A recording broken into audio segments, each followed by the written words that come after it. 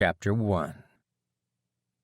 A deer stepped into the narrow two-lane road, frozen in the headlights of Jack Miller's Honda Civic. Two more of the animals stepped out from the deep shadows of the forest lining the side of the highway, joining the first deer. The herd looked on at the oncoming car, seemingly unaware of the danger posed to them by the 3,000-pound vehicle attached to the bright lights. "Jack, look out!" Tom said, bracing himself against the dashboard in the passenger's seat. Jack stomped on the brake pedal and flung the steering wheel hard to the right. The white sedan slid sideways down the road, tires squealing as it barreled towards the herd of deer, threatening to tip over as two wheels came off the ground. "Dang it," Jack said, gritting his teeth. He eased the wheel to the left, and the car straightened out on the road, just before the anti-lock brakes kicked in and the vehicle slowed to a stop. The three wide-eyed does hunched down and leaped off the road, silently bounding back into the safety of the woods along the roadside. The rural highway belonged to Jack once again, his headlights illuminating the double lanes curving through the countryside. Jack gave a sigh of relief and wiped the beads of sweat off his forehead. His pulse slowed as his adrenaline rush dissipated. "Here, hold this," Tom said, passing a half-empty cup of coffee to Jack. Tom's white dress shirt was soaked from the spilled coffee, leaving a wet outline that ended in his lap. "Damn it, Jack, pay more attention to the road. With all of the crackpot doomsday theories you talk about, it'll be a damn deer crossing the road that winds up killing us." Jack set the coffee in a cup holder and pressed a handful of napkins to Tom, suppressing a laugh before he resumed driving. "They are not crackpot theories, Tom. Disaster scenario is the term you are looking for. Besides, they aren't my crackpot theories. I just pay attention to the right people, not the vultures on the 10 o'clock news that report on disasters after they happen. Pick up a history book sometime. The past is littered with civilization-ending events. And with the amount of fragile technology we use today compared to just 100 years ago, forget about it. We're all hosed. It's only a matter of time. If you don't want to be one of the survivors, well, ignore the facts all you want, my friend," Jack said, unable to contain a measure of smugness. "Just because a few bunker-dwelling eggheads believe the world will end in their lifetime doesn't mean we should all freak out. I want to enjoy life, not worry about what's coming around the next corner. You'll drive yourself nuts worrying about all the things that could kill you," Tom said. "Speaking of crackpot theories, did you watch the news last night? That North Korea ballistic missile came down 300 miles off the coast of San Francisco. They could tip one of those babies with anything. A dirty bomb, a pathological agent, an EMP. Tell me that doesn't scare the hell out of you," Jack said. "Oh, God, not this again. Forget that I even mentioned doomsday. Or crackpots. How many miles left until we hit Kansas City? You've already lectured me on nuclear war, pandemic disease, solar flares, and asteroids this trip. I don't know how much more of the apocalypse I can take. My mother-in-law is coming to town next weekend. Tell me how to prep for that," Tom said. "You're on your own there. Seriously, though, 300 miles off the coast. North Korea has seriously upped their game in the last couple of years. These aren't small test missiles we're talking about. These are ballistic missiles capable of carrying large payloads. You can't tell me that China hasn't slipped them tech." "Do you subject your wife to all this nonsense, or is it just me? You can't go around worrying about this type of stuff. It might happen, or it might not. It's going to drive you mad," Tom said. "Of course Yes, Amy and I talk about preparedness quite a bit," Jack said. Though, if he was honest with himself, he did most of the talking and she did the listening. At least he hoped she was listening. "Tom, I'm just saying it's better to be a little prepared than to be caught completely off guard. Even having a few extra cases of bottled water and a 2-week supply of food on hand could mean the difference between life and death." "A pile of tin cans and a bunker in my basement isn't going to make me feel any safer. You scare too easy, Jack. You just have to roll with the punches. You can't be prepared for everything life throws at you. The risk is so minimal it isn't even worth worrying about. If any of this stuff happens in my lifetime, I'll eat my shoe," Tom said. Jack drove on in silence for a few moments, watching Tom out of the corner of his eye. Tom took a sip of his coffee, and Jack tapped his foot on the brake. The last bit of coffee spilled out of the cup, dribbling onto the front of Tom's shirt. Jackass! Seriously, what is the matter with you? Are we 13 years old here? I told you accidents happen. It pays to be prepared, he said. Tom shook his head, looking less than amused. Oh, come on, you were already wet, Jack chuckled, handing a stack of napkins to Tom.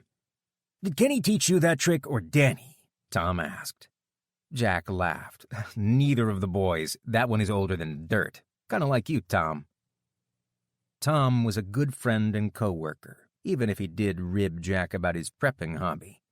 He couldn't blame Tom for being a little cranky about the spilled coffee. Both of them were sleep-deprived and over-caffeinated in their push to make the drive from Springfield, Missouri to Kansas City tonight. After 2 weeks of work integrating servers at a series of distribution sites for a client, they were both exhausted and ready to finish the job. Setting up the last 2 servers up at the Kansas City facility would take 3 days, tomorrow morning, Tuesday, and Wednesday. If they worked hard, they could be out by Wednesday afternoon. Then they would be free to make the long drive back to the home office in Baltimore. It was about time, too. He missed Amy and the boys. It was hard to be away for work this long. Suddenly, the power lines strung from poles alongside the road glowed blue, looking like strands of neon draped from pole to pole. As quickly as the blue color appeared, the strands brightened and changed color to a white-hot glow, dimly illuminating the road. Tom, do you see that? What the heck is that? Jack asked, the hackles on the back of his neck standing straight up as a shiver ran through him at the eerie sight. What the? A flash of blinding white light dispelled the darkness as an electrical transformer mounted to a telephone pole exploded just in front of the car, sending sparks flying in every direction. The transformer burst into flames of white and blue, dripping white-hot molten metal to the ground. Jack squinted his eyes and brought his hand up to shield his face against the brilliant light. For a brief moment, the highway was as bright as day, turning the gray and black landscape into their daytime shades of color. The light disappeared quickly enough, leaving the car enveloped by darkness, hurtling down the rural highway. The car's headlights and dashboard were dark. The burning transformer in the rearview mirror was the only visible light. Jack struggled to see through the bright white blob seared into his vision from looking at the transformer. He thought he could see the lines in the center of the road, but realized in a panic that it was the afterglow from the overloaded power lines. He slammed his foot down on the brake, but it was too late. The car shuddered violently as it ran off the side of the road into a ditch. The car spun out of control and then flipped onto its side, tumbling over and over again until it slammed into a tree, throwing Jack forward against his seatbelt. His head struck the windshield, and then he was flung back against his seat. The sound of metal and glass crunching into the tree was deafening, impossibly loud and close. When the noise stopped, he reached for his seatbelt in the darkness, cutting his hands on shards of glass scattered across his lap. Jack felt around his body, afraid to find bones sticking through the skin. Every inch of his body registered pain. The world spun wildly from the car's tumbling roller coaster exit off the highway, his head throbbing. Tom, are you all right? He asked. Antifreeze dripped onto the engine block, hissing as it touched the hot metal and evaporated as a puff of steam. Broken glass crumbled underfoot as he let off the brake pedal. As his eyes adjusted to the moonlight, Jack took in the severity of the crash. Glass splintered in a circular pattern where his head impacted the windshield, stained with blood. All of the windows were broken out. The front end of the car was crumpled all the way to the dashboard, and the roof of the car was smashed in so that he couldn't sit up straight in his seat without hitting his head. A mixture of bright pinpoints of light and black spots formed in front of his eyes. His vision narrowed to a small gray tunnel in front of him. Panic set in. He knew this feeling. He'd blacked out once before as a teenager after hitting his head on the pavement playing basketball. He turned to his friend in the passenger seat, his foggy mind finally remembering that Tom was in the car with him. Tom's mouth hung open. His head lolled to the side at an awkward angle. His eyes were closed, as if asleep, and his body slouched over against the passenger door. Jack reached over and shook Tom, attempting to rouse him. "Tom, wake up. We crashed. Come on, Tom. Get up," he said. Tom didn't move. His arms sluggish and heavy, Jack put his hand on Tom's chest to make sure he was still breathing. His hand bumped into a large, rough object sticking out of the middle of Tom's chest. Jagged and splintered pieces jutted out of the end of it, and he recognized the texture as tree bark. Jack pried a splinter off of the branch sticking through Tom, deliriously attempting to pull the branch out bit by bit. His eyes grew heavy, his world spun wildly, and then he slipped into unconsciousness as a silent, deep darkness overtook him. Chapter 2. Amy Miller fluffed up her pillow, stretching out on the bed as she waited for the movie to start. A chick flick, as Jack dismissively called them. Exactly what she needed. Jack was out of town on a business trip all week. Her younger son, 10-year-old Danny, was having a sleepover at a friend's house, the Lambertis, and was being dropped off at school in the morning. Her older son, 14-year-old Kenny, should be in bed sleeping right now because tomorrow was a school day, but she was willing to bet that Kenny was in his room, still awake, absorbed in his video games. Not what he should be doing, but at least he was out of her hair until the morning, unless he ran out of potato chips. Her boys were all accounted for, meaning that this supermom could take off her cape for the day and enjoy a movie. It was finally time to let her hair down and relax. She was taking a personal vacation day tomorrow, a well-earned break from the busy 60 to 70-hour work week at the accounting firm. She peeled the top off a pint of mint chocolate chip ice cream, watching as the federal copyright violation notice came on the screen. She grabbed the DVD remote, pushing the menu button repeatedly, trying to skip past the warning. "Oh, come on, just play the movie already." The copyright warning went away as the screen went dark, leaving the room pitch black. "Great, what now?" Amy turned on the bedside lamp, but the bulb must have been burned out because it didn't come on as she flicked the switch. She tiptoed over to the entertainment center, cautiously placing one foot in front of the other in the dark, wary of stubbing her toe. She set her ice cream on the highest shelf of the entertainment center. Her orange tabby cat, Oscar, had a sweet tooth, but he was a lazy old tomcat that didn't put much effort into anything these days. He could jump the height, but she knew he wouldn't. The ice cream would be safe. The television wouldn't turn on, and the little red light wasn't even on as she pressed the power button. "That's weird, Oscar." She turned the bedroom overhead light on, but it didn't work either.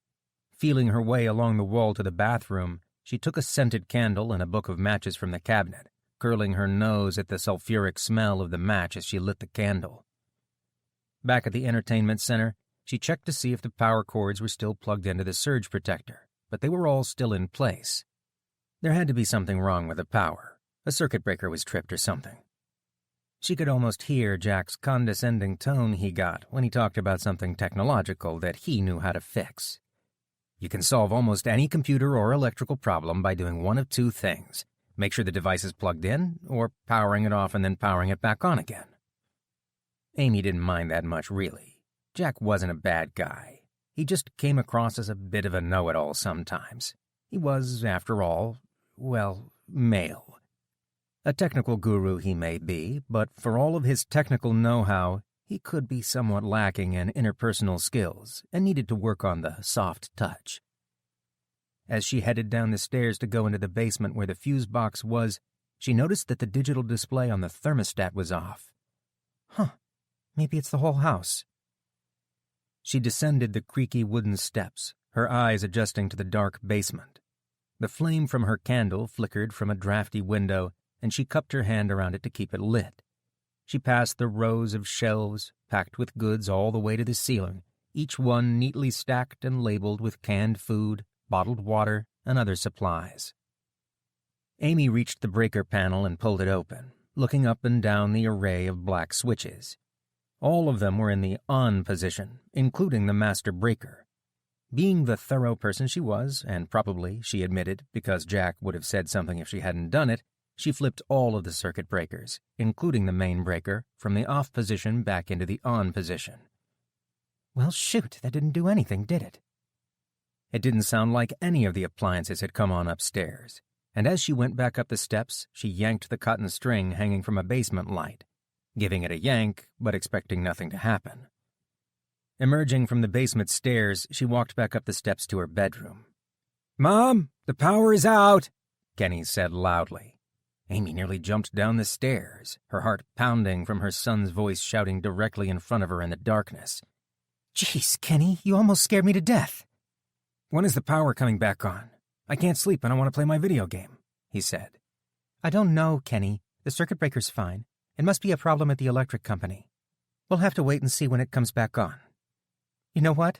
We've lived in this house for 6 years, and this is the first time we've ever lost power. And your father is not here to say, 'I told you we need a generator.' It was his big moment," she said, chuckling. Amy opened the freezer door of the refrigerator and put her pint of ice cream back inside where it wouldn't melt for a while yet. Disappointed that her plans for a quiet night were off, Amy wondered what she would do until the power came back on. "I guess I should have let him buy that generator. I'm going to sleep. You should do the same and get a good night's sleep before school tomorrow, since you don't have television or video games," she said. Amy started up the steps, wanting to get upstairs before Kenny could start to whine about being bored. The house shook violently, and an impossibly loud noise exploded throughout the house. Amy put her hands over her ears, dropping the candle to the floor as she crouched down to the floor and clung to the carpet. "Kenny!" she yelled. The noise and shaking stopped as suddenly as they began, the house pitch black and eerily quiet. Amy grabbed the candle on the floor and turned it right side up again, wincing as the hot wax dripped onto her hand. Her ears rang with a high-pitched tone. "Kenny? Kenny, are you okay?" she asked. "I'm fine. What was that?" he asked. Kenny picked himself up and ran to the front door. Amy got to her feet and followed him into the front yard, where he stopped suddenly, his eyes cast skyward. She followed Kenny's gaze into the sky. A huge ball of bright orange flame bloomed in the sky, silhouetting the houses across the street. Mary, her neighbor, emerged from her house directly across the street. Curlers in her gray hair, she came running across the street towards Amy, hand over her mouth, whimpering. She repeated the same phrase several times as she distanced herself from the home. "Oh my God! Oh my God!" she said. "It hit our house!" In the growing light of the column of flame, the damage to Mary's home was visible. The entire upper half of the roof had been destroyed, ripped off of the rest of the house. Beams and boards splintered and snapped where they stuck upwards like crooked teeth. The chimney was broken clean off. Shingles and bricks were strewn across the remaining roof. Amy embraced her friend, hugging her tight. Mary trembled uncontrollably, tears running down her face as she clung to Amy. "What happened?" Amy asked, full of awe at the still-growing fireball. Mary turned to look for herself. Over the top of her house, an enormous cloud of thick smoke and fire billowed some distance away, emanating from the fireball. The cloud grew in size, flames flickering along the central column. Just then, another explosion rocked the street, whipping her hair around her face as the wind from a shockwave hit them. Amy dropped to her knees, covering her ears against the noise. It wasn't as loud as the first explosion, but this one sent an even larger column of fire into the sky that dwarfed the first. Angry red and brilliant blue flames intertwined as the fireball expanded skyward. Mary's whimpering was drowned out by the screams and shouts of several neighbors, milling about in their front yards as they emerged from their homes. "Mary, are you sure you're okay?" Amy asked, looking her over for injuries. The woman nodded her head, setting the orange curlers in her hair shaking. Her hands trembled as she wiped away the tears streaming down her cheeks. "What about Dan? Is he home?" "Oh, my God! Dan! My Dan!" she cried out, turning to run back across the street to her home. Just as she approached the front door, a stunned-looking Dan stepped off the front porch, wearing his signature baseball cap and flannel pajamas. He hurried into the street, looking over the roof of the house at the billowing pillars of fire and smoke. "Holy jeez," he said. "What the hell is that? Somebody call 911. Amy pulled her phone from her pocket to dial the police. The screen was black and wouldn't turn on. Had she plugged it in last night? Surely she had. She tried again, frustrated at the device, holding down the button to restart the phone. Dan held up his cell phone with a questioning look. "My dang phone is dead. Is yours working?" "No," said Amy. "I'll go use the landline." Amy turned and ran to her house, making her way quickly to the kitchen. She picked up the telephone and was greeted with silence. She clicked the receiver a few times, expecting a dial tone or at least a little static, but she heard nothing. What was going on? The power was off and the phone wasn't working either? Amy rubbed her temples, trying to calm her nerves. The phone line was still supposed to work even if the power was off, wasn't it? Dan shouted to her from the doorway, his voice full of terror. "Amy, come quick. Get out here and look at this." She ran back to the front door, stopping suddenly just outside the doorway, clutching at the open door for support as she looked to her left to where Dan pointed his finger, tracing a moving line across the sky from one pillar of fire to the next. She didn't see anything for a moment, but then recognition hit her.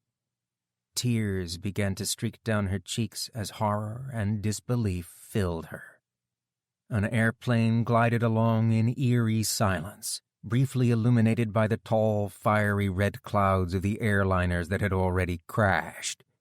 It dipped lower and lower in the sky until it passed out of sight, hidden by the rooftops of other homes.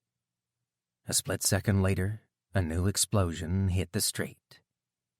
Men, women, and children screamed in terror. Another blast of flame rose like a pillar in the sky. Neighbors clung to each other and shrieked, some fleeing back into their homes for safety, some running down the street. She watched as one of her neighbors got into his car and slammed the door shut. He banged the dashboard repeatedly, got out of the car, and pulled the engine hood open. Shaking his head in frustration, he kicked the fender and ran down the street. Amy turned to Dan, who stood open-mouthed, his jaw silently moving, hands clenching and unclenching.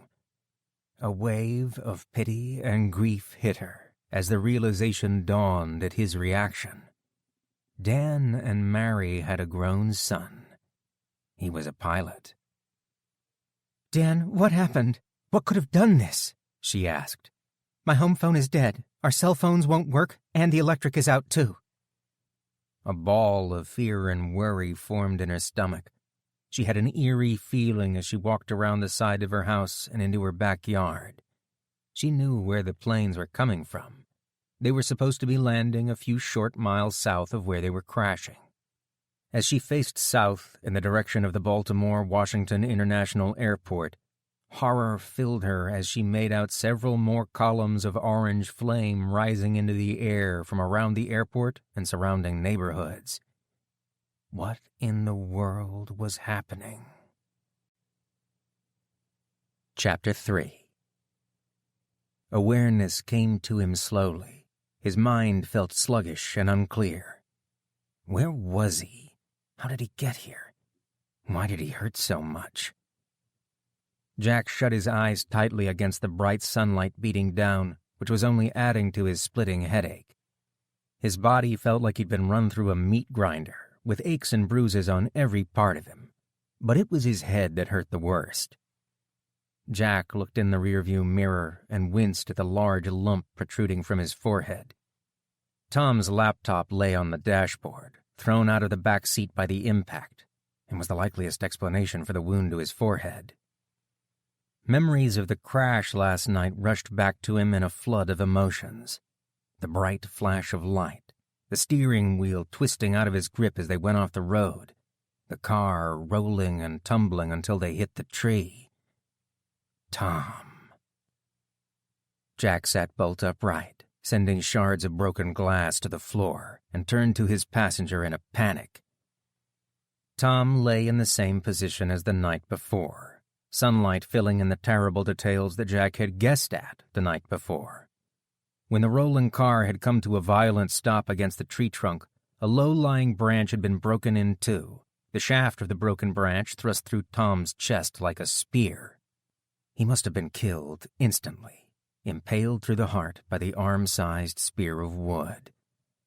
"Oh, God, Tom, I'm so sorry," he said. Jack turned his head. He couldn't bear to look at the sight of his friend's ruined body. He couldn't just leave him sitting there like that. Jack pulled his suit jacket from a hanger in the back seat and gently laid it over Tom's face and chest, covering the gruesome wound. What the hell had happened? What was the bright flash of light that blinded him? Why had the car gone dark? Questions bubbled up in his mind as he carefully picked away the shards of glass resting on his belt buckle.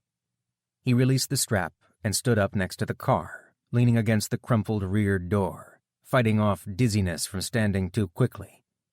Once his head stopped spinning, he pulled his cell phone out to call for help. It was too late for Tom, but he had to call the police and let them know about the wreck and call for an ambulance. The lump on his head definitely needed to be checked out by a doctor. Jack pressed at the buttons of his smartphone, frustrated when the screen didn't light up. He tried several of the other buttons and got the same result. The cell phone was dead.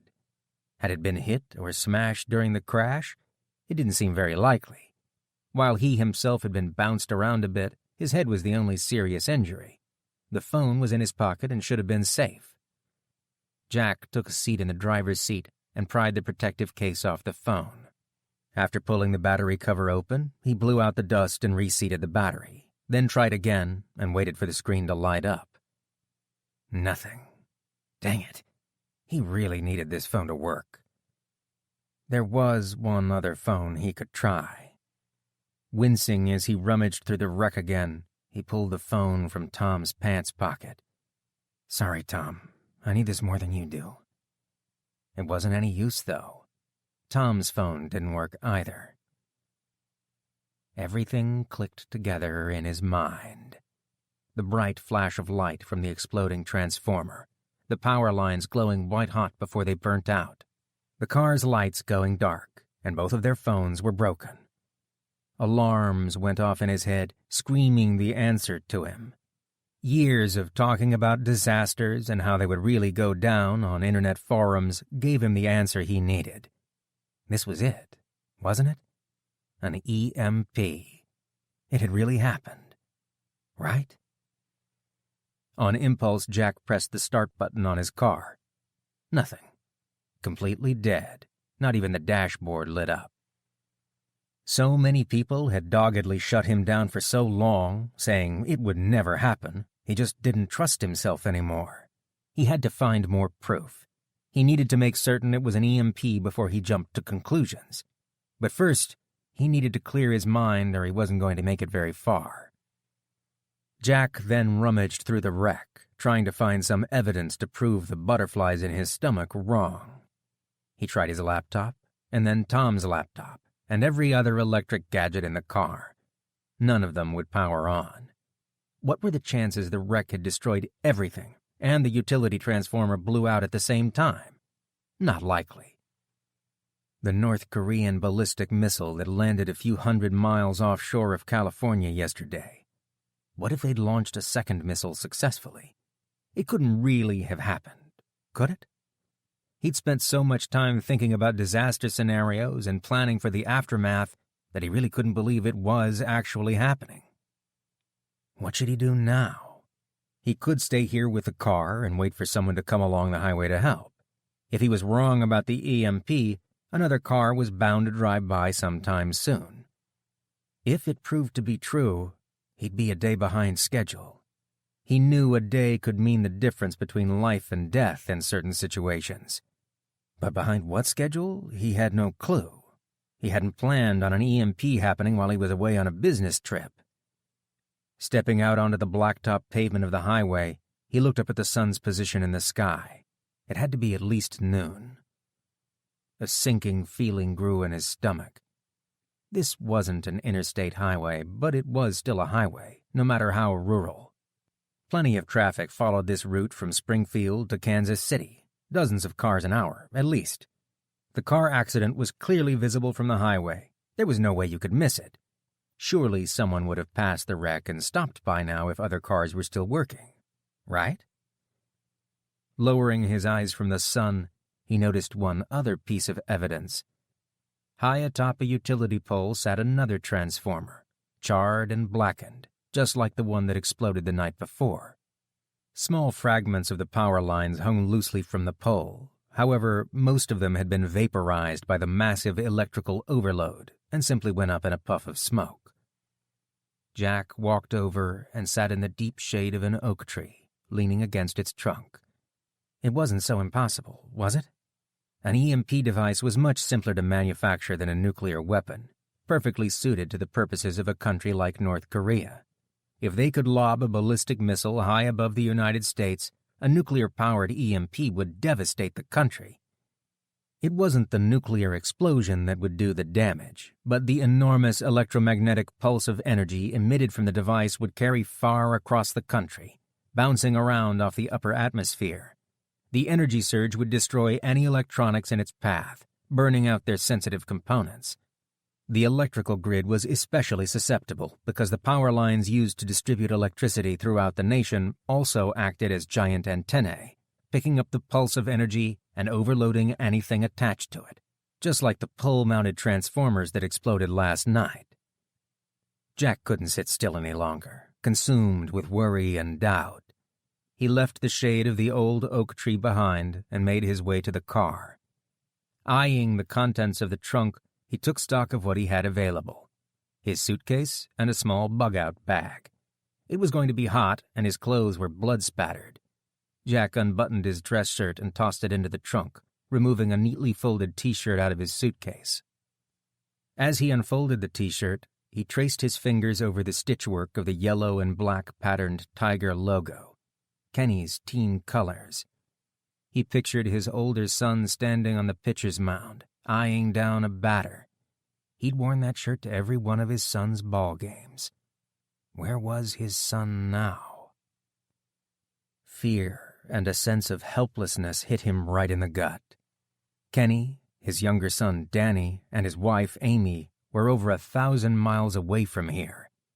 God help him. This couldn't be happening right now. Blinking back tears, Jack grabbed his Baltimore Orioles baseball hat and pulled it down on his head, weighing his options. What should he do next? Part of him wanted to stay with the car, clinging desperately to the belief that he was wrong and there was no EMP, just a set of unlucky coincidences. It all added up, though. His car's electrical system had broken, and his cell phone, and Tom's phone, and the transformers.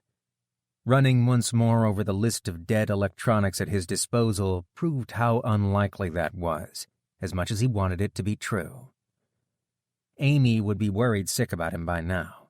He didn't have a way to call her. He needed to hear her voice, to hear her tell him that she and the boys were safe. Maybe he could find a town with a working phone, or somebody with a ham radio, or something that still worked. Either way, if he sat here waiting, he'd drive himself mad with nothing to do but worry about his family. That much he knew.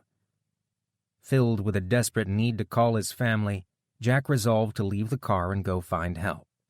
Somebody had to have a phone or a radio that worked. He grabbed his laptop bag out of the car and dumped the contents into the trunk. Everything he planned on taking would fit in the small bag. He slipped off his dress shoes and socks and exchanged them for a pair of white athletic socks and comfortable tennis shoes. He rummaged through his suitcase, taking a few changes of clothes and his toothbrush. Last of all, he grabbed the small black bug-out bag from the corner of the trunk and tossed it into the laptop bag. It only weighed a couple of pounds and contained a bare minimum of supplies. Jack had ordered it online a few years ago when he'd seen it on sale. The kit came with 3 energy bars, some Band-Aids, a compass, and a foil emergency blanket. To that, he'd added some other items he knew would be useful: a multi-tool, a water-purifying straw, 3 wire snares to trap small game, a lighter, and an emergency fishing kit. It was everything he needed to start a fire, keep warm, catch and cook his food, and sanitize his water. He stuffed the supplies into the laptop bag along with a bottle of water from the car. It wasn't much. He wished he had the much larger BOB from his Suburban. That one had a 9mm and a lot more supplies, but he'd been afraid to pack the 9mm in his company vehicle. That would be a quick way to get fired if anybody found out about it at his work. He'd also love to have the 1972 Chevy Silverado parked in his garage at his disposal. The old beast was probably still running, since it didn't have an onboard computer or fuel injection. There was nothing to be done about it. Hopefully, Amy would remember to try to start it up. He didn't have a bug-out location, they just didn't have the money. But Amy was smart and tough as nails, and she'd get some use out of it if she could. Amy, his wife. He had to call her. Jack slung the laptop bag over his shoulder, pulled his baseball cap down tight over his head, and set out down the road. There had to be a working phone somewhere. Chapter 4. Amy raced up the basement steps 2 at a time, carrying an armful of notebooks from Jack's bookshelf in the basement. She brought them into the kitchen and dumped them on the kitchen table. There had to be something in his notebooks to help them figure out what was going on. Jack spent his days with his nose to the computer screen reading about this kind of thing. "Here, Mom, I found more candles," Kenny said, carrying 2 large candles to the table. Amy lit the extra candles, giving her more light to read by.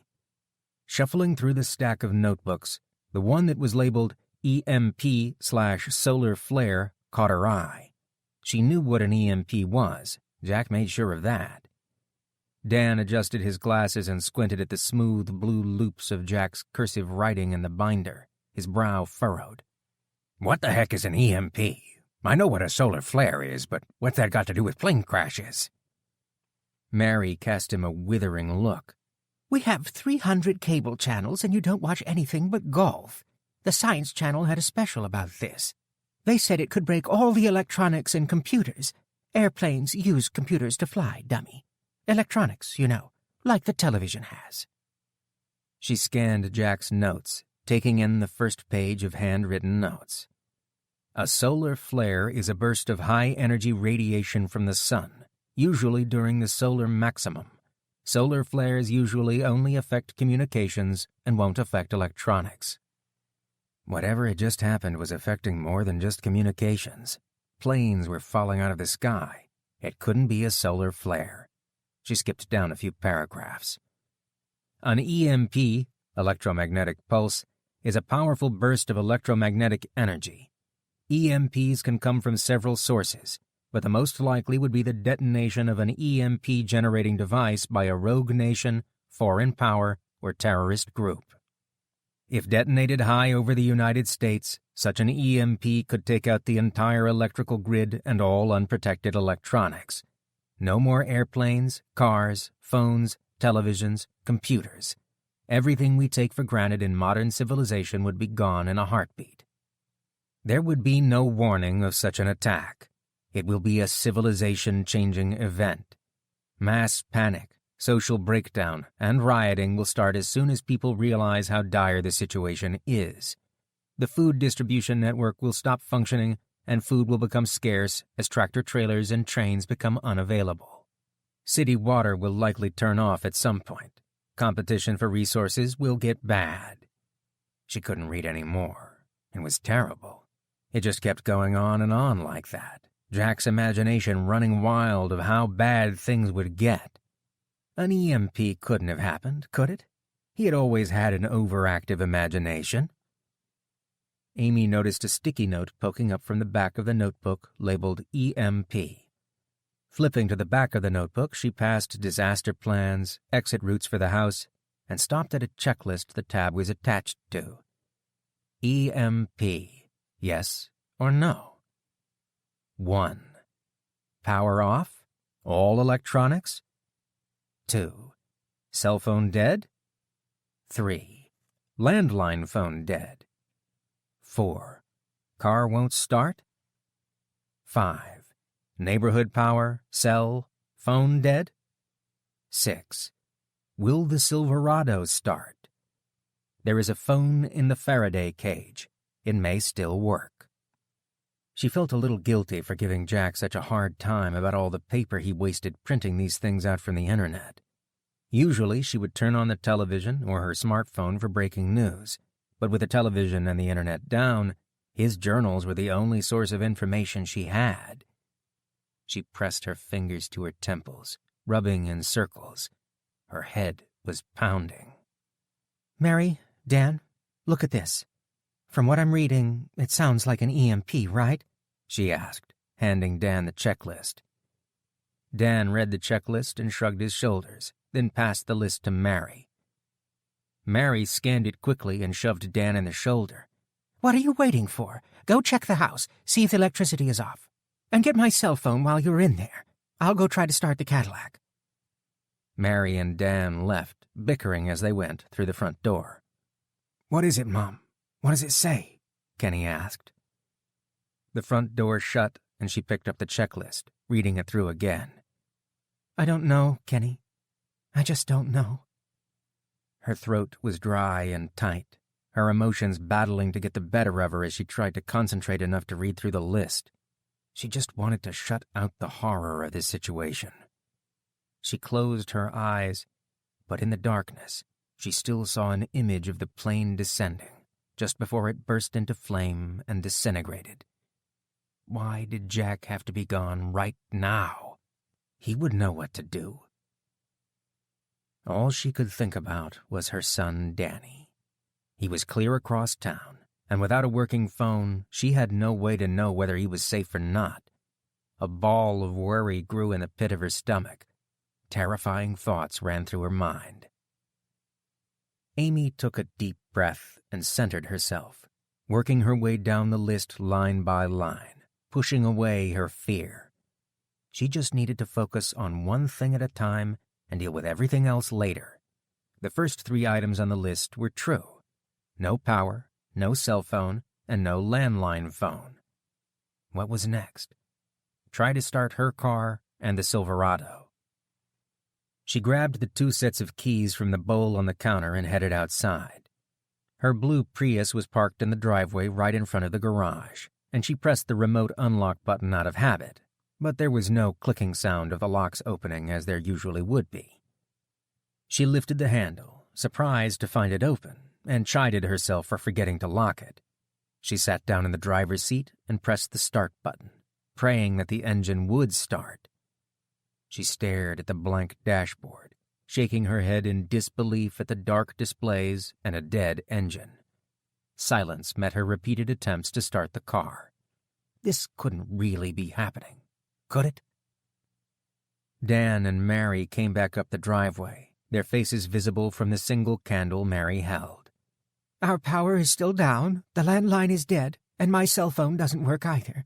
We tried to start the Cadillac, but it won't turn over. I just had the car serviced last week at the dealership. It should work. Mary looked at her eyes full of fear. What's happening, Amy?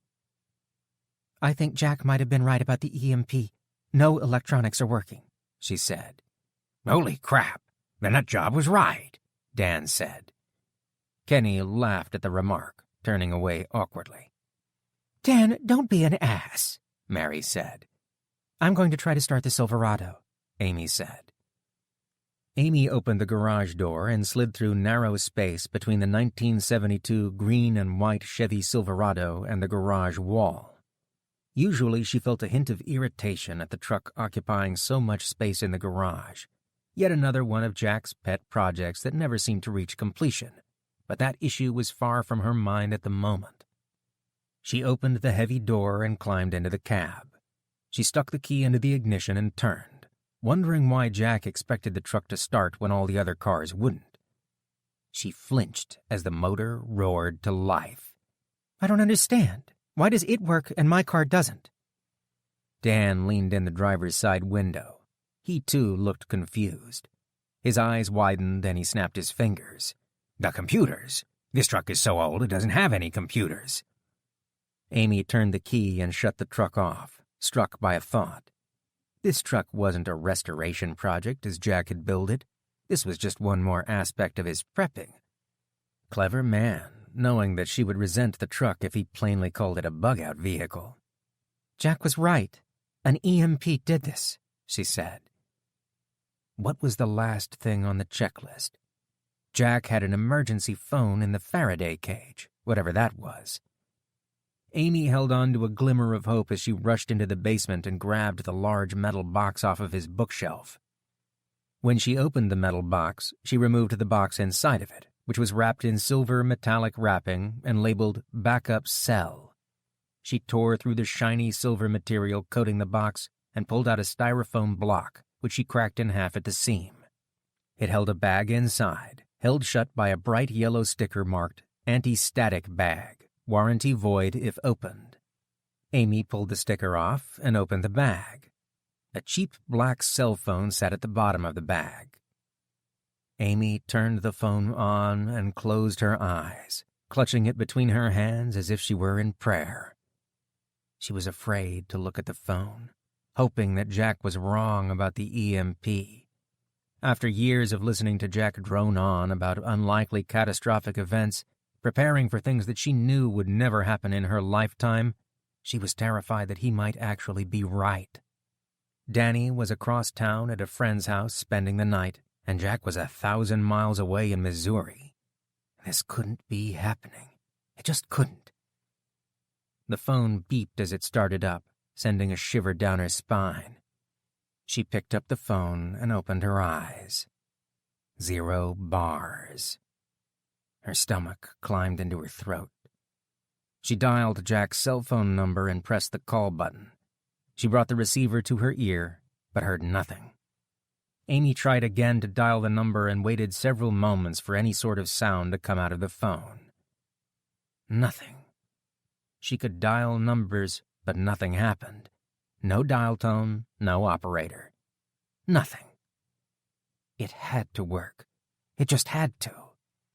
Amy threw the cell phone across the basement, and the phone shattered against the wall, green circuits and small colored wires poking out from the ruined device. Was it possible that Jack was right about the EMP? It was terrifying, but it felt like he was right. What if he was right about how quickly things would get bad, just as he seemed to have been right about the EMP? Kenny was here, but Danny was at the Lamberti's house across town. Her son was out there while planes fell from the skies. She had to get Danny home. "Kenny," she yelled as she ran up the basement steps. "Kenny, put your shoes on. We have to go get Danny." Her stomach turning somersaults and racked with a sick feeling. She had one thing on her mind: get Danny home. Chapter 5. The sun beat down relentlessly on Jack. Sweat poured from his neck and face. The heat created shimmering mirages that danced above the asphalt highway in the distance. It was the end of a long, hot day of walking. It felt like it must be around dinner time, but he had no way to tell for sure. At least the end was in sight. Clinton, Missouri lay a couple of 100 yards ahead of him. Hopefully, he could find more information about what had happened and a working telephone so he could call Amy. Right now, he knew nothing for certain, and it wasn't a good feeling. During the long walk here, he stopped at several houses to ask if anyone had definitive news of what happened, but not a single one of them had any idea what had happened. Nobody had a working phone either, or a car, or anything else that relied on electronics. 9 hours of walking, and he was finally here. The town itself lay just off the highway. Jack wiped the sweat from his forehead and slowed his pace. His stomach grumbled loudly. He arched his back, trying to get some relief from his aching lower back, but it didn't help. His hips, knees, and ankles screamed with protest as he loped along, reminding him how out of shape he was. His neck was also stiff and sore, and he couldn't fully turn his head to the right, most likely from the wreck. Willing his rubbery legs to keep going, he walked into the edge of town. A small group of people had gathered outside a VFW hall. Jack approached them and made eye contact with an elderly gentleman dressed in khakis and a golf shirt, wearing a Korean War veteran's cap, brightly decorated with colorful bars. The man sprung from his chair and made the distance to Jack with surprising speed for someone his age. "Mornin'. You look about done in," the man said with a nod of his head. Short-cropped gray hair poked out from under the sides of his cap. His clean-shaven face was deeply tanned and had the creases of a man used to hard labor in the summer sun and winter winds. "I feel about done in. I wrecked my car several miles back along the highway. My cell phone is broken. I couldn't call the police," said Jack. "I need to use a phone. Do you have one?" The old man shook his head from side to side. "Phone is out. Power is out. All the cell phones, too. It's the same with our television and cars. Any idea what happened?" Jack sighed. "I was about to ask you the same question. My friend Tom and I crashed last night outside Osceola. The power lines blew out and my car lost power. We hit a tree. Tom, he didn't make it." "I'm terribly sorry to hear that," he said. "The sheriff will be here soon to talk to the town about what happened. He'll send somebody out for your friend." Jack's stomach growled loudly, gurgling with hunger. "Did you eat yet today? How long have you been walking? That's got to be about a 7-hour walk from Osceola," the man said. "I had an energy bar earlier. It was a long walk. I don't know how long it took," Jack said. The man held his leathery hand out to Jack, gripping Jack's hand with surprising strength. "I'm George Cooper, by the way. Come on in. We'll get you something to eat. Folks gathered here after the power and everything else went down. People brought plenty of food with them today." Jack followed the man. "Some food would be greatly appreciated. My name's Jack Miller." Inside the VFW hall, Jack sat down and dove into the plate of eggs that were set in front of him, shoveling them in as fast as he could move the fork. After he finished the 3 over-easy eggs on his plate, he made short work of several crispy strips of cold bacon and moved on to the huge sliced sections of red tomato. He was unprepared for the tangy sweetness of the vine-ripened vegetable, and it must have shown on his face. "Never had a vine-ripened tomato before, have you? Just them little mushy, unripe things they sell at the grocery store?" said George. Jack nodded his head in agreement as he ate the salt and pepper-covered slices. George put another serving of bacon and tomatoes on his plate. "I noticed the ring on your finger, and I know the look on your face you were wearing when you came walking up the road. You've got family you're worried about, right? I was married myself for 54 years before the Lord took my Nancy away. We have 3 strong children and a whole mess of grandchildren running all over the state," George said. Jack looked down at his hands, spinning his wedding ring around his finger. It was all he could do to keep the worry off his face. George seemed to sense Jack's emotional conflict and asked, "Where are you from?" "Baltimore, Maryland. My wife and 2 sons are there." George whistled a high-pitched keen. "That is quite a distance. What will you do?" George said. The hall erupted in chatter just then, and Jack turned to look at what caused the commotion. A man came through the door, clearly the sheriff, judging from his hat, badge, and the pistol strapped to his belt. A younger man in his early 20s walked next to him, dressed in shorts and a t-shirt. The sheriff made his way to the front of the hall and stood up on a milk crate facing the group. The crowd chattered anxiously, and he gave a shrill whistle to get their attention, quieting the group. "Everyone, I know there has been a lot of speculation about what is going on, and I have some new information. Now, it's not the best news in the world, but it could be a lot worse. Hear me out until I'm done telling you. There's plenty to follow that should set everyone's mind at ease." The sheriff pulled a young man standing behind him closer to the group. "As some of you might know, my brother Mike works at the Whiteman Air Force Base just north of here. This here's my nephew Sean, Mike's boy. Earlier this morning, I sent Mike up to the air base on a bicycle to see if he could find out what is going on. He's just returned with important news. Late last night, there was an attack," a man shouted out from the crowd. "Was it the Russians? Terrorists?" Another man yelled out. "Yeah, who did it?" Others started to shout out their own questions, to which the sheriff raised his arms and gave another shrill whistle through his teeth, calming the group. Now come on, people. Hear me out before you all shout out your questions. The word from Mike is that there was an attack of some sort just after 11 p.m. The airmen on duty tracked some sort of anomaly on their radar screens, something high above the base. It wasn't like anything they'd ever seen before. At first, they thought it was a ballistic missile, but it didn't have the same radar signature.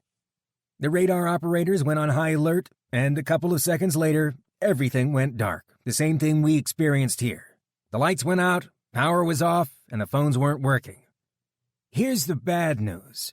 The base commander said it had the markings of a huge EMP, or an electromagnetic pulse. That is, a burst of energy powerful enough that it destroys computers, the electrical grid, and anything with a microchip. That means no cars, no telephones, no radio, no power, and no cell phones for who knows how long. He thinks the EMP was powerful enough that it would affect the entire United States from one coast to the other. The sliver of good news is that it wasn't the Russians. If it had been them, they would have finished the job. The initial attack would have been followed by a whole heap of nuclear missiles landing all across the country, targeting air bases in major cities. The air base is still standing. If it had been hit, we wouldn't be standing here having this conversation right now. It's anybody's guess as to who is responsible for the attack. For what it's worth, my money is on North Korea. Just last week, they launched a missile that landed right off the coast of California. That's a paranoid nation with little to lose and the technology to pull it off. Don't bank on it, that's just my 2 cents worth. The base commander has sent a soldier up to Kansas City to get more information.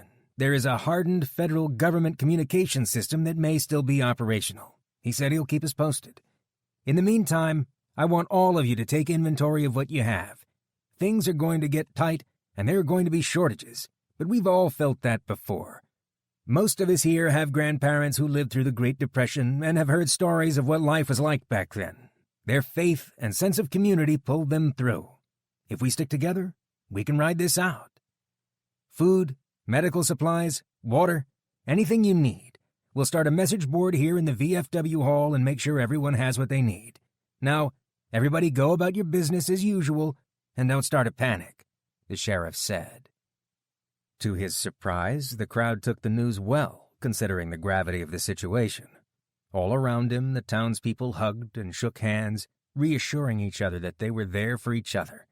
This wouldn't happen in downtown Baltimore. Jack found himself nodding in agreement with the sheriff's assessment. Yet, at the same time, the man's words struck fear in his heart, as his worst fears were confirmed. On some level, he was hoping he was wrong, that this was a freak accident or some sort of localized event. A direct hit by a large EMP. No telephone, no communications, no car, no way home. This was a complete disaster. Chapter 6. Amy swung the Silverado's faded green and white door shut, whispering a silent prayer as she turned the key. The engine roared to life, and she pressed on the gas, relieved to hear the comforting sound of the exhaust pipes. She was worried that the rusty old truck wouldn't start again. It only had to keep running until she and Kenny could get Danny and bring him home.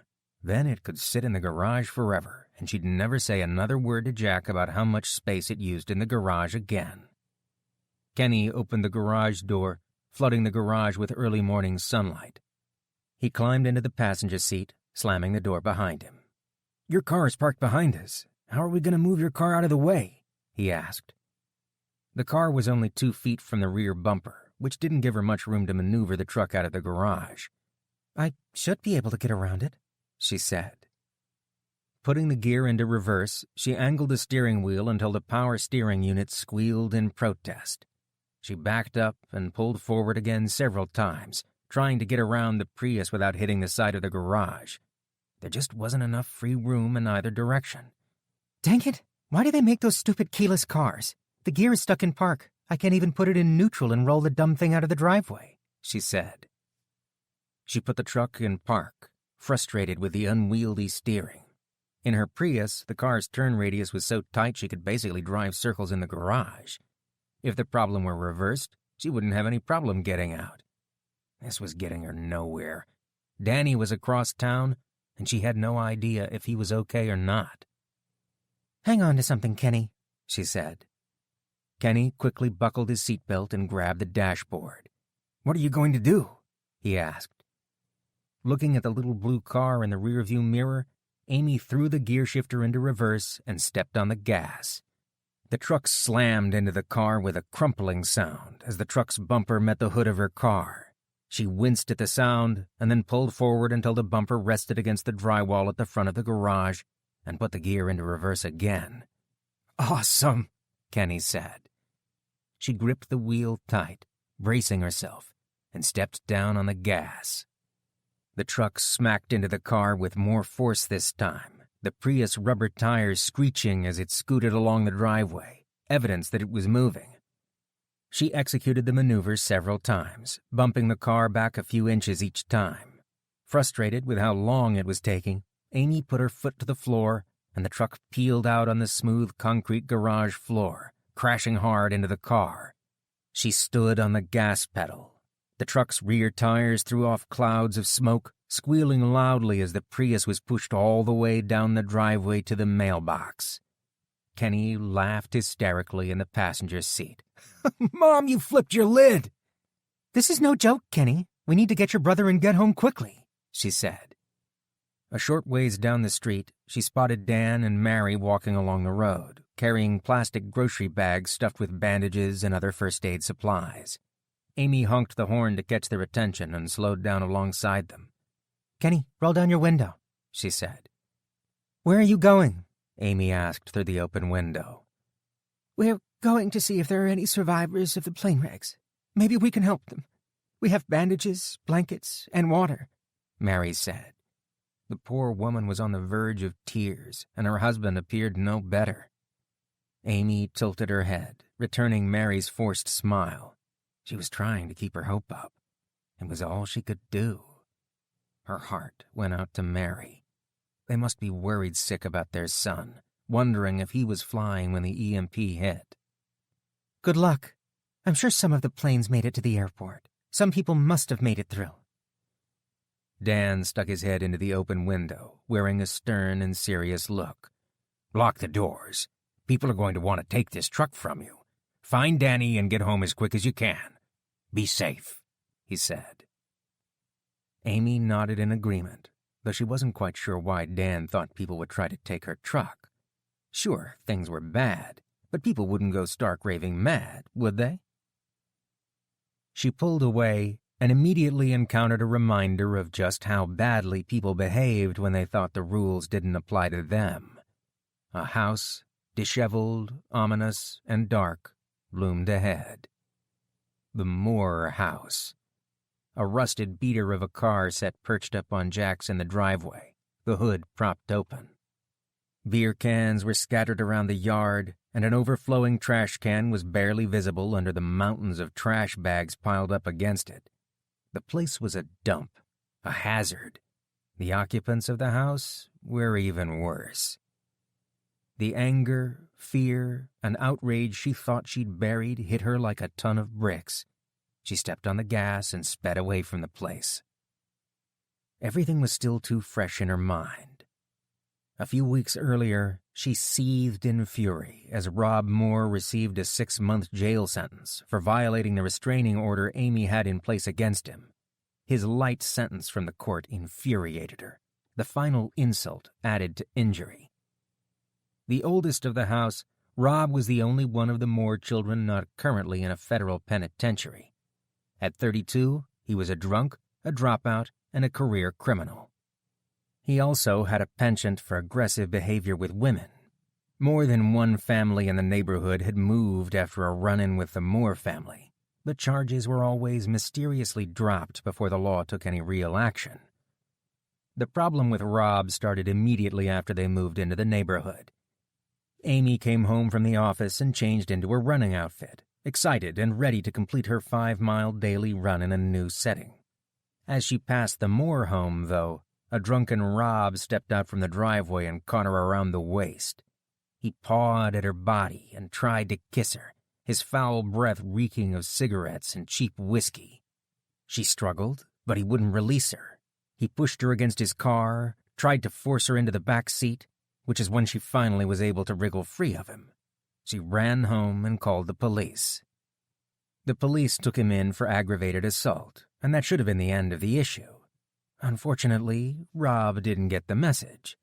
He made bail a week later, which she only learned of after she caught Rob outside of her bathroom window, peeking in while she was in the shower. The second incident resulted in a restraining order, along with a promise from police that he would be held in jail without bail until his court date. The nightmare seemed to be over. 2 weeks later, though, Jack reluctantly went away on a business trip after much convincing from Amy that she would be all right. Her boys stayed the night with their grandparents, and Amy had planned to spend a relaxing night with a hot bath followed by a movie. As the tub filled with water in the bathroom, Rob broke the lock on the front door and snuck into the house, taking her by surprise. Unfortunately for Rob, her vigilant neighbor Dan kept tabs on the Moore children and took notice when Rob went to her front door. Amy stood in the bathroom, shaking in Rob's clutch and terrified. A silver object flashed behind Rob's head, followed by a sickly thump, and Rob dropped to the floor like a sack of potatoes. Dan stood there, a 3-iron in his hands, his face red and shaking with anger. Rob moaned on the floor, blood trickling from his head, until the police arrived to cart him away. The district attorney personally swore to her that Rob would be put away for a long time. During his incarceration, though, Rob provided inside information about a high-level drug dealer and testified against him. The felony charges were dropped, and he received a much more lenient set of misdemeanor charges. The result was a sentence of 6 months of jail time to be served consecutively with 3 years of probation. Amy was thoroughly disillusioned with the criminal justice system by the event. Wheeling and dealing with criminals to get dirt on other criminals just didn't feel right to her. The dirtbag Rob was being helped by the system instead of being punished by it. Leaving the Moore house behind, she drove faster through the neighborhood, itching to get Danny home. People milled in the street, rubbernecking at the downed airliners, pieces of which still smoldered.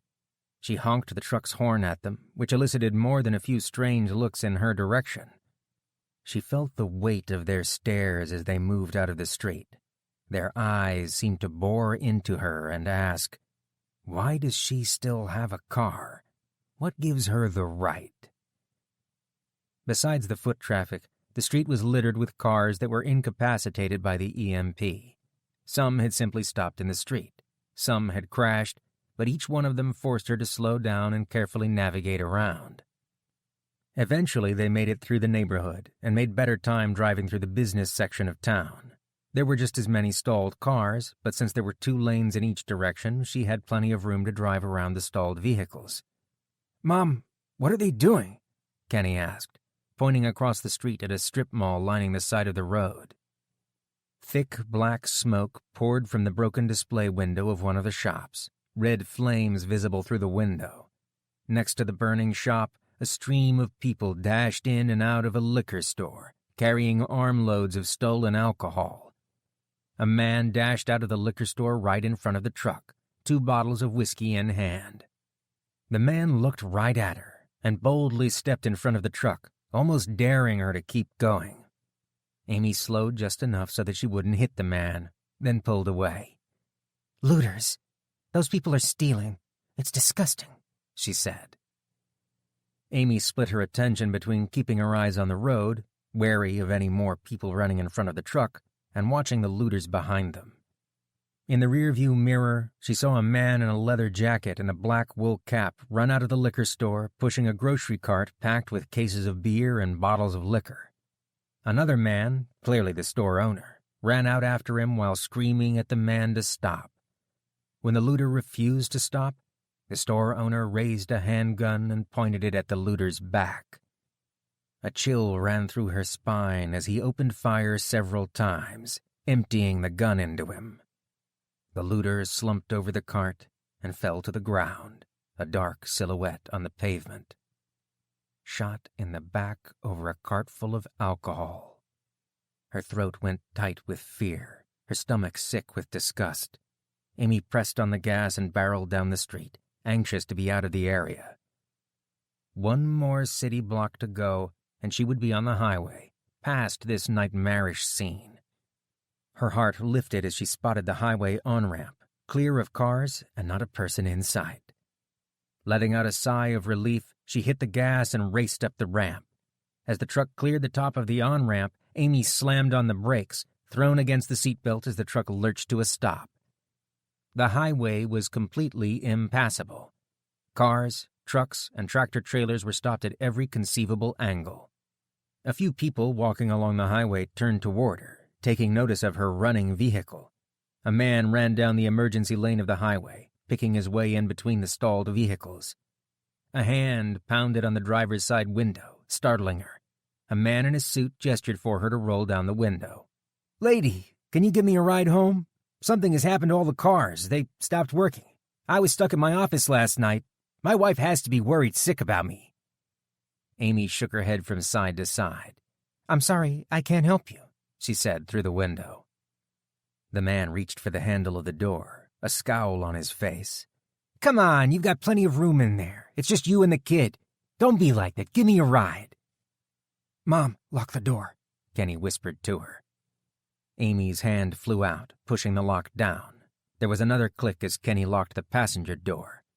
The people from the highway were at the on-ramp now, congregating around the truck. A woman approached the passenger side, pulling at the handle. "Please, can you take me to my sister's house?" the woman asked.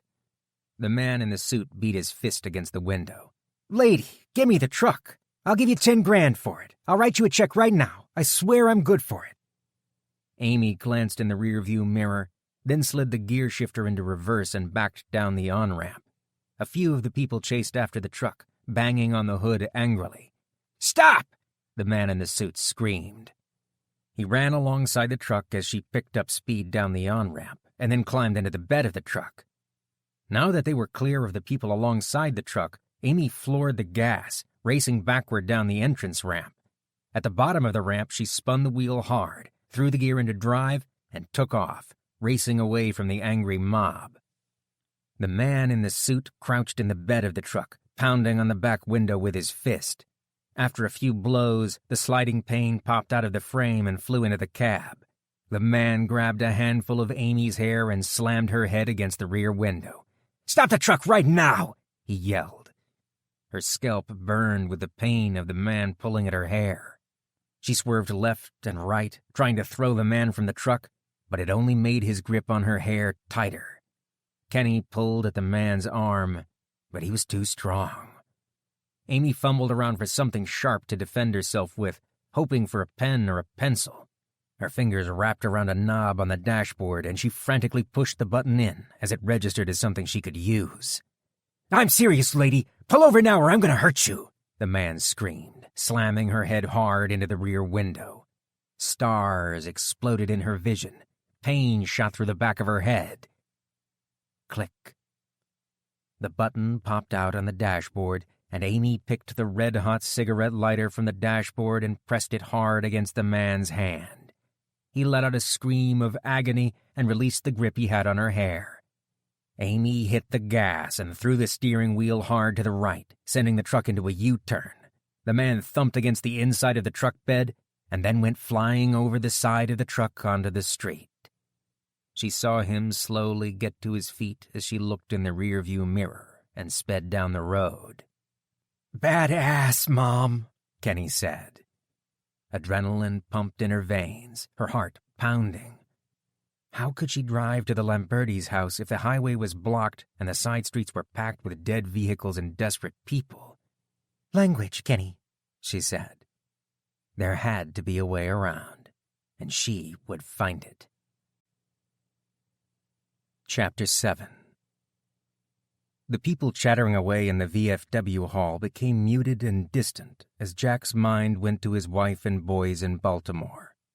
Where was Amy when it hit? Surely she and the boys were at home when it happened. But was she safe? Were the boys safe? Not knowing was killing him.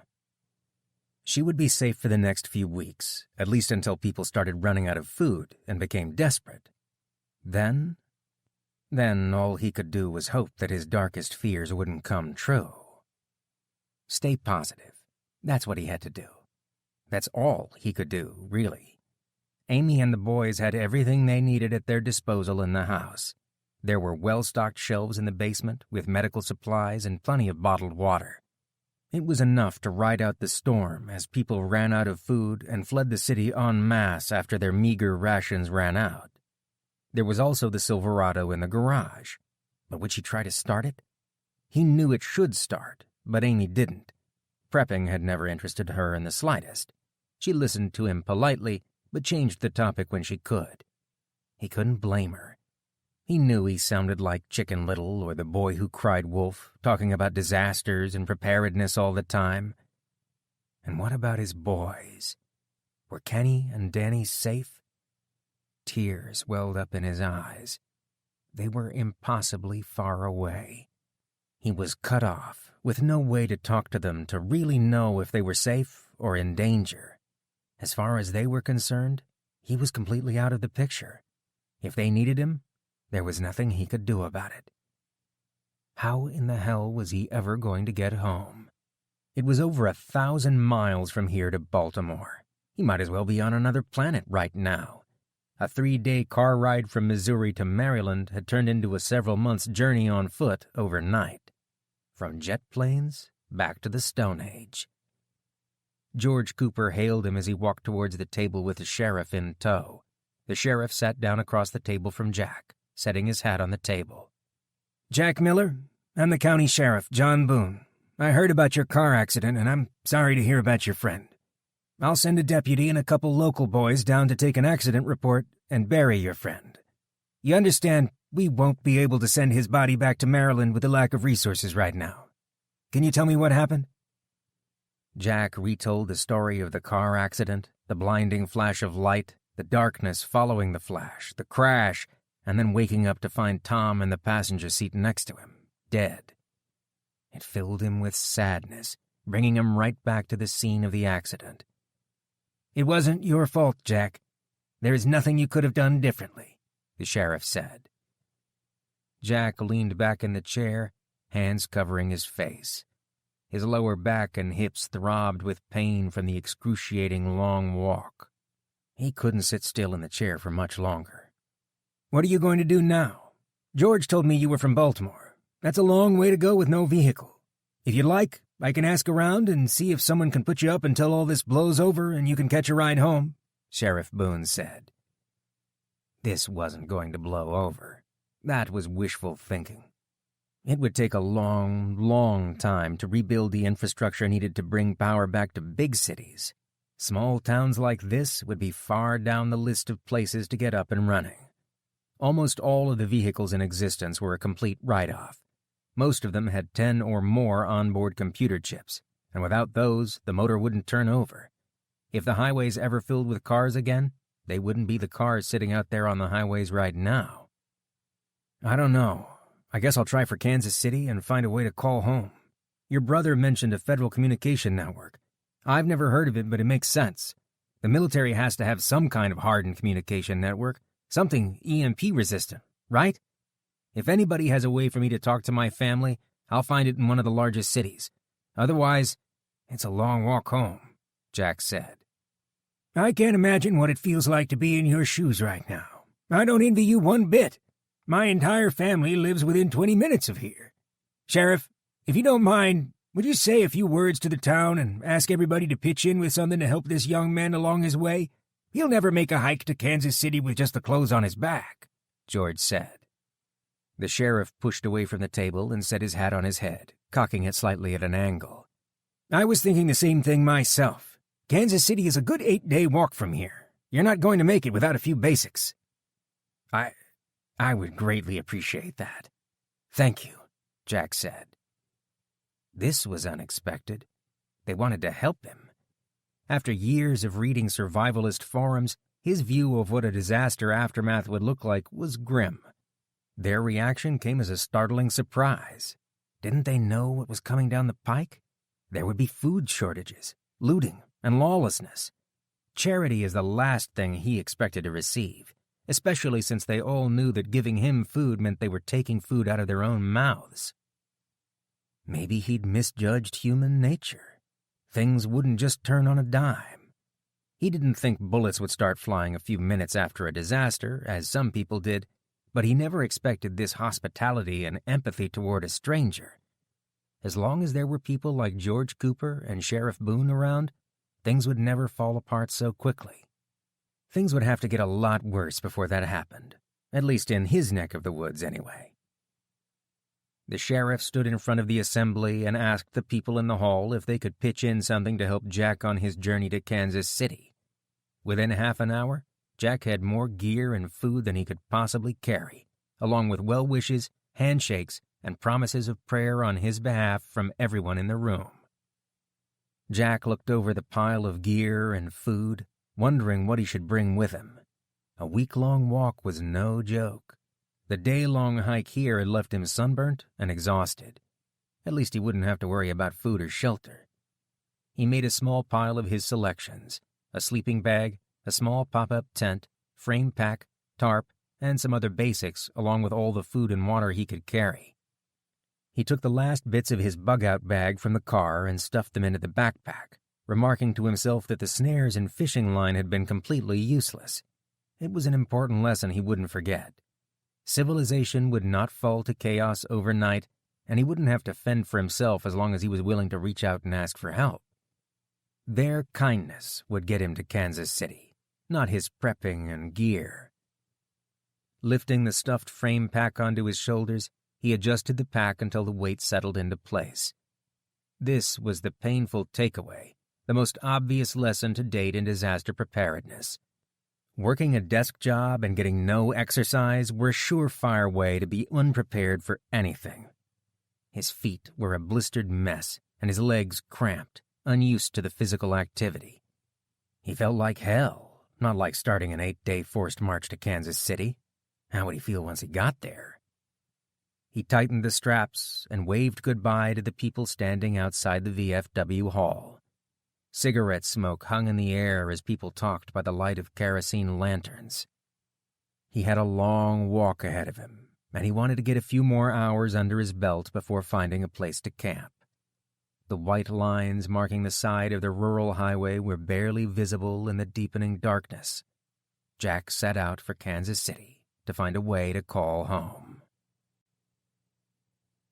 Chapter 8. Amy pulled the truck off the main road and turned behind a large warehouse, pulling it behind a large green dumpster that kept the truck hidden from the road. She turned the engine off and rested her head against the steering wheel and closed her eyes.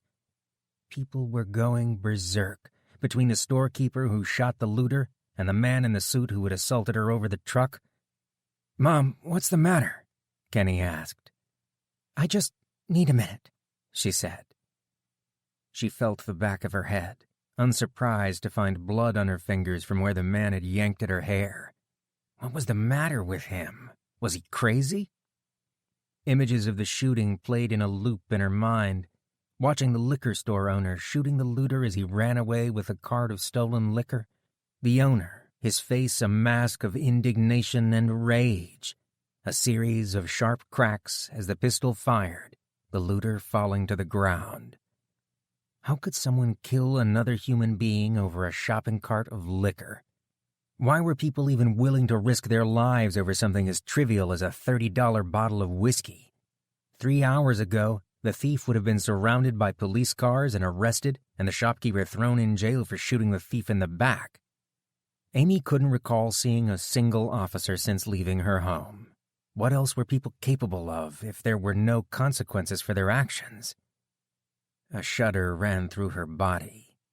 She knew perfectly well what people were capable of.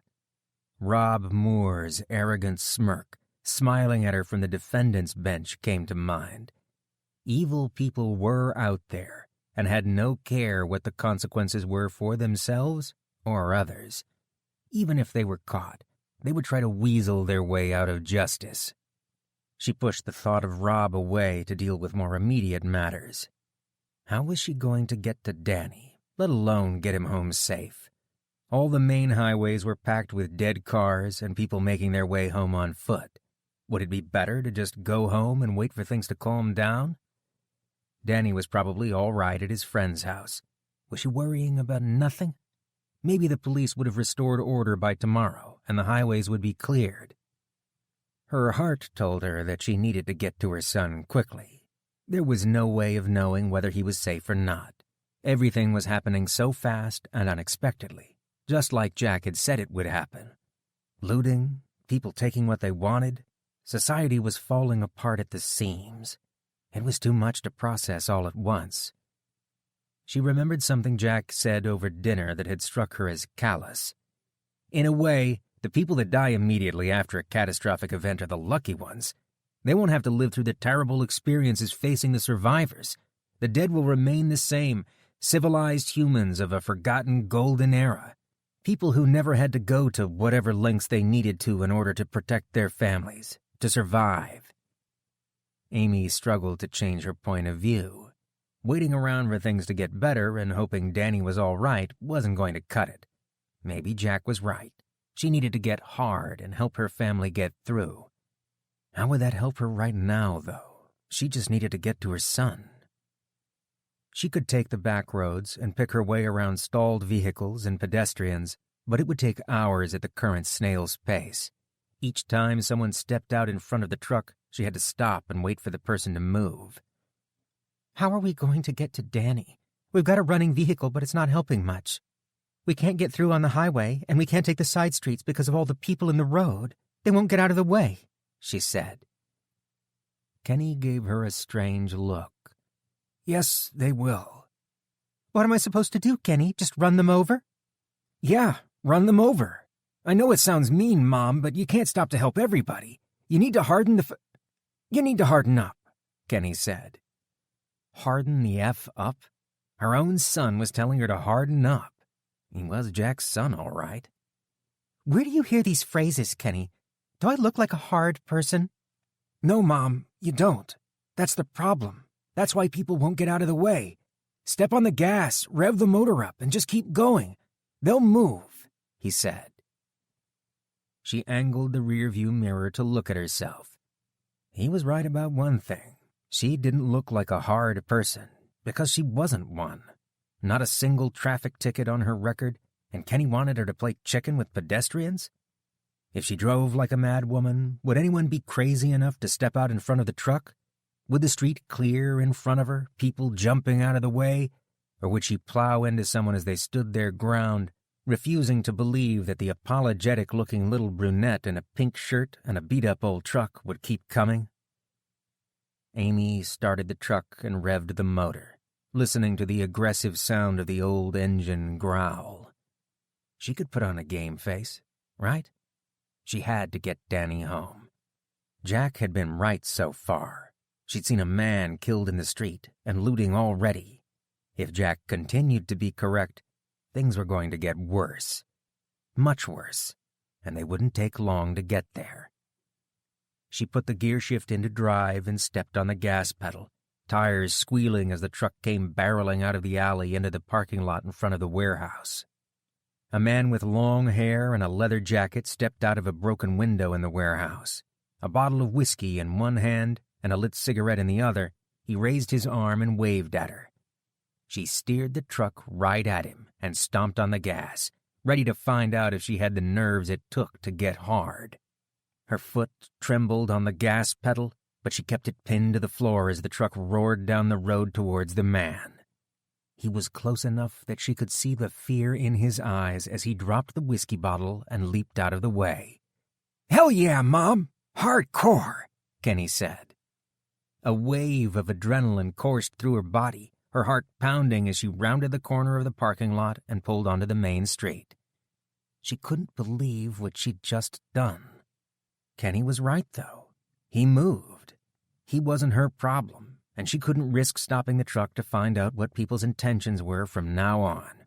She needed to be more aggressive and focus on her family and their safety, not the well-being of strangers.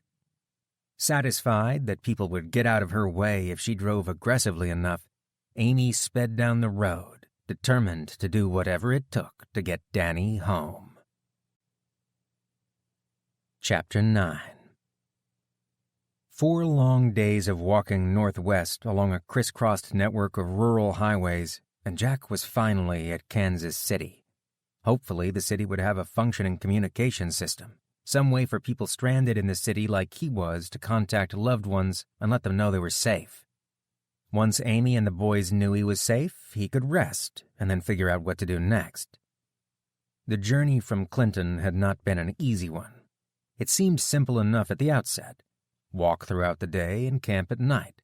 Keep going until he arrived in Kansas City. He had food, a sleeping bag, a tent, and water. How difficult could it be? How naive he had been. Starting a long hike with feet that were already blistered had been idiotic. His feet were beyond blistered. Swollen and raw, each time he took his shoes off, he had to cram them back inside. Every time he stopped for a rest for more than 15 minutes, his calves and quads cramped badly, leaving him hobbling around until he could stretch the knots out and warm the muscles up again. Sleeping on the ground at night was no picnic either. He could sleep for 20 minutes on one side before his hip would ache or his back would scream in pain, tossing and turning on the rough ground. Going from 0 exercise to walking 7 hours a day was no joke. Add camping to the mixture, and he was miserable. It was pretty stupid in hindsight. All this prepping knowledge was useless. Stocking up supplies he'd need to survive after a catastrophic event was all well and good, but he should have kept his body in shape. He wasn't cut out for this. He kept picturing the treadmill in the corner of his basement, laughing at him. At least he hadn't gone hungry, though the food supplied by the generous people of Clinton was almost gone. A couple of tomatoes, 2 biscuits, and a small wedge of cheese were all that remained. Water hadn't been a problem either initially. He filled his bottle at faucets from roadside homes, though for the last day none of the faucets he tried produced any water. The city water reserves must have dried up after the pumps stopped working. A ways down the interstate highway in front of him, a few hundred people stood in ragged lines. Curious, he moved cautiously forward, keeping close to wrecked cars and tractor-trailers. If possible, he wanted to find out what was going on up ahead before he stepped out into the open. Passing an overturned tractor-trailer, he glimpsed the lines of people queued up that ended at a physical blockade. Police officers sat at tables, speaking to the people at the front of the line.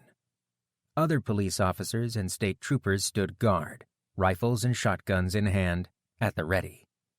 The way forward into the city was blocked except for a single gate guarded by 2 state troopers. Cyclone wire and fencing blocked the highway off, effectively funneling foot traffic into a single point well covered by the armed cops. Jack walked in between the 2 long lines of people, getting more than a few angry glances, as if he were trying to cut ahead of them and pull a fast one. Jack approached a red-faced trooper with a military crew cut at one of the tables. The trooper held a man's driver's license in his hand, turning the card in the sunlight as he looked suspiciously from the card to the man's face. He approached the officer, stepping up to the table. "Excuse me, are there any working phones I can use? I need to call my family. They haven't heard from me in days, and I'm sure they're worried sick about me." The red-faced trooper wiped the sweat from his forehead, barely glancing up at Jack from his paperwork. He grasped the hand of the man whose ID card he'd just inspected and pressed the man's finger to an ink pad, capturing his fingerprint on a sheet of paper. "Get in line like everyone else. No, there aren't any working phones you can use here," he said. "What is this line for? I just want to ask a couple of questions. It looks like a long line," said Jack. The trooper looked up at him, a nasty glare on his face. "Are you stupid or just deaf? Get to the end of the line. If you're a resident of Kansas City, then get in the line on the left. If you aren't from here, then get in the line on the right." The trooper pushed out from the desk and stood up and pointed his finger at the end of the line, his finger shoved right under Jack's nose. "Way back over there. I'll see you in 5 or 6 hours. If you want to get in a camp, you'll wait your turn like the rest of these people." The trooper huffed and returned to his seat at the table, wiping the sweat from his sunburnt brow. "Next!"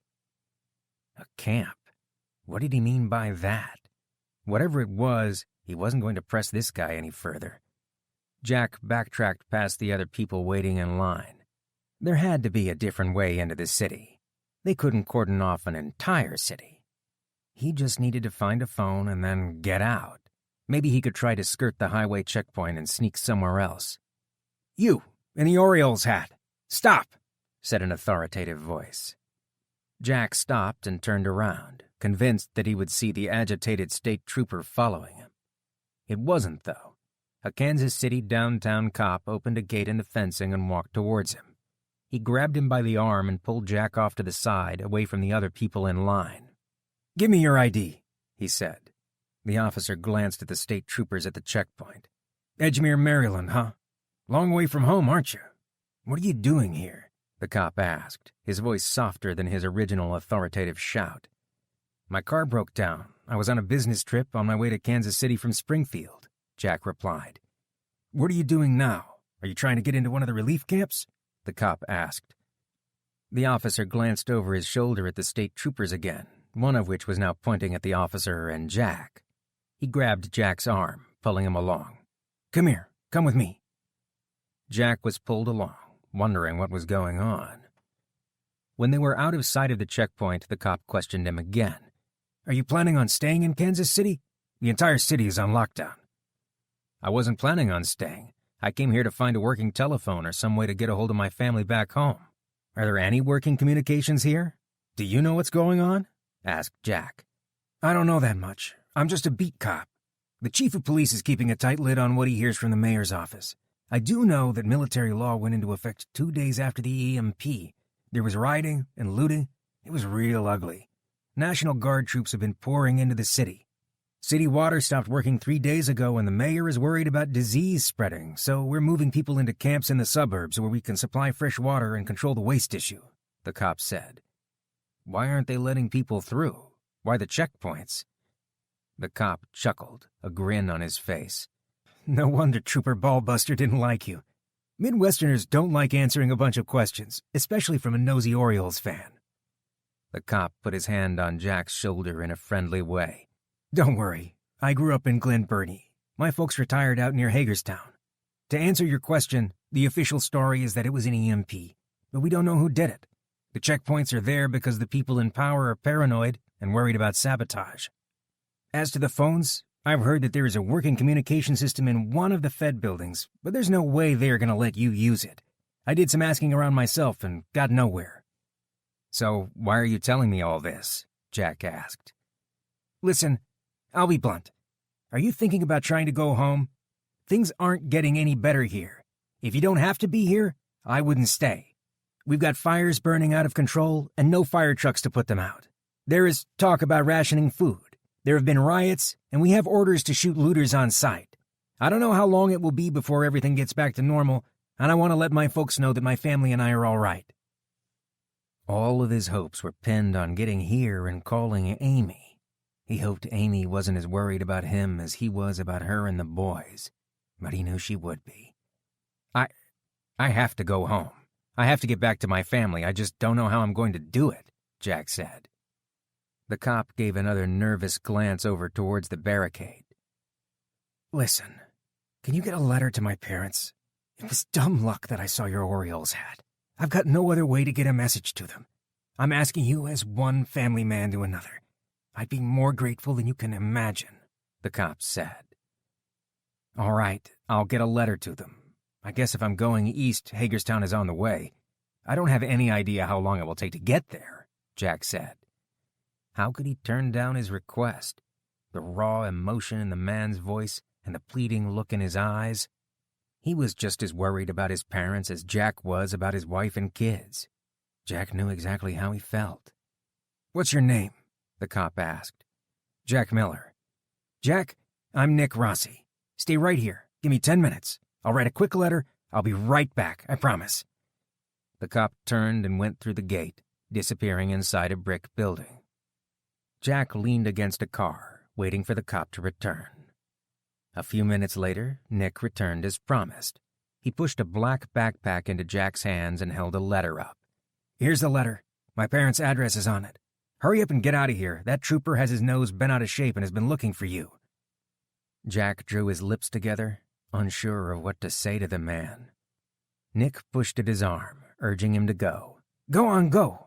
Get out of here. Be safe. Jack took the letter and gave a quick wave to Nick, then walked away from Kansas City as quickly as he could. Chapter 10. Mom, look, Kenny said, pointing out the truck window. An entire city block of homes was engulfed in flame, blazing brightly against the pre-dawn sky, lending an apocalyptic backdrop to the city. Row homes went up like matchboxes as the fire quickly spread from one building to the next with nothing to impede the inferno. A few homeowners armed with garden hoses attempted to douse the flames, but, from what she could see, it was a useless gesture.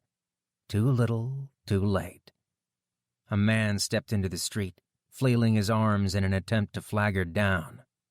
Silently cursing, she kept the gas pedal to the floor and laid on the horn. As the distance to the man grew short, she closed her eyes and gripped the wheel tight, bracing herself for the impact. If she had to run him down, she didn't want to see it. Kenny's laughter a few seconds later came as a relief.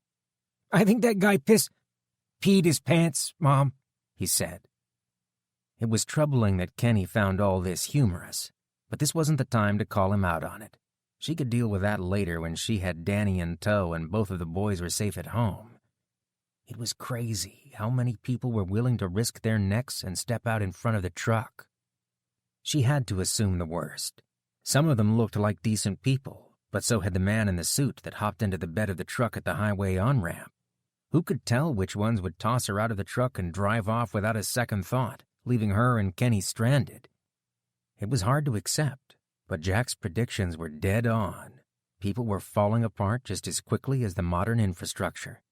Kenny, close your eyes, she said.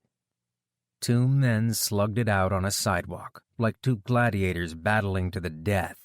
The bare-chested men were covered with tattoos, sweat, and blood. Their faces and fists streamed red droplets as they swung. With their own blood, or that of their opponents, she couldn't tell. This wasn't some drunken tussle at a tailgate party. They grappled and swung with everything they had. They knew there was no one there to stop them. It was every man for himself, and they fought like it. She didn't have any difficulty imagining that one of these two would be dead within minutes. The main road was blocked by a tractor-trailer ahead, and she pulled around the corner of a mini-mart, driving behind the store to take a shortcut through the alley and avoid the intersection. As she rounded the corner, she slammed on the brakes. Two police officers turned to face her. A handcuffed man held in between the two of them. The tall, young officer held his hand up in the universal stop gesture. He moved quickly down the alley towards the truck. "Ma'am, step out of the vehicle," he said loudly. Mom, back up quick. Let's get out of here, Kenny said. Indecision filled her. She knew Kenny was right. She should back up and run, but her hands trembled on the steering wheel, paralyzed. Half of her screamed the same thing. Throw the gear in reverse and step on the gas. There is no law anymore. There is no civilization. This is it. They just don't know it yet. Irritation and resentment rose up inside her. Where were these cops when Rob Moore broke into your house and assaulted you? Something inside her resisted, though, conditioned by a lifetime of social pressure to obey the law and representatives of the law. The blue uniforms and badges carried the weight of authority. Resisting them and refusing to obey them went against everything she'd ever stood for.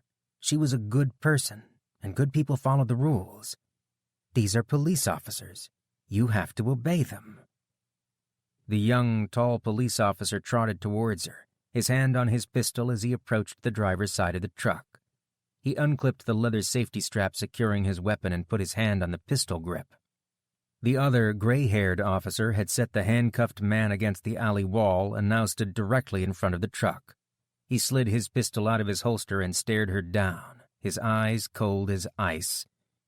"Ma'am, put the vehicle in park, turn off the engine, and exit the vehicle. Now, the gray-haired officer said. She reached for the gear shifter, hands trembling out of control. Tears rolled down her cheeks. She needed this truck. It wasn't right for them to take it from her. The gray-haired officer raised his pistol and leveled it at her. "Last warning. Turn the engine off and exit the vehicle now," he said, shouting the command. With the officer's attention fully focused on Amy, the handcuffed man got to his feet and took a few tentative steps away down the alley. Neither of the officers took note, and he beat a hasty retreat around the corner of the alley. Amy wiped at her eyes. Everything looked blurry and far away, except for the gray-haired officer just in front of her, crystal clear as if she were in a tunnel. The gun seemed larger than life, impossibly close and menacing. "Get out now!" he shouted again. Amy flinched at his voice, and her hand jerked as she put the truck into park. "Kenny." She couldn't put one son at risk to save the other. She was trapped. There was nothing else she could do. She turned the engine off and slowly opened the heavy cab door, afraid of startling the policemen aiming their guns at her. The younger officer grabbed her arm and jerked her clear of the truck. He roughly shoved her against the bed of the truck, kicked her feet wide apart, and put her hands on the rail of the bed as he frisked her. "Ma'am, do you have any idea of how close you came to being shot? In case you haven't noticed, we've got our hands full. We don't have time to fool around with people resisting. The next time an officer tells you to do something, you do it, instantly," he said. After he finished frisking her, the officer looked at her license. He spun her around, and his voice softened somewhat. "Where are you going? You're a long way from Edgemere. This isn't a good neighborhood in the best of times. Half the city is burning, and the other half is rioting. You should be at home behind locked doors." She wiped her tears away with the back of her hand. "My son is at his friend's house across town having a sleepover. I have to go get him." The officer gave her a sympathetic look. "Listen, I hate to do this, but I have to take your truck. We're requisitioning working vehicles. We need them badly right now to police the streets. I shouldn't be doing it, but I can give you a lift part of the way. I've got kids too, so I understand what you're doing. Hop in the back of the truck and keep your heads down. We've lost several officers today already. This is no game, lady." Amy nodded mutely. What could she do? She had to take him up on his offer of a ride, even if it was only halfway there. If she didn't, she and Kenny would need to walk the whole way. She wasn't giving up on Danny and going home without him. Kenny climbed in the back and helped her into the bed of the truck. The officers climbed in the cab of the truck and took off down the street, scanning alleys and streets as they drove. Amy hung onto the side rail tightly as they raced across town. The officers slowed down as they drove past a group of men breaking the windows out of a cigarette outlet. They grabbed cartons of cigarettes and tossed them out of the window to the other men, who filled garbage bags with their loot. The cop briefly illuminated them with the truck's headlights and then turned back onto the road, uninterested in the petty crime. They were in a rush to get somewhere or were looking for something specific. That much was clear. Whoever or whatever it was, she didn't care, as long as they brought her closer to where Danny was. They continued on for several miles, then pulled into the parking lot of a strip mall next to the road. He stepped out of the truck and gave her a grim look. "This is as far as I can take you. I am really sorry about this." She stepped over the truck's tailgate and onto the bumper, lowering herself to the ground. Once Kenny was clear of the truck, the officers drove off without a word. The truck turned a corner, disappearing from her view, and along with it, her sense that anything was ever going to go back the way it was before the EMP. Panic set in as she looked around. This neighborhood was far different than the quiet suburbs she was accustomed to. Graffiti-covered row homes sporting boarded-up windows or iron bars over the windows, the only visible difference between the occupied and abandoned properties. Rough-looking men and women strutted the sidewalks. Down the street, a man swiveled his head from side to side as he handed something to another man and received something in return. They walked quickly away from each other, their drug deal obviously complete. All around her, signs of the new normal could be seen and heard in every direction. the crack of distant gunfire, horrifying screams, and the sound of breaking glass. "Come on, Kenny, let's keep moving," she said. She walked at a brisk pace, keeping her eyes cast down to the sidewalk as they walked along the front of the strip mall. A tall man, his hands and face covered with tattoos, stood next to the propped-open door of a ransacked shop. He eyed her lewdly, running his gaze up and down her body. A grin formed on his face, and he stepped towards her. Kenny stepped out in front of her, his skinny teenage frame dwarfed by the tattooed man's bulky frame.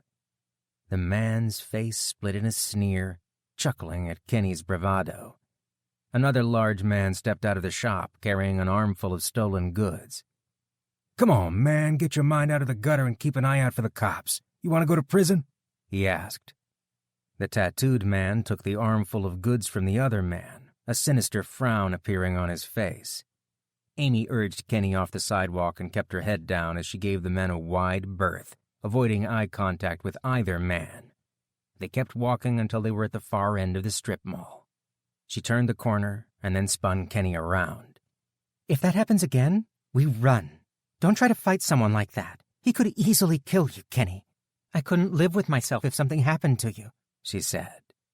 "I was just—" "I know, Kenny, and you were very brave. But next time, we run. Understand?" Kenny nodded glumly. Was she doing the right thing? Was it stupid to bring Kenny out here and put him in danger? She couldn't have left him in the house alone either, though. The truck was her last hope to get Danny home quickly. Now it was gone. The cops were supposed to protect her, yet they took her truck and dumped her off in a terrible neighborhood. The world was upside down. She needed to find the quickest way out of here and get to Danny. Fast. Chapter 11. 3 hours outside of Kansas City, a thunderstorm suddenly came out of the west, overtaking Jack as he made his way east along the highway. Rain poured from the low-hanging clouds in sheets, drenching everything in its path. The wall of water reduced visibility to less than 20 feet. The thunder was deafening out in the open, the only noise loud enough to be heard above the chorus of raindrops drumming on car roofs. Jack limped forward, clutching at the blue tarp held over his body as a makeshift raincoat. The tarp provided some relief from the rain, but did nothing to protect his legs and feet. His shoes were full of water, the wet material rubbing against the blisters on his irritated feet. He had to get out of this rain and find some shelter. As he blindly stumbled forward through the rain, he spotted a large RV sitting in the median of the highway and hurried over to it. He climbed into the RV and pulled the door shut, shaking off the rain. It was hot, stuffy, and dark inside the vehicle, but at least he was in out of the rain. He dumped his backpack on the floor and flopped into the driver's seat, exhausted. Jack eased his raw feet out of his waterlogged shoes and squeezed the water out of his socks as he stripped them off. Jack opened his frame pack to grab a pair of dry socks and was sidetracked by the sight of the backpack the Kansas City cop, Nick, gave him. He rummaged through the bag, taking stock of the contents. A small folding knife, a clear plastic rain poncho, and a number of MRE packages. The MREs were a welcome sight. He was down to his last bit of food. He tore it open and dug in with the plastic spoon that came with the kit. The MRE was salty and otherwise bland, but he couldn't care less what it tasted like right now. He would have eaten a rubber tire if it had enough salt and ketchup on it. A phone. All he needed was a damn phone. It seemed so ridiculous that he couldn't make a simple phone call to his wife. A cell phone, a landline, a payphone, anything. It was a futile waste of energy getting upset about it. They were all gone, and there wasn't a thing he could do about it. Walking to Kansas City had been a complete waste of time. 4 days. 4 days of grueling hiking, and there was nothing here for him. It was scary to think that the city was already setting up tent camps. The infrastructure was failing so fast. "Don't move or do anything crazy," a voice said, coming from the darkness at the far end of the RV. Jack flinched at the voice. "I'm sorry, I didn't know anyone was in here. I can go," he said. "Do you have any weapons on you?" the voice asked. "Just a pocket knife, no guns," Jack said. "Who are you?" "Jack Miller." A large, scruffy-looking man with a full beard inched forward cautiously out of the darkness, holding a long knife which he leveled at Jack. "What do you want? Where are you from, Jack? You've got a funny accent," the man asked. "I was just trying to get in out of the rain. I'm from Baltimore." The man ran his fingers through his grown beard, sizing him up. He lowered the blade, but kept his distance. "Jack from Baltimore, huh? Well, I'm Dave from Kansas City, Jack from Baltimore, and I guess you can stay here. It's raining pretty bad out there. Besides, it's not my rig anyway," he said, chuckling. "Thanks. It is really coming down out there," Jack said nervously. He wasn't sure what to say. It was his first time talking with an armed man. "Do you have any food, Jack?" Jack pulled one of the MREs out of his backpack and tossed it over to the man. "Thanks. I haven't eaten since yesterday. I tried to get past the blockade and go home yesterday, but didn't make it past the cops. They wouldn't let me in without an ID, and I'm not going to any government camp. Fascists," Dave said. "I turned back from the checkpoint, too," Jack said. "I walked 70 miles to get back here after my car died, coming back from St. Louis. I figured I'd wander around the city and find another way in. There's always another way. How about you, Jack from Baltimore? Where were you when it happened, whatever the hell it was that did all this? Where are you trying to get to?" "Home," he said simply. "And I thought my hike was something. Wow. Baltimore. Man, you've got one hell of a walk in front of you, Jack. Got any kids back home? Family?" "A wife and 2 boys. I've got a girlfriend and a 4-year-old boy in the city waiting for me. He's a handsome little devil. I didn't have much before I had the boy. Nothing worth giving a damn about anyway. Gives you something to fight for, doesn't it?" Dave asked. "Yes, it does," Jack said. "So, how did you end up in Kansas City? Why aren't you in Baltimore?" Jack relayed his story of walking from Clinton to Kansas City after the EMP, leaving out the death of Tom. It was still too fresh and painful in his mind. "Things are coming apart at the seams pretty quick, Jack. I walked down Interstate 70 coming here, and by the second day, I couldn't find a thing to eat. Every damn convenience store was picked clean of food. I grabbed a couple packs of bubble gum," Dave said. Convenience stores already picked clean? It had only been 5 days since the EMP. Surely he must be wrong. "Is it that bad along the highway? I started walking down I-70 because it's the most direct route home. I guess I didn't think about where to get food. The gas stations were picked clean, you're sure?" Dave nodded. "To the bone. There are more people driving on the highway than you realize when you get out and walk. After the cars stopped working, I was just one man in a crowd. Hundreds of us were walking. Hey, you must have missed all that. You probably didn't have any traffic issues coming up from Clinton, did you?" "No, I passed a couple of other people, and that was it. The locals seemed to be staying put. I'm starting to think walking I-70 might be a bad idea," Jack said. "If you think you got a warm welcome in Kansas City, just wait a month from now. The big pinch is coming." The big pinch.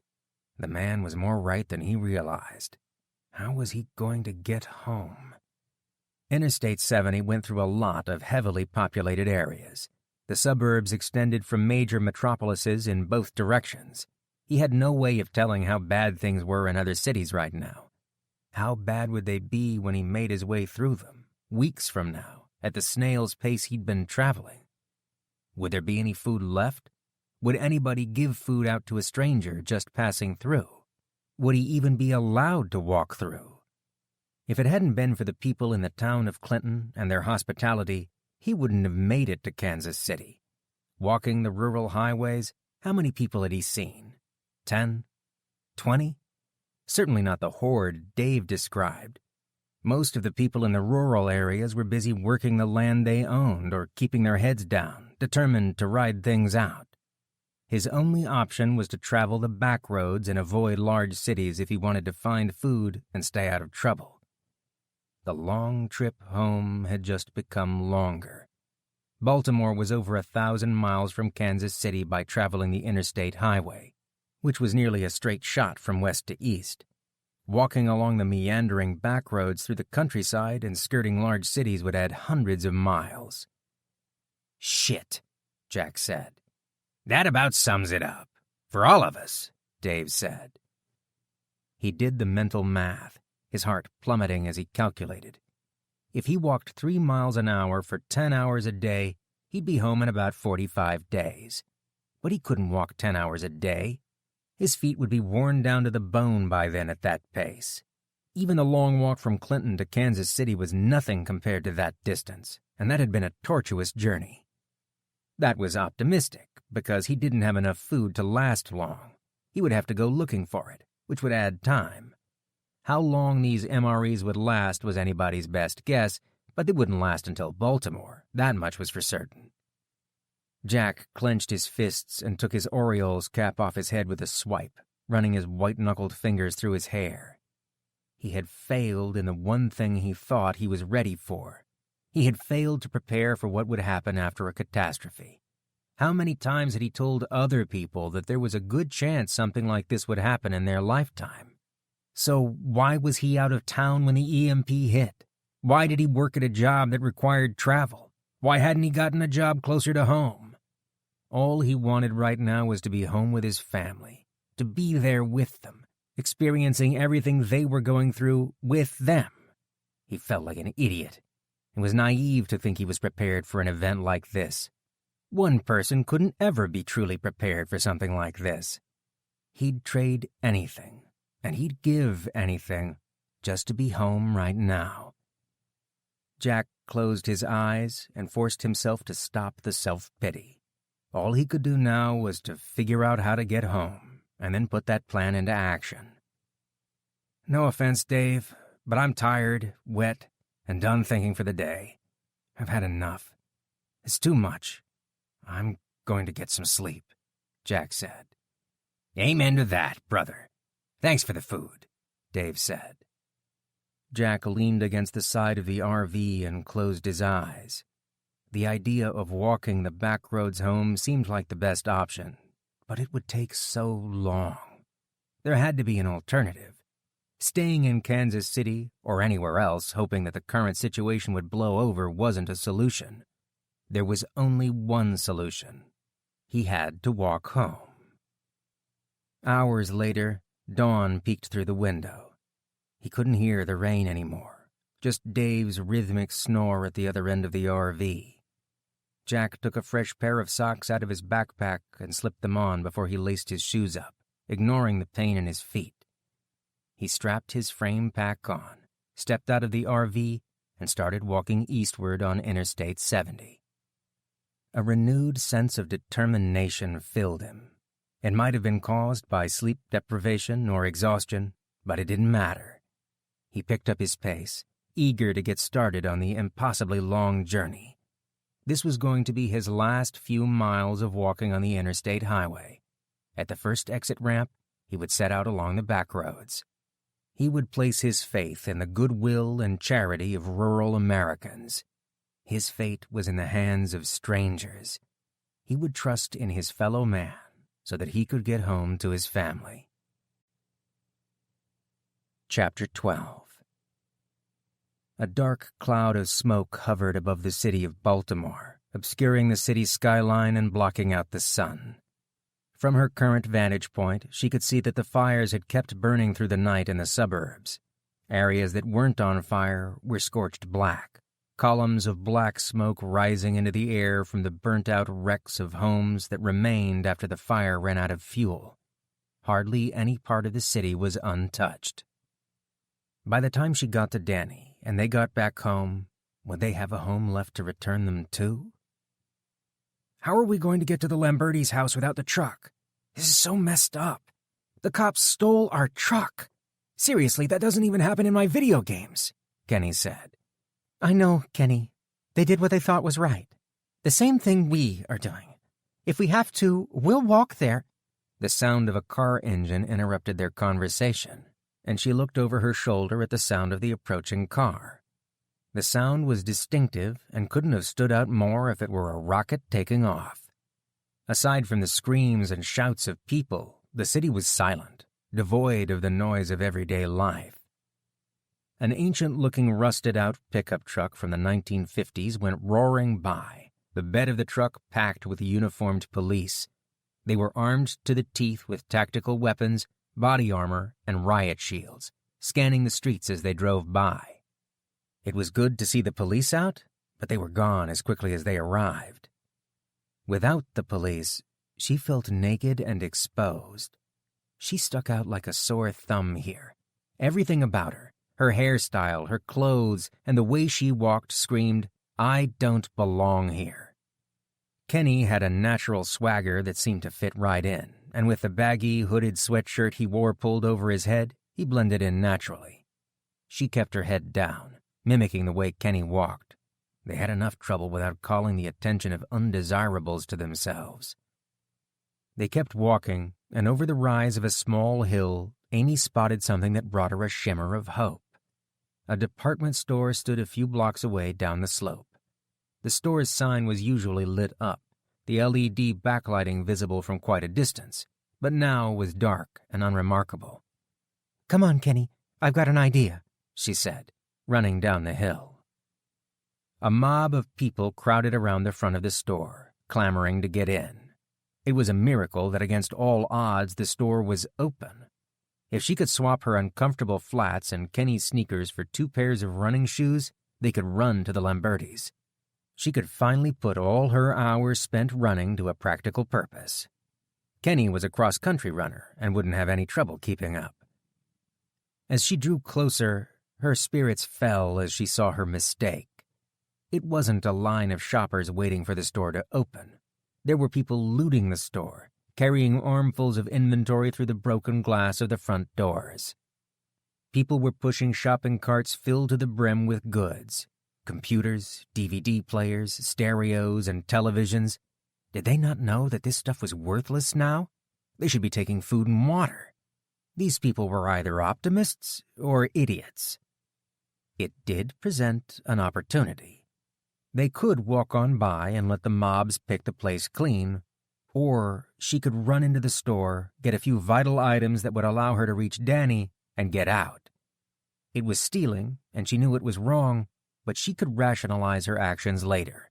The police had effectively stolen her truck and left her in this tight spot, so this was karma coming back around to make up for it. "Kenny, stick with me. We're going to go get a few things and get out. Don't draw attention to yourself." "Wait, what are we doing?" he asked. "Just stay with me," she said. She kept her head down as they approached the entrance and scooted into the store behind a pair of large women pushing a cart, loudly talking to each other about what they wanted to steal. Once inside the door, she grabbed Kenny's hand and pulled him along behind her, sticking to the side of the store closest to the wall. She moved quickly between racks of shirts and pants, stepping over the mess on the floor left by the looters. Amy took a black backpack off of a discount rack and slipped the strap over her shoulder. It was the perfect size to fit all of the items they would need to bring with them. She ripped the price tags off and dropped them to the floor. The women's clothing section started several aisles over from where she picked up the backpack. She picked out a black running top, a gray pair of running shorts, and a pair of running socks. The top and shorts were made of a moisture-wicking material, which was crucial to running in the heat. Without it, she would overheat and become dehydrated before the run was halfway over, not something she could risk with her children on the line. "Kenny, go to the young men's section and get yourself a pair of running shorts, a shirt, and socks for yourself. Find another set of clothes for your brother, and then meet me in the shoe section," she said. Kenny nodded and left. She stuffed the clothes into the backpack and found the dressing rooms, slipping into an unused stall. Luckily, the looters were more focused on stealing expensive electronics and not clothing, so there wasn't anyone else trying on outfits. She put the new clothes on and left her old outfit on a hanger. She stepped from the changing rooms and spotted the footwear section. 3 pairs of running shoes, and they could get out of this madhouse. It didn't take her long to find a pair that fit. They weren't as nice as her regular running shoes, but they would do the job they needed to do. Now that she was set, Amy crossed over to the other side of the aisle to the young men's footwear section. Kenny was already there, putting on a pair of running shoes, and she found a pair that would fit Danny while he laced up his shoes. When Kenny was done, she stuffed the shoes for Danny into the backpack and headed toward the snacks section of the store to pick up the last few necessities, anxious to get underway. 4 energy bars, a sports drink, and a few 20-ounce bottles of water were more than they needed for the run. Putting everything into the backpack, Amy stopped at one of the empty registers in the front of the store. Instinctively reaching for her purse, she looked at the black screen of the checkout computer and laughed. A tug of guilt in her midsection wouldn't let her walk away without paying. It was a worthless gesture, but she took $60 and set it on the cashier's register. She doubted a checker would ever ring the money up, but she wasn't stealing. Besides, the paper money was probably worthless now anyways. They made their way out of the store without incident and kept walking down the concrete sidewalk. Amy rummaged through her purse and removed everything she needed out of the purse. A house key, driver's license, and a few family photos along with her credit cards and cash. She tossed the heavy purse, along with everything she didn't need, down a storm drain. It was too heavy to bring with them. The credit cards weren't useful, but the idea of tossing them still felt wrong. Getting her bearings, she ate one of the power bars and she mentally mapped a route to the Lambertis' house. I guess we're going to run to the Lambertis? Kenny asked. Yes.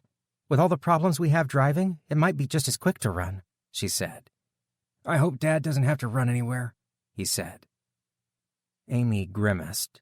She knew what he was implying, but didn't want to acknowledge that she too was worried about Jack. He had packed on a lot of weight since his college basketball days and rarely exercised anymore.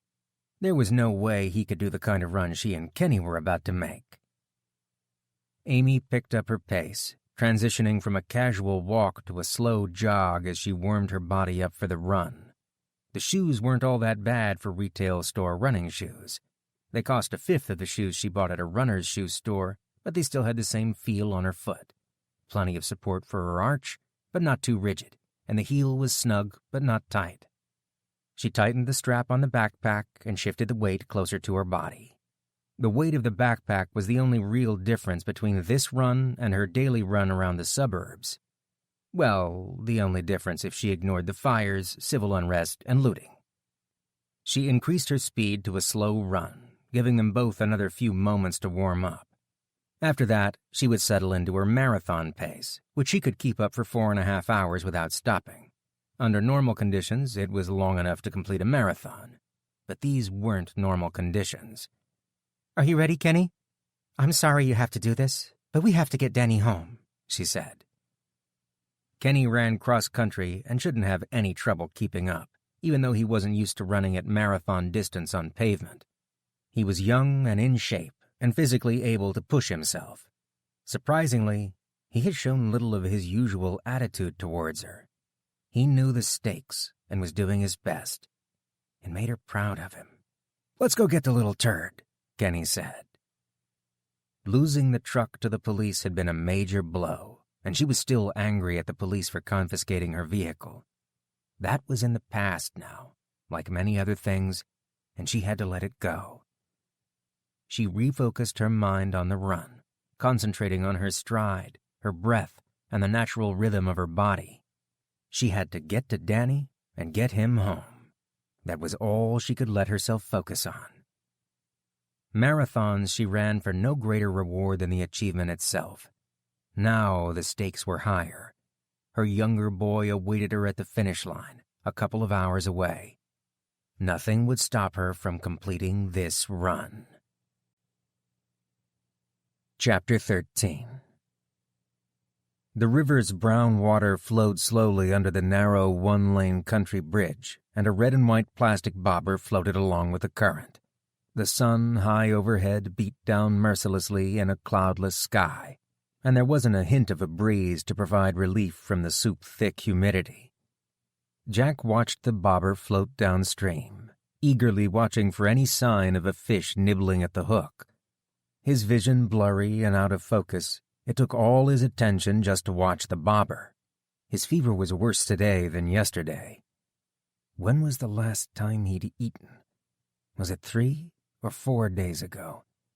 The empty knot that was his stomach said it had been 3 months, not 3 days, and commanded his undivided attention. He felt like a walking, talking, empty stomach. A fish was what he needed. Just one fish. A little fish. A minnow, even. What would a minnow taste like? He didn't care as long as he could swallow it. The bobber floated past unperturbed by fish for the 100th time this morning. 3 weeks and 5 days. Or was it 3 weeks and 7 days? He'd lost exact count, but he knew he'd been on the road for almost 4 weeks. The hike from Clinton to Kansas City felt like a lifetime ago, and minuscule in comparison to how far he'd walked from Kansas City. The last week of it was a complete blur. This section of back road was indistinguishable from every other section he'd hiked in the last few 100 miles. There were small farms, rural homes, and trees, and occasionally a river or lake, and that was about it. Marble Hill, Missouri. Yeah, that's where he was at, right? Not even in a different damn state yet. 4 weeks of walking? How was he still in the same state? Back east, they didn't make states this big. Missouri was obscenely big compared to Maryland. Sometimes he wondered if he was walking in circles, but he knew he wasn't because of the log he kept. As long as he was still going east, it didn't matter too much.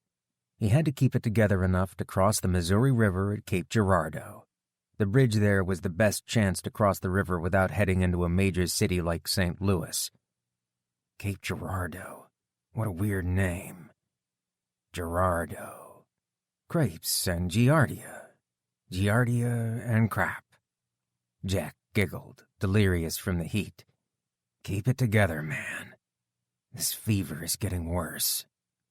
Jack picked up his makeshift fishing rod, a stick to which he'd attached the fishing line from the survival kit.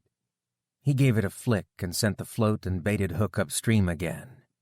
He watched it float by in the meandering current and get stuck on a stick in the water. It was time to put the line away. He was just stalling now. If he hadn't had a bite by now, he wouldn't catch anything here. He just didn't want to put his shoes on yet, which sat upside down on the blacktop several feet away, drying in the sun. To him, they didn't even look like shoes anymore. They were instruments of torture. He knew the pain that awaited him when he put them on his feet. Jack pulled the fishing line in and removed it from the stick, frustrated at another hour of daylight wasted. It was the last of the hook and lines. He couldn't afford to lose it, as little use as it had been. 2 of the other 3 rigs had been lost, in the lip of a nice fat catfish at the bottom of a river somewhere, he liked to imagine. The only thing he'd caught so far were 2 small catfish that weighed less than a pound each, hardly worth the time he had spent fishing. The time he wasted sitting in the heat on the snake-infested riverbanks as he fished was time he could have spent on the road, walking home. The small game snares from the emergency kit had been useless as well. They took too long to set up and place, and using even a few crumbs of his dwindling food supplies as bait was food he couldn't eat. All he had to show for his trapping efforts was a deep circular cut on his right thumb, nearly down to the bone. He'd slipped on a wet log while setting up snare wires and trapped his own finger. He was lucky to still have his thumb. There wasn't any food left in his pack, so for the 4th day in a row, he filled his stomach with water until the hunger pangs receded a bit.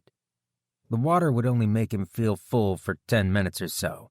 Then he'd be right back to where he started, hunger gnawing at him from the inside out.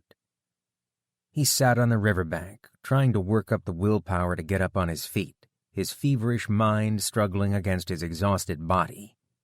This was too hard. He was too weak to keep doing this. Up, Jack. Get up, you lazy bastard, he said to himself. Once on his feet, he picked up the narrow strips of cloth hanging from the guardrail he'd left out to dry in the sun. The strips were remnants of a white t-shirt he'd torn apart, though they were now patterned red by the blood of his feet and ankles. He took the strips of cloth and wrapped them around his swollen feet, cinching them until each foot was bound up tightly. He unlaced the shoes and gingerly slipped them over his feet. The shoelaces were worn and frayed, but still functional. He pulled the tongue of the shoes in as he tightened them onto his feet. His mind wandered as he finished lacing the shoes up. Did he hate walking in the heat or the rain more? Walking in the rain was a break from the heat, and he didn't have to worry about finding drinking water. He could fill up his bottles from the rain and not have to worry about boiling it first. His feet paid the price for walking in the rain as they rubbed up against the inside of the shoe. Each step aggravated his raw feet as he sloshed along. Yeah, walking in the rain was worse, he decided. Jack shook his head to clear his mind, then strapped on his frame pack. Checking to make sure he had everything, he set out on the highway. Pain greeted him as he felt each blister on his foot. Each raw wound registered uniquely as he took his first steps of the day down the highway. He tried to think of something besides the pain, but it was impossible to ignore, because with each step, a fresh jolt shot through his foot. It took all his concentration not to limp or favor one foot. That would only lead to worse blisters. He put one foot in front of the other until his mind tuned out the pain again. Food. What was the last food he'd eaten? The first 2 weeks hadn't been bad. People were generous, like they had been in Clinton. Not so much in the last week and a half. People were getting tight. When they saw him walking down the highway, they disappeared into their houses. Nobody wanted to tell a starving person they wouldn't share what little they had. They weren't bad people. They were just looking out for their own families. It was the same thing he would have done in their shoes. Things were getting lean, all right. Lean, mean, I've got no green. Jack snickered at the nonsensical thoughts that popped into his head. This fever was going to kill him, but it would send him to his grave with a laugh on his lips. He was getting lean, though. His gut used to hang over his belt. If only Amy could see him now. He hitched his belt buckle 5 notches tighter than when he'd left home. Aside from the pain, exhaustion, fever, and nearly starving to death, he was in better health than before. It took a steep hill to get his heart thumping now, a far cry from being out of breath from walking through the parking lot and up one flight of steps to work. 7 or 8 hours of walking a day for weeks would do that. His head spinning, he wiped at the sweat dripping down his forehead and into his eyes, blurring his vision. Jack willed his body to continue walking down the highway. How far had he gone today? His shirt and pants were soaked with sweat. The sun blazed relentlessly. He concentrated on the pain in his feet, picking up one swollen, pained foot after another. Left foot, and then the right one. Just keep going. Finally, he couldn't find an ounce of strength more, and his legs turned to rubber. He stumbled and then toppled over. It didn't even hurt when his head hit the pavement. He laid there, cheek against the highway, feeling the steady burn of the sun's heat reflected back up from the asphalt. He was being roasted alive in the Missouri sun. Get up, Jack. I want to sleep in for just a few more minutes. I'll get up later. I don't have to be at work until 9. Get up, Jack. We have to get up. Just one more minute. I'm going to open my eyes in just a minute. I'm going to sleep for just a minute. Just got to rest my eyes for a minute. His eyes fluttered closed one last time, and darkness enveloped him. Chapter 14.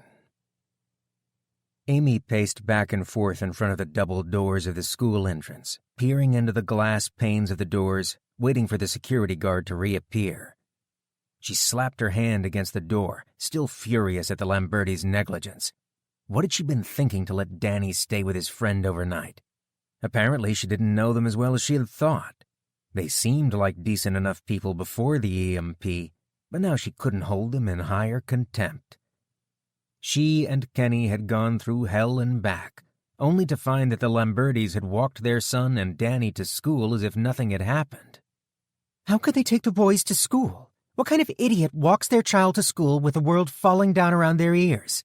You'd have to be a complete moron not to notice something is really wrong, she said. Amy put her foot up onto a metal trash can and stretched her leg out, easing the cramping tendons and muscles. She slowed her breathing down to calm herself.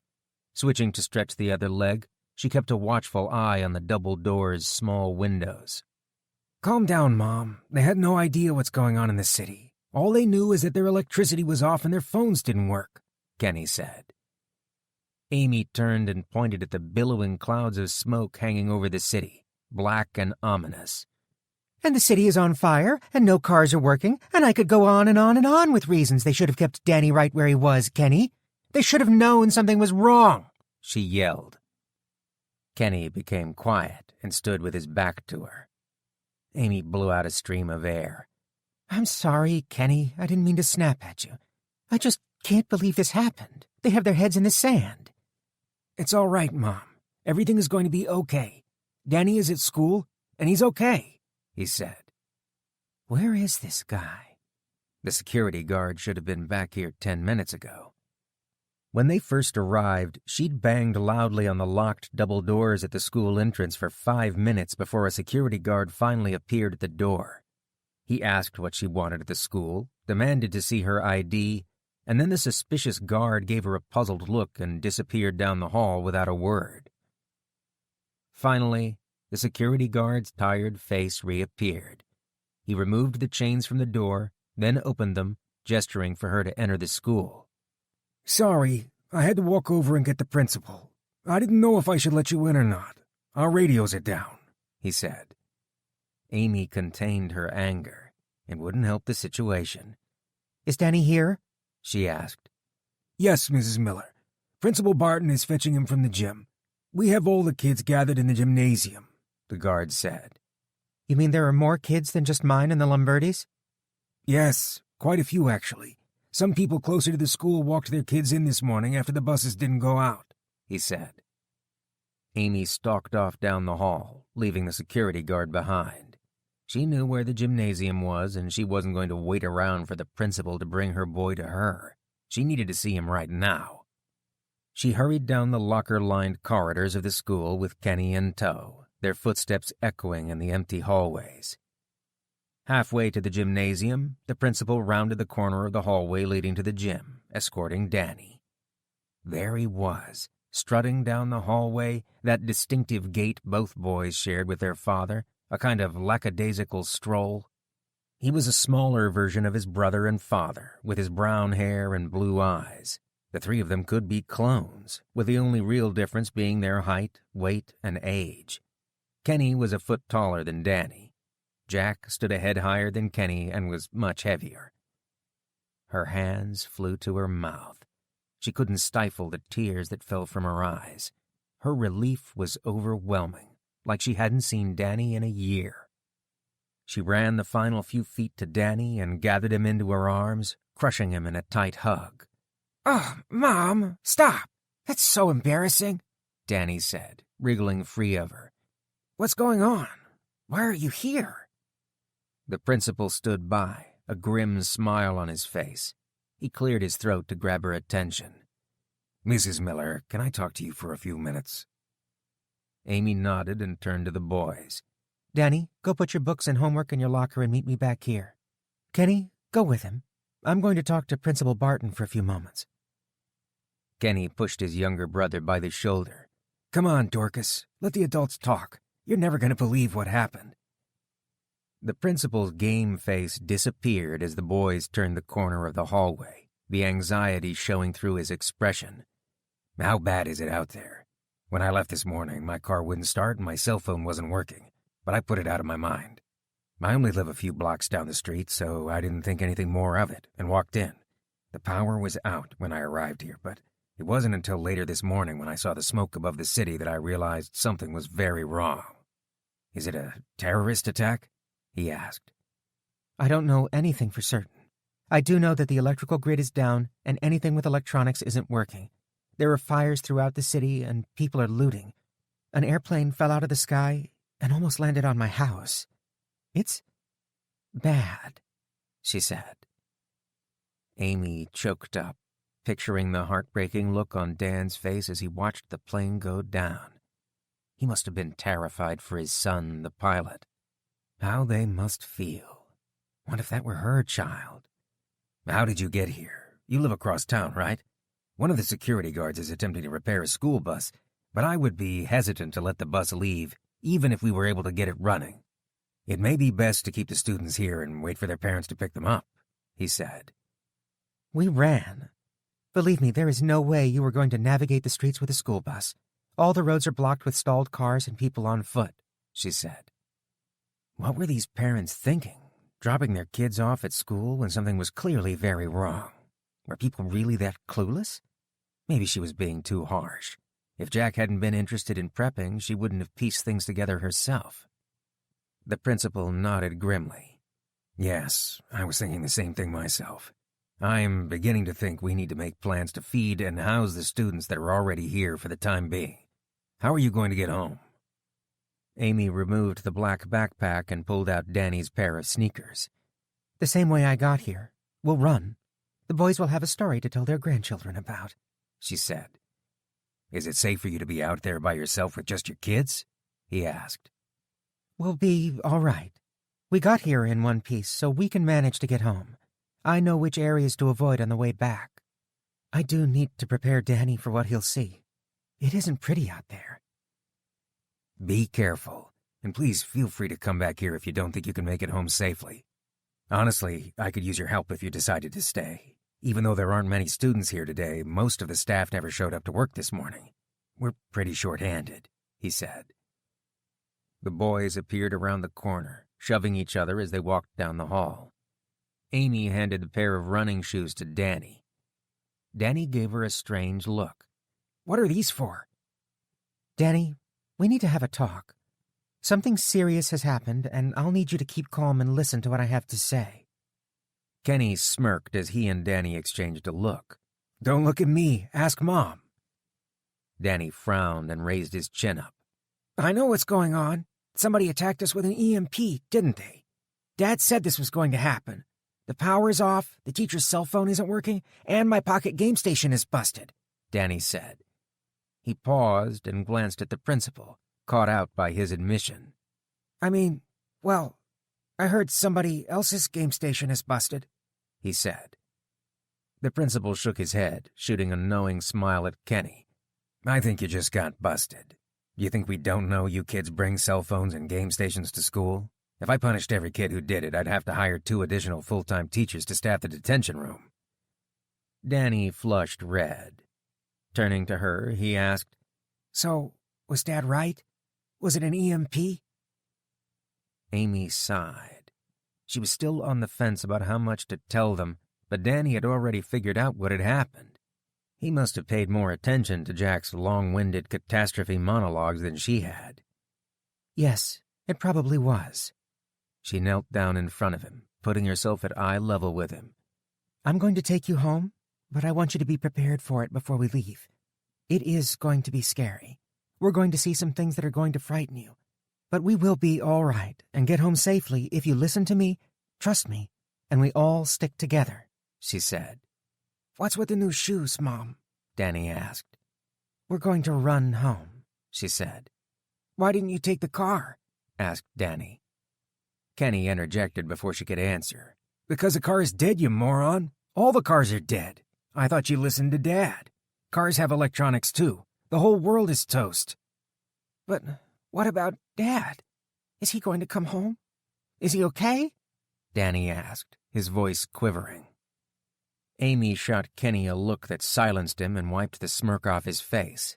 That was exactly the type of fatalistic attitude she was trying to steer Danny clear of. She lifted Danny's chin with a finger. Your father is going to be all right. He's very resourceful and knows more about what is happening right now than anyone I know. He's going to be just fine, I promise you. It broke her heart to see Danny worry about Jack. She was worried about him too, but she had to believe he was all right. If she knew her Jack, he would figure out a way to get back home. Jack was highly informed on disasters, catastrophes, and preparedness. She was probably worrying about nothing. But still, he was in Missouri, 1,000 miles away. How could he get home without a car? Amy forced her mind back to the present situation. The thought of Jack 1,000 miles away with no way home nearly had her in tears. She had to be strong for the boys. Put your shoes on. We're going to go. We're going to go through the suburbs and go around the city instead of going straight through. It is a longer run, but it will be safe. We're not going to stop for anything. We'll keep quiet and keep moving. If something scares you or bothers you, just keep running and we'll talk about it when we get home. We want to go as fast as we can, she said. Kenny shuffled from foot to foot, itching to leave. To him, this was an adventure. At his age, he wasn't thinking about the human impact of the disaster, only that this was more exciting than the daily routine of school and homework. Danny looked frightened, his eyes brimming with tears as he laced his shoes. Danny, we'll be okay, she said. Kenny rolled his eyes. Dude, there's nothing to worry about. Pretend we're playing Special Ops 4 on the game station. We're on the red flag team, and our house is blue base. We have to avoid enemy patrols and get through the war zone so we can plant the red flag in the blue base. Danny wiped his eyes and smiled. Okay, I have level 3 in stealth so I can be quiet and sneaky, he said. Amy caught Kenny's eye and gave him a silent thank you. Special Ops 4 was rated mature for violence, and she didn't allow Danny to play it, but apparently his older brother had ignored the rules again and let him play the game. She wouldn't call him out on it. If it helped Danny through the experience, then that was what mattered right now. The principal walked them to the main entrance, where he instructed the security guard to unlock the chains and let them leave. He waved to them as they left. Good luck, boys, and don't think this gets you off the hook for homework. Soon as things are back to normal, you're coming right back here. The run was going to be a long one, but she already knew the most troublesome areas to avoid. Danny ran with her twice a week. It was his time to get his mother all to himself. So it would be a stretch for him, but very doable. Kenny would have a harder time on the way back. He ran cross-country, but he had just finished a long run on the way to the school. He was a healthy teenager, though, and he could keep up if he paced himself. Remember, we are going to move fast. Stick together. The last thing we want to do is become separated. Kenny, let me know when you get winded and need a rest. Try not to choke on my dust, loser, Danny said. Whatever, dork, Kenny said. Amy smiled. She was relieved to hear their sibling rivalry. If a little healthy competition helped normalize the situation for them, all the better. Their home was a long way away, and she needed the boys to give it everything they had. She picked up her pace and looked over her shoulders, checking to see that the boys were right with her. They kept pace to either side of her. They were both as prepared for the journey as they would be. Amy settled into a marathon pace and put all distractions from her mind. Within a couple of hours, she and the boys would be home and safe. Chapter 15. Water, Jack said. He tried to lift himself up onto his side, but the effort made his stomach heave. A cup appeared at his mouth. Cool water. Thirst. Gulping water down. Take it easy, you'll just throw it up again, a voice said. Shivering. Cold and burning hot at the same time. Jack opened his eyes and squinted them shut against the bright sunlight. There was too much light. His head pounded. Thirsty. Water, please, Jack asked. A cloud of cigarette smoke wafted past, turning his stomach. It's broth. Sip it. Don't gulp it down, a voice said. Jack cracked his eyes open. A man with a cigarette hanging between his lips passed him a cup. He lifted his head and sipped at the soup until the cup was empty. Shivering again, he pulled a blanket up to his chin and closed his eyes, quickly falling asleep. A small campfire burned a few feet away. The cigarette-smoking man sat on a milk crate next to the fire, puffing away at a cigarette. He was thirsty again. "Where am I?" Jack asked. The man looked up at him and tossed his cigarette butt into the fire. "Well, look who's alive. Good morning, Jack. Don't get up, I'll bring you some water," he said. Jack greedily drank the cold water, gulping it down. "More," he said. "If you can keep the water down, I'll get you a bowl of stew." Jack shivered, cold to the core of his being, colder than he ever remembered being. "I'm cold," he said. "You finally broke your fever this morning," the man said. The cigarette-smoking man handed him a steaming bowl of soup and a spoon. Jack lifted a spoonful of soup to his mouth, but his hand shook wildly, spilling the soup back into the bowl. He set the spoon aside and held the cup to his mouth, sipping it down. The soup was watery, but it was hot and tasted good. The smell of beef and vegetable soup rose to his nose, intoxicating and rich. It had been a while since he'd tasted beef. "Who are you?" Jack asked. "Wyatt Ferguson. Good to meet you again, Jack," he said. He spoke with a mild accent that Jack couldn't place. Jack sipped at the soup, his stomach gurgling in anticipation. "Again? What do you mean?" Jack asked. Wyatt chuckled and pulled a pack of cigarettes out of his shirt pocket. He lit the cigarette and blew a cloud of smoke into the breeze. "You've been in and out of it the past few days with the fever. Oh, I reckon it's been 4 days now. I've introduced myself a few times now, but you probably don't remember any of that." 4 days? He'd been out for 4 days? Jack sipped the last of the broth down and picked up the spoon, shoveling in the potatoes and carrots at the bottom of the bowl. His hunger abated for the first time in weeks. He looked around the man's camp, taking in his surroundings as he became more alert. A tarp was strung between 2 trees as a makeshift tent, providing shade from the sun. A tall stack of branches, logs, and split firewood was stacked underneath the tarp. Jack lay a few feet away from the small circle of stones surrounding the campfire, in which a small fire burned. The man pulled another cigarette out of his pack and lit a new one off the butt of the one he'd just finished smoking. The cigarette seemed to be a permanent fixture in between his lips. He wore a baseball cap, its bill sharply curved into an upside-down U-shape. He was the same height as Jack, but much thinner, lankier, and drawn out. His faded blue jeans and worn-out T-shirt drooped off his thin frame. He had a deep farmer's tan, the color of a man who spent his life outdoors. "Well, you really are awake this time, aren't you?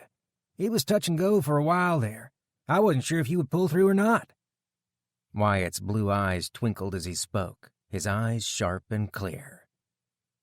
Jack propped himself up onto an elbow and was hit by the sour smell of himself. His stomach growled again, a ravenous pit, undaunted by his body odor. Wyatt stirred a pot hung from a tripod over the small campfire. His knuckles were swollen, red, and nicked in several places. The hands of a working man, calloused and rough, but nimble as he spooned the stew into Jack's bowl. He watered it down with a bottle of water, then limped over and handed the bowl to Jack. "So tell me, Jack, how did you come to be in Missouri when the EMP hit?" The last several weeks came flooding back to him. Tom, Kansas City, walking for weeks. It hadn't been a fever-induced nightmare. "I've got to go. I've got to get home to my family," he said. Jack stood up on shaky legs. Black spots appeared in his vision, and dizziness overtook him. Jack sat down hard, almost tipping over. "Sit down before you hurt yourself. You're not ready for that yet, you damn fool," Wyatt said. "Where are we?" Jack asked. Wyatt tossed his cigarette butt into the fire and rubbed his hands together, warming them over the flames. "We're in Marble Hill, Missouri. Well, close enough to it anyway. Walking distance for most people." "What are you doing here? Why did you help me?" Wyatt pointed up the hill away from the camp back toward the highway. A tractor-trailer lay at an angle, leaning against the inside turn of a sharp curve. The wheels were half buried in the loose gravel and dirt. The trailer sat tilted at an angle, 2 wheels up off the ground. "I was driving this rig when the EMP hit. My load was a little heavy and I was running the back roads to avoid way stations. After the lights went out, I used up the last air pressure in the brakes and ditched right there. I'm one lucky son of a gun. That could have been an outside turn instead of an inside turn, and I'd be at the bottom of that steep cliff right there. The short way down," he said. "How did you know it was an EMP? Did you hear that from someone?" "Just because I'm a redneck doesn't mean I'm stupid, Jack. I have the internet just like everybody else," Wyatt said. "So why are you still here camping on the highway? The EMP hit a month ago." "I've been waiting. Waiting for you, I think," he said. Jack's wacko radar went off the charts. "I don't understand what you mean." Wyatt gave a laugh that turned into a coughing fit and lit another cigarette. "Jack, that sounded kind of weird, didn't it? Let me ask you a question. Do you have family in Baltimore?" "Yes, a wife and 2 boys," Jack said. "I figured as much. So you were trying to walk back to Baltimore?" "Yes." "I thought so. So let me ask you this, Jack. You told me yesterday that you walked from Clinton to Kansas City and then all the way here, but you didn't say much else. Why come this way? I-70 is a straight shot. Was it already bad in Kansas City?" Wyatt asked. Jack nodded. "Yes, I was turned away from Kansas City. It looked like things were going to go bad quickly in the big cities. I left the interstate and started walking the back roads. I wanted to cross the Missouri River at Cape Girardeau and steer clear of the big cities up north along I-70. Wyatt smacked his hand on his knee. "I knew it. Good thinking, Jack. I agree. Things are probably even worse now in the cities than right after the EMP hit. So, you've really been walking this whole way?" "Yeah," Jack said. Wyatt snickered. "I'm sorry to laugh at you, Jack, but didn't you think to get a bicycle? Barter something for it? You'd make better time?" Jack's cheeks burned hot as coals. Idiot. A bicycle. "Well, I didn't really have anything to barter with. No cash in my wallet," Jack said. "You could have traded a few days of labor for a bike. With tractors broken, I'm sure farmers are just itching for help. They still got farms to run." "That didn't occur to me.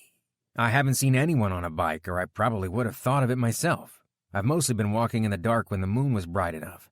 It's a lot cooler than walking during the day," Jack said. "Can you ride a bike, Jack?" Jack furrowed his brow. Who was this man? Had he nursed him to health just to poke fun at him and make him feel stupid? What did he want? Get to the point. "Well, the point revolves around whether you can ride a bike or not. Can you ride a bike, Jack?" Wyatt asked. "Yes, of course I can ride a bike. What kind of idiot can't ride a bike?" Wyatt leaned back on his milk crate, eyebrows arched. He pulled a cigarette out of his pocket and set it between his lips.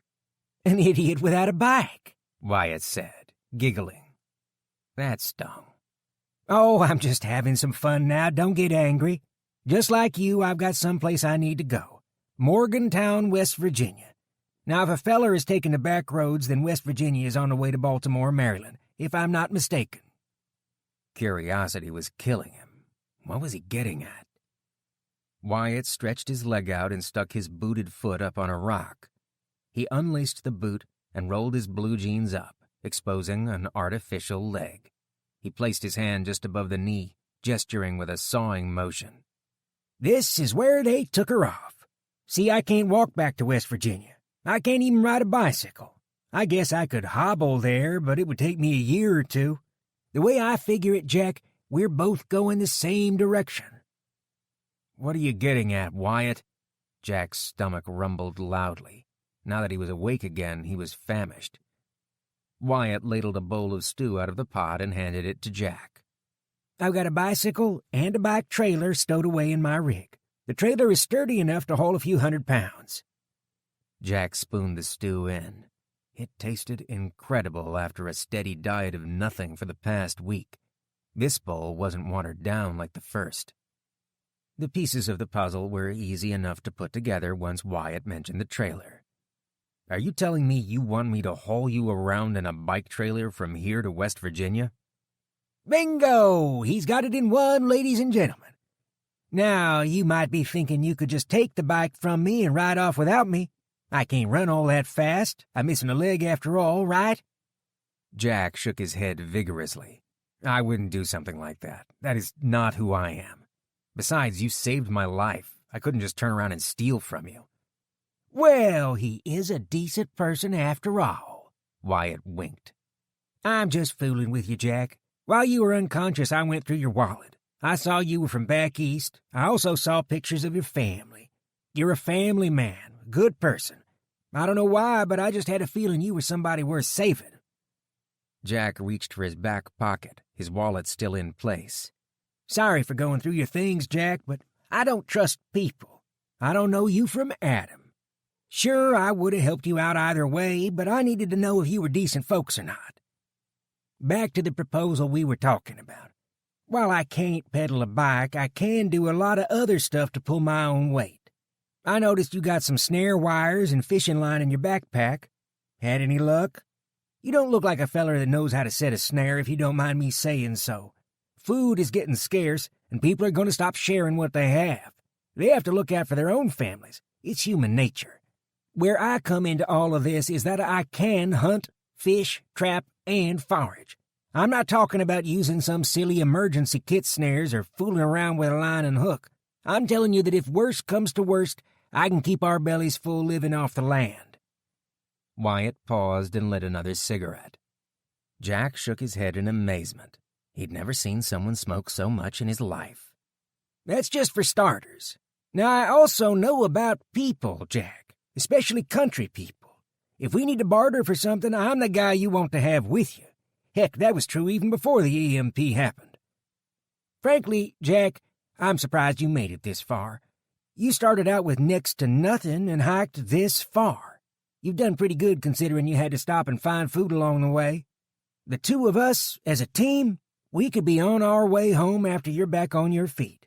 In fact, with what I got in the back of my trailer, we won't have to waste time scrounging around for food. So what do you say, Jack? An honest job. You haul me around and I'll make sure you have a full belly every day. A fair deal?" "Why, what's in the back of your truck?" Jack asked. Wyatt sat back on his milk crate, grinning. "Well, there's a lot of junk back there in the way that we'll need to clear out before we can get to the good stuff. 8 pallets of premium canned dog food, shrink-wrapped and sitting just as pretty as can be in the trailer." Jack took another bite of his stew, shaking his head in confusion. "How does dog food help us? What, are we gonna trade it or something?" Wyatt reached down and picked up a can next to the campfire. He tossed it over to Jack. Jack caught the can and turned it over. The label pictured a golden retriever, sitting at attention, his paw extended as if he was begging for something. "Hungry Hound beef and vegetable stew, because your pet deserves the best. Tender, real cuts of carrots, potatoes, and beef." The can was opened, the circular metal lid hanging from the can. Jack brought the can up to his face and sniffed at the contents. He dropped the bowl of stew to the ground, his eyes watering as he tried to keep his food down. Wyatt laughed loudly and clapped his hands together. "Oh, come on now, Jack. That stuff probably comes off the same factory line as the stuff they sell in the grocery store. They just slap another label on it. Hell, you didn't know any better until I said something," Wyatt said. "You let me eat dog food," Jack said, doubling over, unable to control his stomach any longer, emptying his stomach to the sound of Wyatt's laughter. Chapter 16. Amy set the deadbolt and leaned against the front door for support. Her legs felt like rubber, exhausted from the run home. Seeing the home in one piece was a huge relief. She was afraid she would find nothing more than a pile of ashes. "Do some stretching so you don't end up with leg cramps, and then get upstairs and take a shower. Make it quick, there isn't going to be much water left," she said. "After you get cleaned up, get something to eat. You burned a lot of calories today." The boys, too tired to harass each other, ascended the staircase in silence. She was proud of them. Kenny had pushed himself hard, running a great deal farther than he'd ever run before, and he did it without complaining. Danny made the run with little difficulty, but had been troubled at the sight of looting and rampant fires. He was emotionally exhausted, worried about his father and what he'd seen on the run home. She had tried to steer them clear of trouble, But the fires encompassed entire neighborhoods, several square miles of homes ablaze with smaller, untouched sections. There weren't many people on the streets, though she didn't think anything of it until halfway through the run home. Running down a street that the fires had already burned through, Danny caught sight of a body lying in a front yard, charred beyond recognition. Danny was terrified. He finished the run, but the sight of the body had silenced him. It would haunt her dreams tonight, too. She sat at the kitchen table and picked up Jack's journal she'd read the night before. She read the first sentence of the page several times, eyes following along his notes, neatly handwritten in blue ink. She couldn't get her mind off of Jack. Tears fell from her cheeks onto the pages, smudging the words. Where was he? Was he alive? Was he trying to get home? Would they see him again? Would they ever find out what happened to him? Kenny tromped down the steps, and she wiped her eyes and put on a brave face. Jack wasn't here, but she had his notebooks. She flipped through the pages and reread the notes. Most of it described what would happen during an EMP. She needed more practical information, like what to do after an EMP. She went downstairs to his bookshelf and perused the notebooks. 3 of them looked promising, all labeled general preparedness notes, and brought them upstairs with her.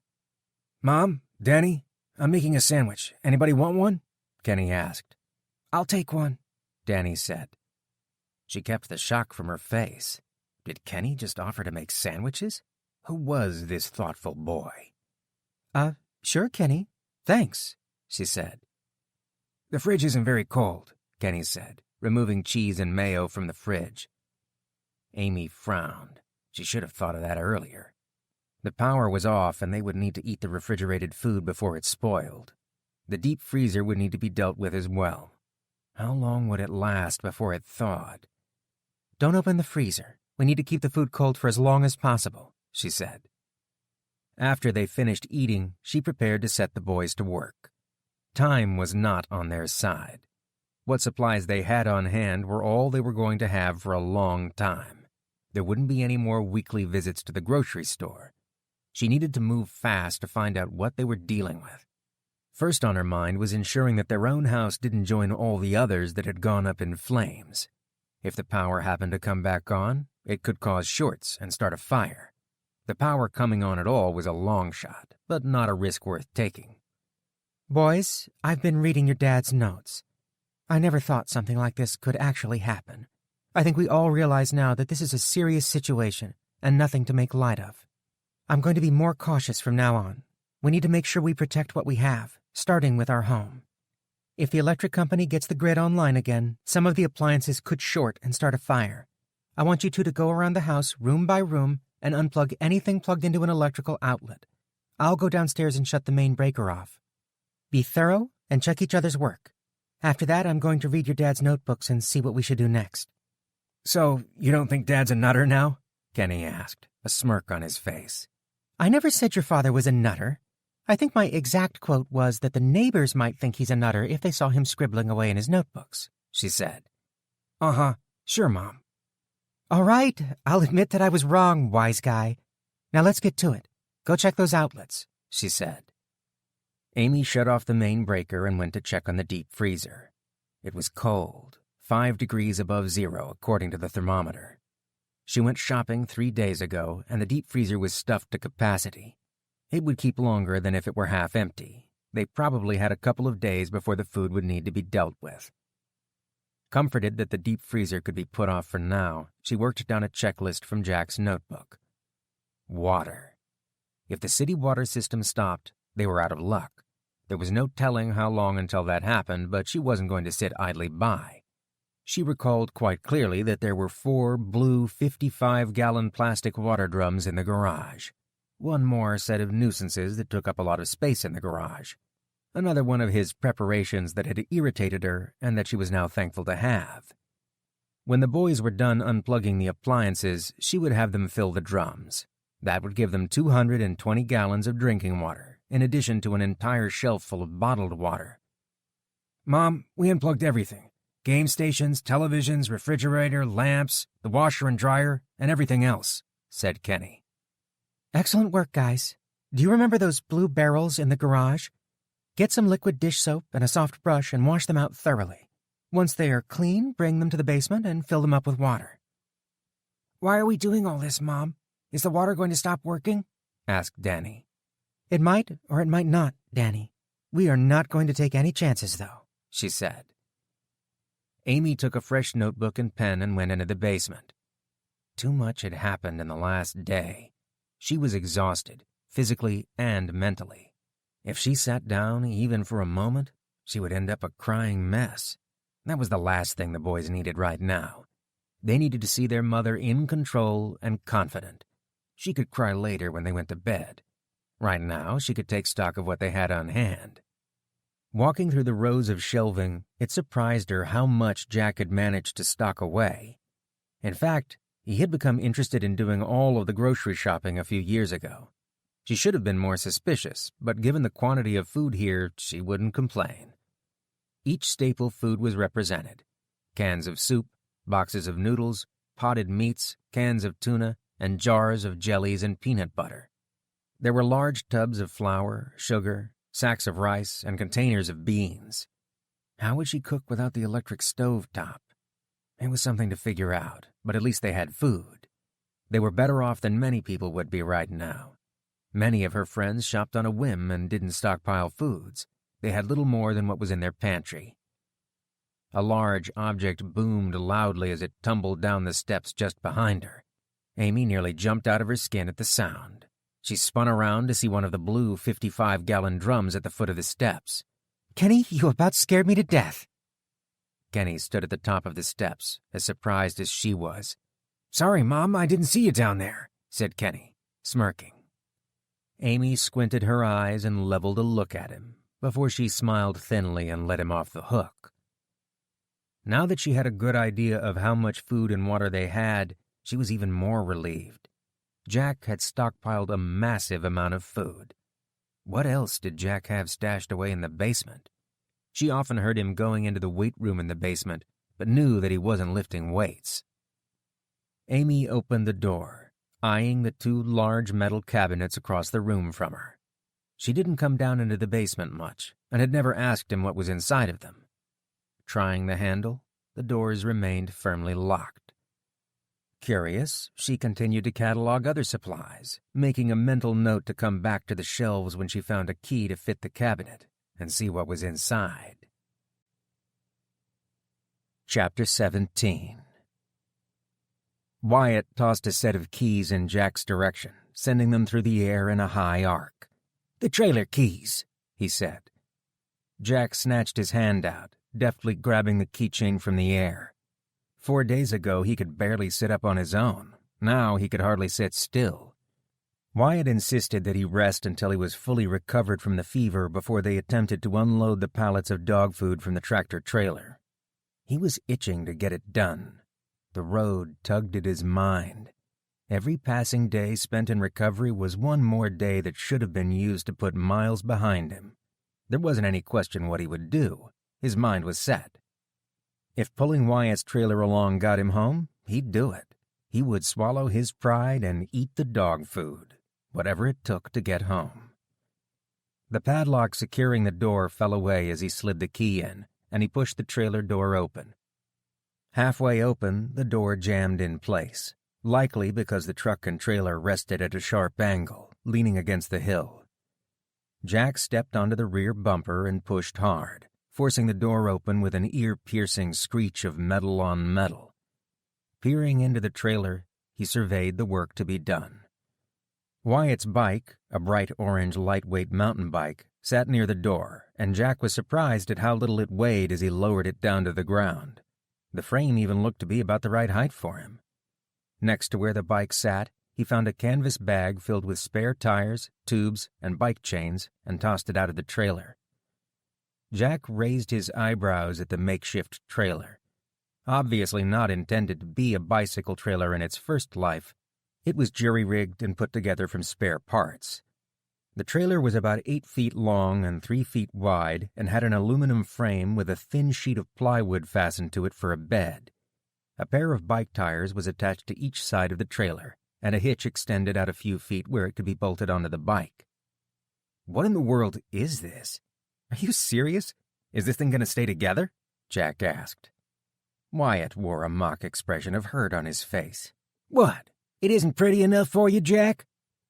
Jack hefted the frame and lowered the trailer slowly to the ground, half expecting it to fall apart. There was no way this thing would withstand Wyatt's weight and all of the dog food. It looked like a hobo put it together during a whiskey-fueled arts and crafts festival at a junkyard. "I'm not kidding, Wyatt. Do you think it's sturdy enough? It looks homemade," Jack said. Wyatt stuck a cigarette in his mouth, a smirk on his face. "You know, Jack, where I come from, we didn't have much money. When my daddy needed something, a tool, a piece, or a part, he'd figure out a way to work with what we had. We'd tinker around and put something together. It wasn't always pretty, but it got the job done." "Okay, all right, no offense intended." Wyatt moved the bike in front of the trailer and sat down with a toolbox, fastening the hitch to the bike just below the seat. "Where did you get the bike and trailer, Wyatt? I thought you'd been here with your truck since the EMP. You didn't have this with you before it happened, did you?" Jack asked, pushing a few photocopiers that were part of the truck's load out of the end of the trailer. The copiers crashed to the ground, the cheap plastic casings shattering loudly, exposing circuit boards and wiring. 2 days after the EMP, a young feller came riding down the road on that bike. He was probably, 17 or so. I stopped him and asked him what he'd take for it. We settled on a price and struck a deal. I picked his brain for a while, and it turns out his uncle owns a junkyard not far from here. So I took a chance and hobbled over there to the junkyard. It didn't take long to piece together what I needed. The trailer was 6 feet wide, so I had the uncle cut it in half, weld the hitch on, and sturdy it up a bit. He cut the axle down to size and fixed it for bike tires instead of the fat road tires it had on it before," Wyatt said. "Where did you come up with the idea? What made you think of that?" "I hadn't thought of it until that young man came riding by. I was going to try to buy a horse and ride home," he said. "So I wasn't the only one who hadn't thought of using a bike." "Huh. What made you change your mind about the horse?" Jack asked. "I don't like horses, Jack," he said. "No? Why not?" Wyatt patted his false leg and silently resumed working on the trailer and bike, uncharacteristically quiet. "How did—" Jack started to ask another question, but stopped himself, deciding it was best to leave it alone. Wyatt was willing to talk about anything and everything, and at great length. If he wasn't talking freely about it, he must have his reasons. "Right, that's all of the copiers. I'll see if I can move enough of the other freight so I can get to that beef stew. This is hard work. I'm getting doggone hungry," Jack said. Wyatt snickered. He had to admit, once he got past the idea of eating dog food, it didn't taste any different than a certain brand of beef stew he'd eaten plenty of times before. The consistency was the same, as were the ingredients: big chunks of beef, carrots, and potatoes. It was dark in the middle of the trailer, and Jack had to squint to see what the contents of the pallets were. Pallets sat at odd angles, leaning against each other and thrown about when the tractor-trailer crashed into the hillside. He had to climb over and squeeze through tight spaces to get around them and access the deeper parts of the trailer. The first 2 pallets he checked were bags of dry, organic dog food. At least they had cans of wet dog food to work with. He couldn't picture convincing himself he was eating anything other than dog food if it was in the dry pellet form. Jack slid his body into the tight space between 2 stacks of pallets. One of the stacks was piled 3 pallets high and tilted at an angle. It hung halfway off of the pallet below it. Jack pushed at it cautiously with a finger, testing it to see if it would stay where it was or if it would topple over. It wiggled a bit, but didn't move much. He peered into the darkness and saw the pallets of canned dog food stacked up on top of each other behind the precariously perched pallet. If he could just squeeze himself in there, he could pull all the cans out that they needed, instead of unloading the entire tractor-trailer first. It would save a lot of time and effort, time that would be better spent actually traveling, not messing around in a trailer. Jack wedged himself between the stacks of pallets, trying to squeeze past, but the space was just too tight for him to fit through. Next, he tried to push the pallets out of the way, but they were simply too heavy. If he rocked the pallet, he could probably work it over a few inches, just enough for him to get access to the canned dog food. Jack braced himself and pushed against the pallets repeatedly, causing it to sway. It started to creep across the floor as he pushed. The pallet above his head shifted towards him suddenly, tipping over on its side, pinning Jack's hand between one heavy stack of pallets and the other. Pain shot up his arm, his left hand crushed under the weight of the pallet. He pulled at his hand but couldn't free it. His heart thumping loudly in his chest, panic set in. Jack screamed wildly. He couldn't move his hand. Jack pulled and pulled, trying to free his trapped fingers, but the pallet wouldn't budge.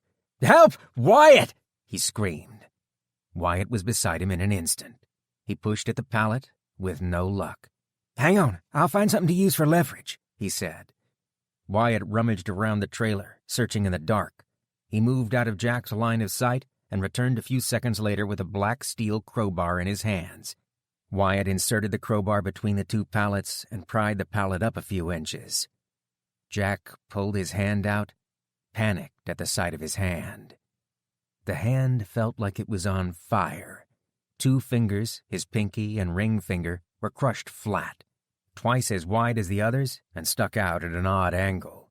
He closed his hand into a fist, but only his 2 undamaged fingers and his thumb curled. The fleshy part along the side of his hand had been crushed as well, angry red where it had been compressed. The pain was so bad he couldn't think. Cradling his injured hand, Jack climbed out of the trailer, pacing back and forth. The wounded fingers and palm were now swollen up like angry red sausages, ready to burst. Blood flowed freely from several places, dripping down his arm. Through the pain, Jack raged at his own stupidity. Why had he tried to take a shortcut and nudge the pallets over? Why hadn't he played it safe and just unloaded the damn things like he should have? He couldn't travel like this. Now he was going to be even further behind. Would this even heal? Would Wyatt rescind his deal and wait for someone with both hands to come along? Chapter 18. Amy watched through the sliding glass patio door, peering into the growing darkness of the backyard for any sign of the boys.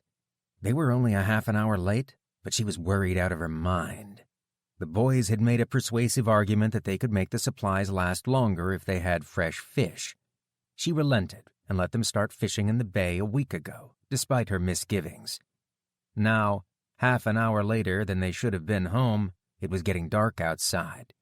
She kept a nervous watch, hoping they would appear. The front door handle jiggled as someone outside of the house turned the knob to see if it was locked. A second later, a solid thumping knock registered against the door. "Anybody home?" A deep male voice yelled through the door. Amy left her watch by the back door and stormed down the hallway to the front door. "Go away! This house is occupied!" Amy yelled. This was the second time today somebody had tried the door. The looters were getting bold. For every one of them that knocked or tried to get in, there were 10 others that passed on by, respecting the large warning sign she spray-painted across the front of the house. Occupied. Do not enter. She went to the window and parted the curtain slightly to see if the man had moved on. The scruffy-looking man pushed his grocery cart, piled high with his things, down the cul-de-sac to another neighbor's house. Once there, he banged on the door, repeating his inquiry. When no one responded, he walked around to the side of the house, peering in windows. Amy watched as the man broke a window and climbed inside. A moment later, he opened the front door and pushed his shopping cart inside. He might be there a day or a couple of weeks, depending on how much food and supplies there were inside. She'd seen enough of these refugees come from the fire-damaged areas of the city to know their patterns by now. Things were bad. No, she corrected herself. Things were bad when the power went off 6 weeks ago and planes fell from the sky. Things were worse. Much worse. As bad as things were, Amy was grateful that they still had a roof over their heads. The fires had burnt through most of the Baltimore suburbs in the first 2 days after the attack. Nothing was left behind but ash and the burnt-out husks of homes. Nearly every home connected to the natural gas pipelines had burned to the ground after the EMP. Their street was never hooked up to the natural gas network. The neighborhood was built in a period of cheap oil, and each home had an oil furnace. The survivors were homeless and starving, forced to scavenge for food and shelter wherever they could find it. They weren't alone, though. Even though she still had the house, nothing was the same. 6 weeks with no power had turned her family's life upside down. No lights, no running water, no television, no flushing toilets, no microwave, no electric stove, no telephone, no refrigerator, no washer and dryer. Those things seemed like a distant memory now, a fairy tale from someone else's life. Each morning when she woke up, she flipped the light switch on, disappointed when the light didn't turn on. Then she would reset the circuit breaker in the basement and try the light switch again, wishing everything would go back to the way it was. She sat down at the kitchen table, head in her hands. Where could those boys be? She shouldn't have allowed them to leave, even for a couple of hours.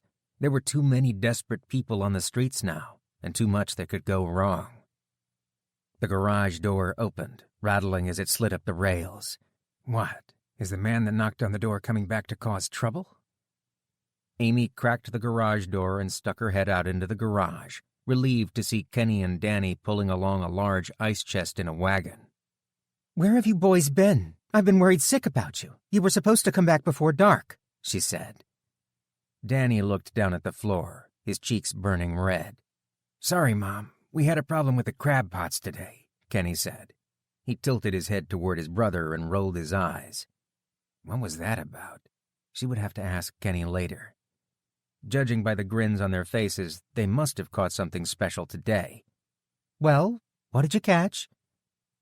"Oh, not much. Just some small fish and a few crabs," Kenny said. Something large flopped inside the cooler, startling her. "What's in there? It sounds a little bigger than a small fish. Can I see?" she asked. Kenny popped open the lid of the cooler. Inside were a few small croaker fish the boys had been catching, along with a much larger fish, almost as long as the cooler, its striped silver sides glistening as it flopped from side to side, attempting to escape. The boys beamed. They were proud of their catch. "Oh my gosh, what kind of fish is this? How in the world did you catch this?" she asked, genuinely shocked.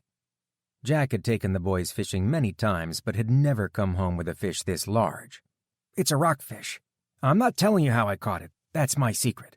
And I'm not telling Dad either when he gets back," Kenny said. Amy smiled thinly at the mention of Jack's name, but said nothing. The boys were optimistic, but it was hard to keep her hopes up. Weeks had gone by, and she hadn't heard anything from him, although how he could get word through she had no idea. How was he going to get home with no car, no planes, no buses or trains? Missouri was over 1,000 miles from Baltimore. She lay awake at night, playing the problem out in 100 different ways in her mind, and she couldn't find a solution. If things were as bad as they were here in the Midwest, Jack would be scavenging for food and shelter. She couldn't picture him doing anything but simply trying to stay alive. It was hard to see how he could make a journey home. "Well, your father has never brought a fish home that big, so you're doing something right. Okay, I'll cook it. But which one of you is going to clean this monster?" "I caught it, and she's cooking it. That leaves you, Danny," Kenny said. "Fine," Danny said, rolling his eyes. Danny took the big fish into the backyard and cleaned it at the far end of the yard, near the refuse pile. She'd burned their trash for the first week after the event, but since then, the bright flames and black smoke from the fire seemed too likely to attract unwanted attention to their house. After that, she only made fires during the night and inside the fireplace where the flames wouldn't be seen. "What was that about, Kenny? Why were you boys so late?" "Danny snuck off while we were fishing. He came back just before dark. He said he went to try to find Dad," Kenny said. "What? What was he thinking?" "I don't know, Mom. I told him Dad is in Missouri. He is convinced Dad was at work at the office downtown when the EMP hit. He won't listen." "I'll talk to him tonight. This has been a lot for him to process, and he misses... We all miss your father." Amy started a fire in the fireplace and set a large pot of water on the grate to boil. Once the water was roiling, she tossed the crabs into the pot, their blue-green shells rapidly turning red as they cooked. Danny returned with a cleaned fish, leaning to one side as he walked, burdened by the weight of the rockfish. "Look at that thing. It must weigh 20 pounds even after you cleaned it," she said, hoisting it up by the gill. Amy carried the fish to the kitchen and laid it onto a cutting board, carving the fish into 2 large fillets. She seasoned them with a little olive oil, salt, and pepper, then wrapped the fillets in aluminum foil and placed them on the grate. After the fish was done, she brought the fillets to the dinner table on a platter, along with the crabs, and opened a can of collard greens. It was a feast compared to what they had been eating recently. Shelf-stable food got old pretty quick. Her eyes welled up with tears as she realized how selfish the thought was. Jack had stockpiled all of this food for them, but he wasn't able to benefit from it himself. At least she had food. She hoped that wherever he wasn't going hungry. The boys joined her at the table and waited for her to start the prayer and begin dinner. "Lord, we give thanks for the fish you provided today. We also ask that you watch over Jack and provide—" The garage door opened, squeaking loudly on its rails. Amy dropped her fork onto the table, heart pounding in her chest. The garage door into the house was locked. Should she confront whoever it was or just let them take whatever they wanted out of the garage and hope they would leave? During her indecision, the choice was taken out of her hands. The tip of a crowbar bit into the door by the lock, and she watched in horror as the wood gave way, the door frame splintering into pieces just before the door flew open. A huge man stood in the doorway, crowbar in hand, shrouded by darkness. Danny screamed and ran from the table. Kenny sat unmoving in his chair. Amy was frozen in place. In the flickering firelight, his eyes seemed lifeless and dark, menacingly inhuman. She silently screamed at herself to take action and do something. Amy picked up the fork she dropped on the table and hurled it at the man, followed by a knife, her dinner plate, and anything else she could get her hands on. The big man held his arms up, guarding his face. The fork hit his arm and went flying off in another direction. The man took a step backward into the garage, stumbling on the steps. "Get out!" she screamed at him. "Sorry," he cried out in a deep voice. "Sorry, I didn't know anybody was in here." Her cheeks flushed with anger. She ran to the kitchen and snatched a butcher's knife out of the carving block. This was her home. Kenny was only a few feet away from the intruder, vulnerable. She flew into the garage after the man, chasing him with the butcher knife held high. The man hurriedly pushed a grocery cart down the driveway, anxiously looking over his shoulder at her. Amy grabbed his coat and stopped him. The man spun around, his hands held up in front of him, eyes wide with fear. "Hold on, lady. I'm sorry. I didn't know anyone was home. I was just looking for some food," he said. "Leave him be. He ain't done nothing to you. It was a simple mistake," an elderly woman said, stepping in between the intruder and Amy. Kenny came up the driveway, tugging at her shirt, pulling her arm. "Come back inside, Mom, please," he said. Her anger dissipated at the sight of the elderly woman protecting the man. Frail and shaking, she posed no threat. "My son was trying to find something to eat for us. He didn't know you were in there," the old woman said. The old woman looked at Kenny, a sad smile on her face. "What a handsome young man. Is he your boy? I wouldn't take food away from a beautiful child. I'm sorry your boy has to live through these hard times. It breaks my heart to see it. Come on, son. Let's leave these people be." The man took his cap off, wringing it in his hands. "I'm really sorry about your door. She hasn't eaten in 2 days and isn't doing well. Our house burned down in the fires, and we've been staying in the garage of the gas station I work at. I was afraid to leave her all by herself to go look for food. There's some bad people roaming the streets." He wasn't a wild-eyed, violent intruder with murder on his mind, just a dutiful son trying to find food for his mother. Her boys would do the same for her if the situation were reversed. It had been a simple mistake on his part, driven by desperation. "It wasn't your fault. It was dark outside and there were no lights on in the house. You had no way of knowing. I was just so scared when you came through the door. I guess I overreacted. Stay right here for a minute. I'll be right back," Amy said. She went to the kitchen and filled a bag with one of the fish fillets and added several cans of potted meat, corn, and greens from the cabinet. It would be enough to last them for a few days at least. She approached the man and handed him the bag. "Please, take this. It's all we can spare, but it's something." The old woman's eyes sparkled with tears in the dim moonlight. "Thank you, dear. God bless you," she said. Kenny came out of the garage carrying a fishing rod and a small tackle box. "Here, take these. We've got extra rods. You can catch your own fish with this. I dug some worms up in the backyard and used them for bait. You can find them all over the place." The big man kneeled down, bringing himself to eye level. He extended his hand to Kenny and shook his hand, a broad smile on his face. "Thank you. I never thought of fishing. I haven't been fishing since I was a little boy, but it looks like I've got plenty of time to do it now." "You go get them children inside now. It's not safe out here after dark. Thank you again for the food," the old woman said.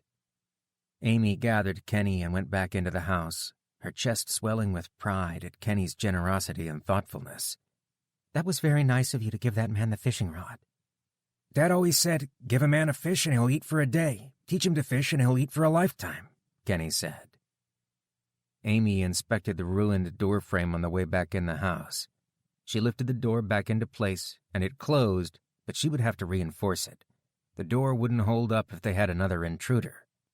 She looked around the garage for a piece of wood to nail the door shut, and paused in her tracks. The Moore house loomed large across the street as she peered through the open garage door. This wasn't the first time an intruder had broken into her home. She shuddered at the memory. Rob was serving time in county jail, or she didn't know what she would do. Leave the house? The journey to retrieve Danny had opened her eyes. There were bad people before the EMP attack. The only thing keeping them in check was the knowledge that innocent people could dial 911 and have a policeman there in minutes. Now there wasn't anything to give the truly wicked pause. She nailed a 2x4 across the door as a temporary fix and joined the boys at the table for supper. She pushed her food around the plate with her fork, her appetite ruined. Finally, she moved across the table where she could sit facing the garage door, unable to shake the feeling that it would burst open at any moment. Chapter 19. Jack lay in his sleeping bag next to a small campfire, shivering despite the heat from the fire, lost in a feverish dream. He drifted somewhere between sleep and awareness, unable to fall completely asleep from the throbbing, aching pain that encompassed his left hand and crept up his arm. Beads of sweat dripped from his feverish forehead. Something tugged at his hand, disturbing the wound and making the dull ache become sharp and intense. Jack sat up and opened his blurry eyes, trying to wipe away the confusion that came with the fever. What was going on? He'd been here before, right? He was supposed to be better now that his fever was gone. Wyatt had taken care of him. He was nearly able to convince himself that this was just a nightmare and that he would wake up soon, but a foul odor filled the air, bringing him to full alertness. Wyatt carefully unwrapped the bandages binding his hand, releasing the sickly sweet odor of rotten flesh from his wounds. "Oh, my word," Wyatt said, gagging audibly. "What's happening? What's that smell? I'm freezing," Jack said. A hand settled on his shoulder, gently pushing him down onto his sleeping bag again. "Jack, you're burning up with fever. Here, drink this." He tilted the bottle up and gulped down cool water, soothing his aching throat. Just as he finished the entire bottle, his stomach gurgled and water rose up in his throat, threatening to come back up. "Easy there. Take sips. Don't gulp it down. Sit back now. Let me finish putting a fresh bandage on," Wyatt said. Jack wiped his eyes clear with his good hand, blinking at the double vision of Wyatt. His body ached and his joints hurt. The hand throbbed with every beat of his heart. It was sweltering hot, yet he shivered with cold. His stomach cried out for food, but he was too sick to eat. "Oh, good Lord," Wyatt said, pulling the last of the wrappings off of Jack's hand. He tossed the bandages into the fire and walked several feet away into the bushes, gagging as he went. Jack's stomach, already queasy, became unsettled at Wyatt's loss of composure. Jack stumbled to his feet and made it a few feet away from his sleeping bag before stumbling to the ground, losing it altogether. He doubled over, the motion from vomiting causing his entire arm to throb in pain. When the dry heaves finally ceased, he shuffled in a dizzy stagger back to his bed. He pulled the hand up against his body, nursing it under his armpit, afraid to see what the bandage had concealed. He forced himself to face the reality, and the sight shocked him. His 2 crushed fingers were black, fingernails popped off, and the skin split open along the length. The digits were swollen to twice their normal size, as was the left side of his palm where the pallet had crushed. He couldn't see his wedding band on his ring finger anymore, the plain gold circle buried beneath the rotten flesh. The smell was sickening, and he pushed his hand far away from his body to avoid the odor. Jack bit down hard, gnashing his teeth, fighting back the urge to heave again. Wyatt came back from the bushes, settling down into a squat next to his bed, and placed his hand gently on Jack's shoulder. His face was unreadable, but his eyes were full of concern and worry, his voice gentle and pleading. "Jack, we have to do something about those fingers. It's been 4 days. This isn't going to heal on its own. We have to do something about it." No. This isn't happening. Just take me to a hospital. Take me home. Amy will take care of me," Jack said. His feverish mind refused to accept the situation. He wanted to be home with his family. Would he die here, in some ditch alongside a road in Missouri? Would Amy ever find out what happened to him if he died here? "Jack, there are no hospitals nearby. No doctors. We haven't seen another soul for days. Nobody is coming to help you, and I can't carry you out of here and find help in time. We have to do something. The blackness creeping up from your fingers into your arm, that's gangrene. Those fingers have to come off. This fever is hotter than hell, and you're getting sicker. If we don't do something right now, the infection will spread to your heart, and you will die," said Wyatt. Jack shook his head weakly. This couldn't be happening. It was wrong. He was supposed to be in Kansas City right now, in an air-conditioned conference room. He should be eating donuts, having coffee, and getting ready to teach his software training seminar. No, I'll be all right. Just give me 1 more day to sleep, and I'll be fine." "Jack, you will die here. What about your wife and kids?" He reached for his wedding band, recoiling in pain as he touched the wound. That gold band gave him comfort when he was on the job, alone in a hotel at night, far from his wife. He would listen to Amy talk on the cell phone, telling him about her day, and he would spin the ring around on his finger, a physical link and reminder of their bond. He couldn't see the ring now, the golden sheen concealed from him, hidden by the rotten flesh of his hand. He didn't want to look at the infected fingers any longer. They were just another set of problems that stood between him and his wife, his family. How was he supposed to prepare for something like this? He'd never read about any of this in prepper blogs. Nobody talked about the real things an EMP would take away, your family and loved ones. They only talked about the things that didn't matter, the electronics, cars, and telephones. None of that crap mattered. The EMP had taken away something much more important, his family, and had stripped away everything he knew. Now it was going to take his life. Despair filled him, his energy spent. He couldn't lay here and let himself die, hoping and wishing his hand would heal. After all of the things that had happened to him, all he'd been through to get this far, he couldn't give up. His goal was still the same. He had to go home. He'd come too far to give up now. Looking at the black fingers, He stiffened his resolve. He pictured the golden wedding band somewhere under the wound, his only remaining link to his family. The blackened fingers were just another obstacle now, something to be gotten rid of, and something to overcome. Jack gnashed his teeth together, his voice ragged and raw. "Do it. Get my ring back. Do whatever it takes." Wyatt nodded his head solemnly, the cigarette and perpetual smile missing from his face. "I'll go fetch some water and set it to boiling on the fire while I put together everything I need. I'll give you a couple hours to get some water in your system and rest. You've been passed out for a full day now. I'll let you know when we're all ready." Wyatt dug through his red toolbox and pulled out a cloth and a canister, then gathered bandages, cloth, and other tools from around the camp. Jack's head ached, and he rested his head back on the sleeping bag and closed his eyes. His thoughts on his family, he pictured them just as they were when he left for work some weeks ago. A firm hand covered his nose and mouth, pushing a noxious-smelling cloth over his face.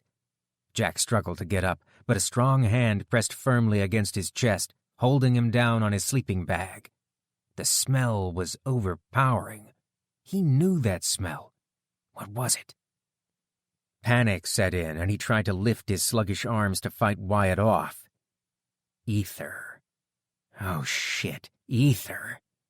"Sorry, Jack. It'll be easier if you don't see it coming," said Wyatt. Wyatt's face was the last thing he saw as haze gathered around the edges of his vision, closing in to form a tunnel, then faded to a flat gray sheet. And then, sleep. Chapter 20. Amy dragged herself out of bed, squinting at the early morning sunlight beaming through the window. Exhausted, she rubbed her eyes and went down to the kitchen to make a pot of cold-pressed coffee. Cold-pressed with powdered creamer wasn't the same as a freshly brewed hot cup with real milk, but it was better than nothing. The boys were already in the kitchen making their breakfast when she got downstairs. "Good morning, boys. How did you sleep?" "Okay," said Kenny. "All right," Danny said. Kenny pulled down 3 plates from the cabinet, slamming the cabinet shut. Danny jumped at the noise, his eyes wide as he looked around the room in a panic. "Jumping much?" his brother asked, giggling. Kenny rolled his eyes and looked at his mother. "Danny thinks the man from last night is going to break down the door again. He didn't go to sleep last night." Danny gave his brother a hateful look and ran from the room, bolting up the steps. The sound of his bedroom door slamming shut echoed through the house. "Cut him some slack, Kenny. You have to remember he's only 11 years old. He isn't equipped to deal with this as well as you are." "Sorry, Mom. I was just teasing him," he said. Amy went up the stairs and gently knocked on Danny's door. "Danny, can I come in?" His muffled reply came through the door. "Okay." Danny sat on his bed, hands in his lap, staring at his shoes. Amy sat next to him, brushed his hair out of his face, and wrapped her arm around him. "Danny, it's all right to be scared. Can I tell you a secret? Kenny is scared, whether he shows it or not. I'm even a little scared," she said. "I want Dad to come home. I miss him," he said, leaning his head on her shoulder. "I know, sweetie. I miss your father, too. He will come home. It might take him a long time, but he will come home. I promise you." Amy made a silent prayer, hoping it was true. "But shouldn't we go look for him?" "Honey, he is a long way away. He would want us to stay here, in our house, where it's safe. If we went looking for him now, he wouldn't know where to find us when he comes home. Trust me, please, when I say he will be back. I know he will. It's dangerous out there all by yourself, and I don't want you running off looking for him by yourself. Okay?" "All right," Danny said. "Come downstairs and eat some breakfast. And ignore your brother. The more you react to him, the more he'll bother you." Amy went to the kitchen and sat down to eat the plate of cold pork and beans with Vienna sausages. It was Kenny's idea of making breakfast for everyone, not what she would have chosen. But since he showed initiative, she wouldn't split hairs about what he prepared. "Danny, I'm sorry I scared you. I was just trying to get you to lighten up," Kenny said. She hated to bring up last night's intrusion again, but they had to talk about it. Amy lay awake all last night, tossing and turning, worried about the flimsy locks on the doors and windows. It was all that separated her and the boys from intruders. That man had broken in all too easily. Boys, I've been thinking about the man breaking in last night. Supplies are running out, and people are getting desperate. They have to come out of their homes looking for food. There will be more of them as time goes on, and as they get hungry, bad people might try to take our food from us. We've been lucky that we haven't run into any bad people yet, she said. We need to find some way to protect ourselves. Last night, I grabbed a butcher knife from the counter, but it took me too long to get it. If that had been a real bad person, I wouldn't have had time to grab the knife. What about a baseball bat? We got hockey sticks, too, Kenny said. That's a great idea, Kenny, she said. A bat was perfect. It could hurt someone, but wasn't likely to kill them. She couldn't bear the thought of killing someone who broke in, unaware that the house was occupied. It stung to admit it, but her views on guns had been naive. She would be able to keep the boys and herself safe if she had a gun. It would level the playing field against bigger, faster, and more violent intruders. Just the sight of a gun would scare them off. They might not be intimidated by her wielding a bat. Amy sighed. I know I keep repeating this, but I wish I'd listened to your father. I wish we had a gun right now for protection. Kenny choked on his forkful of beans, coughing them up onto the table. He took a sip of water and looked guiltily down at the table, his cheeks and neck beet red. Are you all right? What's the matter, Kenny? She asked. Nothing, Mom. He squirmed in his seat as if it were a hot plate, his eyes darting left and right, unable to meet her gaze. Kenny, if you're going to lie, you need to get a lot better at it, she said, arching an eyebrow at him. Do you promise not to get mad at me or Dad? Kenny asked. Amy frowned, perplexed. What was this all about? Spill the beans, Kenny.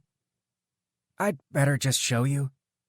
Kenny pushed away from the table and led her down the basement steps. She followed him down the stairwell, Danny on her heels, her curiosity growing by the second. In the center of the basement, Kenny looked around at the ceiling, then reached up and lifted a ceiling tile, retrieving a keychain from a hidden niche.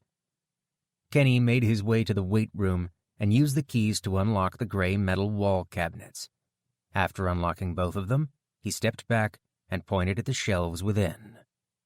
Shelves lined one half of the gray cabinets, stocked with green metal boxes, each one labeled with thick black letters drawn with a permanent marker. 22, 9mm, 12 gauge, 20 gauge. The shelves in both cabinets were packed full of the green metal boxes. To the right of the partitioned shelves were tall green lockers with yellow pinstriping. Heat grew in her neck and cheeks. She knew what those cabinets were and knew exactly what she would find when she opened them. She snatched the keys out of Kenny's hands and fumbled to get the key in the lock. If Jack ever did make it home, he was going to have some explaining to do. How long had these guns been here? Jack knew how much she hated guns. He knew she didn't want them in the house. He'd never mentioned any of this to her. How could he do this to her? She opened the gun cabinets.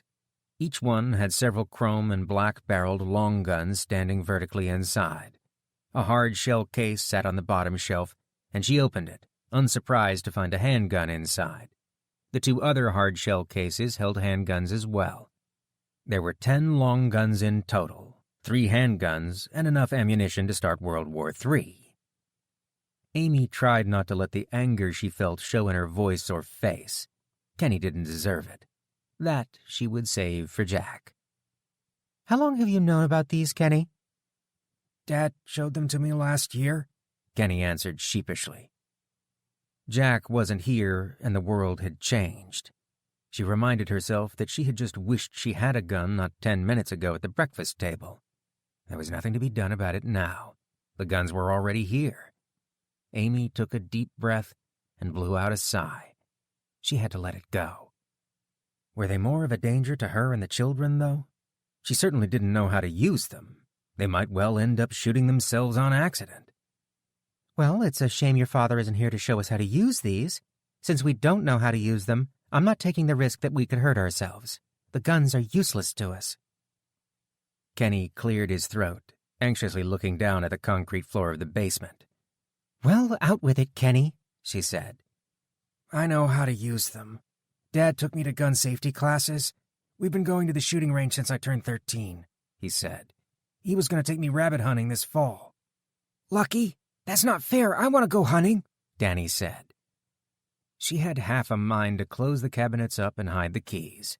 What she said earlier at the table remained true, though. There were bad people out there, and they were getting desperate.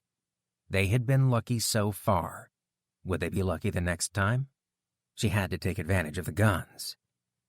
Let's get a few things straight right now. First off, there will be no more secrets in this house. We all need to be on the same page here. Understood? Kenny withered under her glare. Okay, he said. Second, you are going to show me how to use the guns. Just enough so that if something happens, I know how to use one, she said. He looked up, surprised at her response. Okay, Mom, but it takes a lot of practice to get good at shooting. She knew he expected to be punished and was nonplussed. He had kept the weapons a secret from her and concealed his gun training. I just want to know the basics, Kenny. I have no desire to become an expert. I just need to know enough that if we get into the situation where I have to use one, I can load a gun and fire off a warning shot. Cool. Do I get to learn too? Asked Danny. Amy paused, considering it before answering. No, Danny, I'm not ready for that. You're too young. She pulled a copy of the key off the keychain, stuck it in her pocket, and handed the second key back to Kenny. Here. I know you'll keep quiet about this. You've done a good job of that so far, she said, smirking. You and I are the only ones to open these cabinets in the meantime. Got it? Got it, Kenny said. Amy led the boys back upstairs. The thought of shooting one of the guns terrified her, and she was more than a little worried about Kenny or, God forbid, Danny getting a hold of one and hurting himself. Against that, she weighed the danger of the intrusion last night. Door locks wouldn't keep people out. They were meant to keep out casual thieves, not determined intruders. Now, at least, if things became desperate, she had the means to keep herself and her sons safe, provided she overcame her fear of guns. Chapter 21. Jack wiped the sweat from his forehead onto his shirt sleeve, balancing the bike with the remaining 2 fingers and thumb of his left hand on the handlebars. He switched the bike to a higher gear, pumping his legs hard as he started to climb to the low rise of the hill. His face a mask of determination, he propelled the bike and the heavy trailer steadily up the hill. How far they had come since they left Marble Hill. They were near another small town he'd never heard of called Waverly, Kentucky. It had been a long bike ride for sure. Missouri was just a feverish memory now, far behind them. Wyatt's jury-rigged cart was holding together well enough, though he had been skeptical at first. It didn't have to look pretty. It just had to do the job. That was all he asked of anything anymore, including himself. His left hand was a mess to look at, but he still had his thumb, middle, and index finger. It was enough for him to pick things up. The skin was mostly healed over, although it still pained him on occasion. Other times he was almost able to forget that the fingers were missing unless he was careless and bumped the wound, which sent a jolt of pain up his arm. Wyatt had removed the fingers and cauterized the stumps with a white-hot iron. Jack didn't remember any of it, which was for the best. He pedaled up another steep rise, head down and legs straining with effort. His wedding band dangled down from a silver chain around his neck and swung from side to side as he pedaled.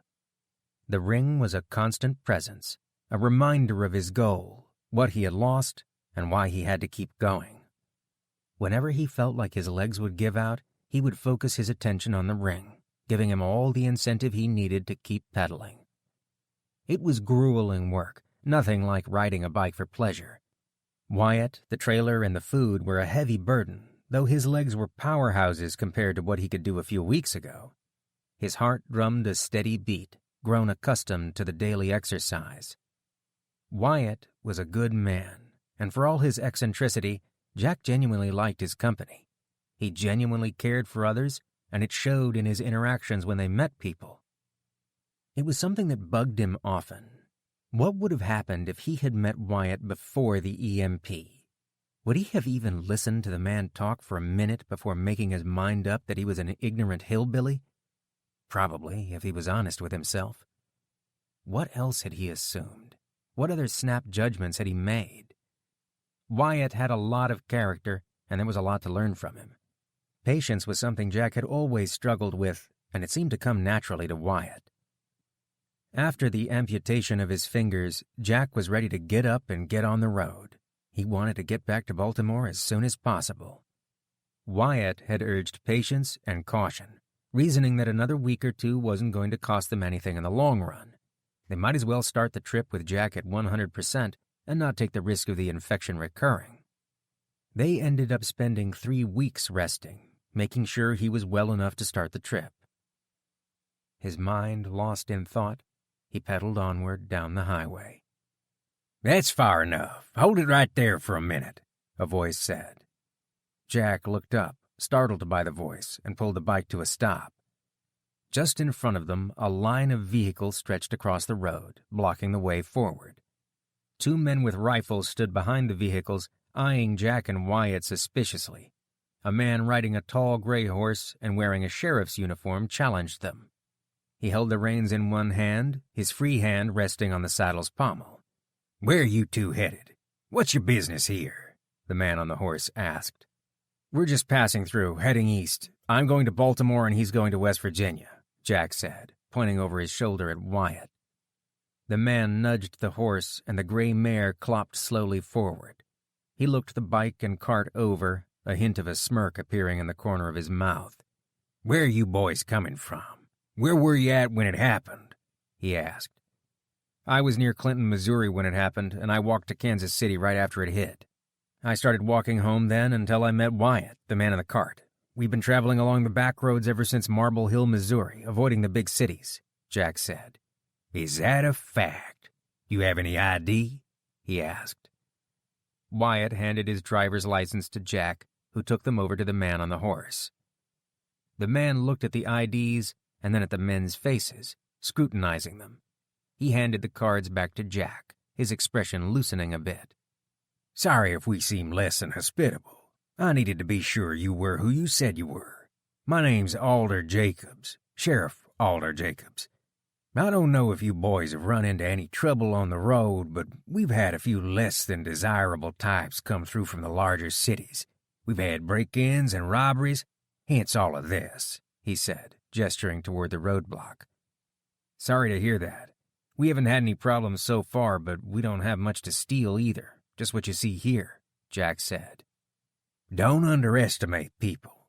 Desperate people, especially ones that were bad to begin with, will take anything, even your life, if it means they get to stay in their miserable hides for 1 minute longer." "I hear you loud and clear on that one," Jack said. "Well, I won't keep you two any longer. I'm sure you want to be on your way." He turned and motioned to the men at the barricade. "Let 'em through, Tom. I'll walk 'em through town." A man put the center car in the barricade in neutral, and then the others pushed it out of the way. Jack rode through, the sheriff leading the horse through the barricade just behind him. He pulled the horse up alongside the bike and trailer, walking along at a trot. "This is some beautiful country you got here, Sheriff. It reminds me a bit of where I'm from, if a little less hilly, maybe," Wyatt said. "Is that right? I've never been to West Virginia myself, but in my mind I picture mountains, what with the coal mining and all.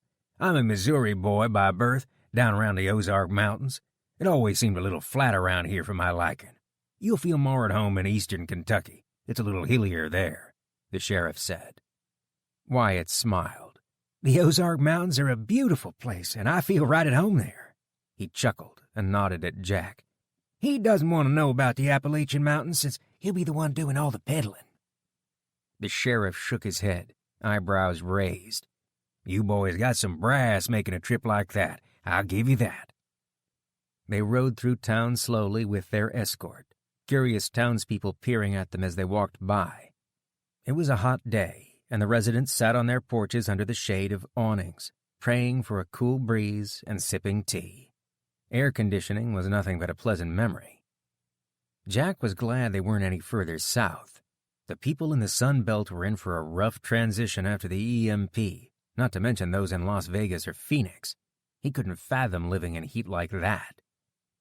They were through the small town in the span of a few miles, at which point they encountered another barricade manned by locals. The sheriff called out to them, and they opened the gate, allowing him to bike through. "Best of luck to you, boys. Be careful out there. I think you'd be well advised to stick to your plan and avoid large cities and use the back roads," he said.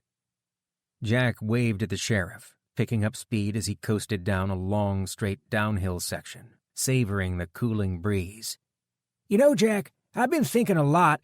"I'm glad you're doing something back there. I thought you'd been asleep the whole way," Jack said. "Very funny, Jack, very funny. Anyway, I've been thinking about my granddaddy's old homestead farm. The land has sat idle for a great number of years now. The farmhouse used to be a grand old lady, but we boarded her up 20 years ago. It was too much upkeep. My mother used to live up there until she got to be too frail and needed someone around to look after her. I haven't been up there in, 10 years at least. I've been a long-haul trucker all my life, but considering things as they are, I may need to change my profession," he said. "Yeah, I've had the same thought, Wyatt. If you know of someone hiring computer software engineers, let me know. Although I imagine there are more computer people left than computers at this point," Jack said. "Farming might be the way to go. I can't imagine the country will recover from this any time soon.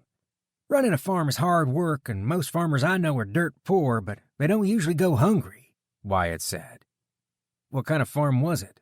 Did you raise crops or did you have animals?" Jack asked. "A little bit of both. You got to remember he ran this farm way back when.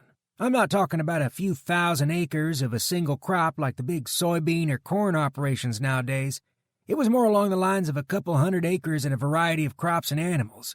This was a self-sufficient small country farm, carved out of the Appalachian woodlands by my granddaddy's folks. The farm has around 120 rolling acres of West Virginia hillside that is suitable for grazing animals. We got some bottomland, too. There's a river running through the valley.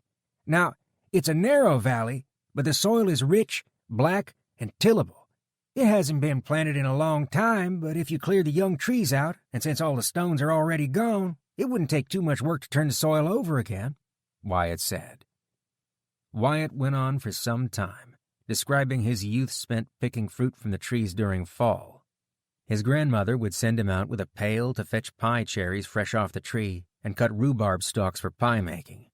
He described the smell of the cherry rhubarb pie as it sat cooling in the windowsill, which seemed to drift for miles on the wind, enticing a hungry belly. The property also had a large number of domestic and wild nut trees, hickory nuts, hazelnuts, and black walnuts. His favorite fruit was the wild persimmon trees that grew in the hedgerows. It was easy for Jack to visualize the place in his mind. He'd long harbored a fantasy of packing up the family and moving to the country to lead a self-sufficient lifestyle, away from the crowds and noise of the city. It was a nice thought when he was tired of staring at a computer screen for hours on end at work, but, at the time, a pipe dream all the same. He couldn't picture Amy or his sons on a farm. "I can almost smell the rhubarb and cherry pie." "Damn it, Wyatt, why'd you make me smell the pie?" Jack asked. "How do you think I feel? I know what the pie tastes like," Wyatt said. "The real money came from up high in the hills, up away from the highway and way back in a holler. That's where my granddaddy would set his still up. He stayed up there a good portion of the year with his brothers during the Prohibition days. There's a spring up there, and they turned cornmeal, sugar, yeast, and that spring water into the smoothest tasting white lightning you've ever had." Wyatt pulled a cigarette out and stuffed it between his lips. "There weren't any jobs for an educated hillbilly. Nothing you can make any money at anyhow. But my granddaddy said something that stuck with me. Nothing can stop a determined man once he hardens his mind to a task. It's just a matter of making up your mind to do it. You do what you got to for your family." So his wisdom did have a source. He could almost hear Wyatt's grandfather relating the phrase to a young Wyatt, who Jack comically pictured with a cigarette in his mouth. Jack pedaled on, daydreaming of a different kind of life. one in which he would never need to leave his family behind again, where he could provide everything they needed right from the land with his own 2 hands, and with everyone he loved alongside him. Chapter 22. Gunfire echoed off the side of the neighbors' houses, each shot spaced 3 to 4 seconds apart. Amy lined the bright green pistol sights up in the center of the target, her breathing controlled and steady, bringing all of her focus to the center of the target. One smooth exhale, and she squeezed off the last round. Pop. The bullet punched a hole dead center in the black circle on the paper target. Amy ejected the magazine, pulled the slide back, locked it, and looked down the barrel to make sure there wasn't another round in the chamber. Confident that her weapon was unloaded, she picked up the empty brass casings from the ground and stuck them in her pocket. The Ruger LC-9 was her favorite pistol by far. She pulled the earplugs out and shot Kenny a cocky grin. 4 weeks of daily target practice shooting 3 sessions a day, and it felt like she was finally getting better. She walked out to the target in the middle of the backyard and retrieved the shot-up paper, noting the placement of the holes. "Nice shooting, Mom. Way better than Dad could ever shoot," he said. "Is that why you bought all the laser sights?" she asked. The Ruger LC-9 had off-the-shelf green optic sights, nothing too fancy. Jack affixed laser sights on the shotguns and a few of his other firearms that painted a red laser dot on the target. The dot was set to be dead on at 25 yards, but you could adjust your aim by raising the barrel a little if you were further away. The Remington 870 tactical pump-action shotgun terrified her at first. It just looked menacing and delivered a powerful kick that would put you on your rear end if you weren't ready for it. The 870 was her favorite shotgun now. She could set the red dot on a target and blow a huge hole in it with buckshot or a slug. It was a visceral pleasure that couldn't be explained, only experienced to fully appreciate it. "Dad said the laser sights are good for home defense, for when you need to point and shoot without thinking. Plus, it looks cool," Kenny said. "I'll grant him that. It does look cool. Let's wrap it up and get some dinner. It's getting dark out, and we don't want to be out here too late in the day attracting attention," she said. They went inside, and she dumped the spent shell casings out of her pocket into a plastic painter's bucket next to the back door. They had a hoard of ammunition, but it felt wrong to just throw things away. The empty casings weren't immediately useful, but who knows? Maybe one day they would find reloading equipment. She opened the cabinet and perused the canned goods there. It was already late, and she hadn't planned anything for dinner tonight. There was just too much work to be done. Kenny and Danny had put a lot of effort into digging a pit for the new outhouse, but it was tiring work, and she felt obligated to help. The list of things they took for granted before the EMP grew longer every day. Something banged loudly against the front door. Amy flinched and ran to the front of the house. Peeking out the window, what she saw filled her with panic. A dirty, tattooed biker stood at the end of the driveway, dressed in a leather jacket. His long hair and beard blew in the wind as he tossed a rock at the front door, banging loudly against the door as it hit. Another man crouched down behind one of the neighbors' cars, holding Danny by the arm. "Come out, lady. We have your boy. We don't want to hurt him. We want to make a trade. The boy for guns," the biker in the driveway shouted. "Oh my God, they have Danny," she said. She went to the front porch, sliding her hand under the grip of her pistol. Her throat tight and dry, she couldn't find her voice as she watched Danny struggle against the man holding him. "All we want are some guns, and then we'll let—" Danny came running towards the house, right past the biker at the end of the driveway, who reached out but failed to grab him. "Ah, the little shit stabbed me with my own knife. Grab him!" the biker who had held him in a headlock yelled. Amy backed into the house, holding the door open for Danny, ready to slam it shut just as soon as he came through the door. "Run, Danny, run!" she yelled. Danny ran full speed toward the house, the biker hot on his heels a few paces behind him. He made it onto the porch and into the doorway when he suddenly cried out. She was about to slam the door shut, but an arm appeared in the doorway, grabbing Danny by the neck, preventing him from fully entering the house. Amy grabbed Danny's arm and pulled with all her strength, holding on to her son. "Come here, you little shit!" the biker yelled. They struggled in the door frame, Danny clinging onto the door and grasping at her arm. She used her free arm to slam the door shut on the biker, trying to release his hold on Danny. The biker kicked the door back open, pulling Danny backwards.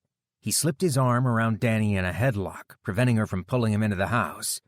"Mommy," he said, his voice coming out in a squeak, caught between her and the biker in a tug of war. Danny, let him go, you animal," Amy said. She held on to Danny's arm as she pried at the man's arm held tight around Danny's throat. He gripped Danny like a constricting snake, and she couldn't get purchase without digging into her son's throat. Danny's face was red, and he choked, struggling to breathe in the biker's stranglehold. Amy pulled as hard as she could, and Danny nearly slipped through the biker's grip, coming through the doorway, dragging the man with him. She pushed the door against the biker's arm and leveraged herself against the wall in the front door, pinning his arm so that he couldn't escape with her son. The biker yanked back, pulling Danny the other way, refusing to give up his purchase on Danny's neck. That left Amy a tenuous grip on his arm as she herself was yanked to her feet, unable to counterbalance the biker's physical strength and weight. Danny's lips turned blue as he was suffocated by the tug of war. His eyes wide with fear, tears streamed down his face. Now that she had the door pinned, she freed one of her hands and released one of Danny's arms so she could grab her gun. She brought the weapon up and aimed at the man's forehead, 3 feet away. For a second, she had a clean shot, but something held her back from taking it. It felt wrong, killing the man without warning. "Let him go, I'll shoot," she said. The man ducked his head behind Danny's own head, obstructing her shot. He was now partially shielded by Danny, and she couldn't get a clean shot. Danny and the man wavered in and out of her sights as they tugged at each other. "Screw you, lady. You're not gonna shoot. You'll hit your kid," he said. Danny's eyes rolled back in his head, his lips drained of color, face turning blue. Drool ran down his chin from his lips. What if she missed? What if she hit Danny? Indecision paralyzed her, and her hand wavered as she aimed. A red dot appeared on the man's forehead, followed by an explosion of sound. Amy fell to the floor, Danny tumbling inside the house after her, the man's arm no longer around his neck. Her ears rang with a high-pitched whine. Time seemed to slow down and compress. She held on tightly to Danny, unwilling to let him go. Adrenaline clouded her mind, and she didn't understand what was happening. Kenny appeared and moved into the doorframe. He dropped to a knee and tucked a rifle against his shoulder. Putting his face to the stock, he fired off a round, then another, and then another, the loud rifle shots hurting her ears in the confined foyer. "Don't come back! I'll kill you too!" he yelled. Danny sputtered and coughed as he fought to regain his breath. After a panicked moment, his eyes opened as he gulped in deep breaths, clinging to her tightly. "Kenny?" she asked. Her mind was a whirl of confusion. "What happened? Kenny, what just happened?"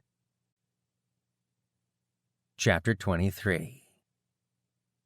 The green mile marker sign alongside the road indicated 4 more miles until they hit Raywick, Kentucky, the middle of the state. 7 days of hard biking had brought them here. They were making good time. His body had become used to the daily grind of riding up the increasingly steep hills. He wasn't looking forward to the slopes he would face once they were truly in the Appalachian mountain range, but that was a problem for another day. On the road ahead, a middle-aged man and woman, their clothes soiled and dirty, pulled a cart laden with wood down the highway. The man bent over at the waist as he pulled at the ropes attached to the cart like a mule. The woman pushed the back of the cart, her sunken eyes boring into him, full of suspicion. She looked over her shoulder, sneering at them until they were out of sight. People hardly looked the same anymore.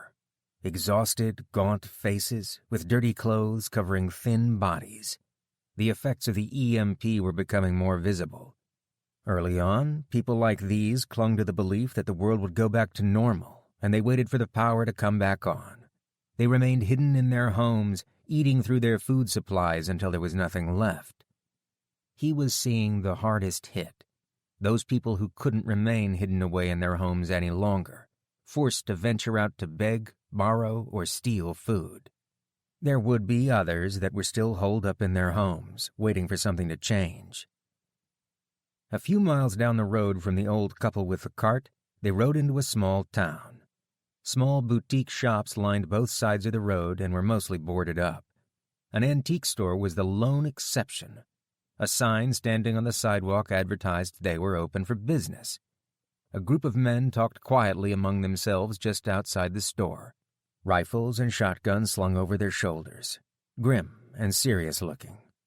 "Jack, pull over up here. Let's go see if we can barter for some supplies," said Wyatt. Jack slowed down and pulled the rig onto the sidewalk in front of the antique store. The bike and trailer got them a few strange looks from the armed men, but they quickly lost interest and resumed talking amongst themselves. "Stay here and watch our stuff. I'll go inside and see what they've got," said Wyatt. Jack leaned the bike and trailer against the brick facade of the building and walked along the sidewalk, peering at the curiosities in the antique shop windows. A wiry, bearded man appeared in the window's reflection, ragged and dangerous-looking. Jack flinched, then felt foolish as he realized he was looking at his own reflection. His appearance was startling. He looked so different, it was hard to accept. His beer belly was gone. The fat burned away as he pedaled over hundreds of miles, hauling Wyatt in their gear. The thick brown beard made him look rugged, like a lumberjack or coal miner. He combed his fingers through the tangled beard, straightening it. What would Amy think of him? He doubted she would even recognize him. Hygiene had taken a back seat to making progress on the road. He had a pretty simple system. When he started to stink, he would jump in a lake or a pond with a bar of soap. He still brushed his teeth twice a day, but that was as far as it went. A shave and a haircut were luxuries he didn't have the time or supplies for. Setting small game traps, foraging for food, and resting was far more important. Getting home was their primary goal. It didn't matter to them what they looked like when they arrived. Jack's ears perked up as he overheard some of the armed men's conversation. He stepped a bit closer to them, looking around at the shops along the street, trying not to be too obvious in his eavesdropping. "They said it was half the town now was sick with typhoid fever the last I heard.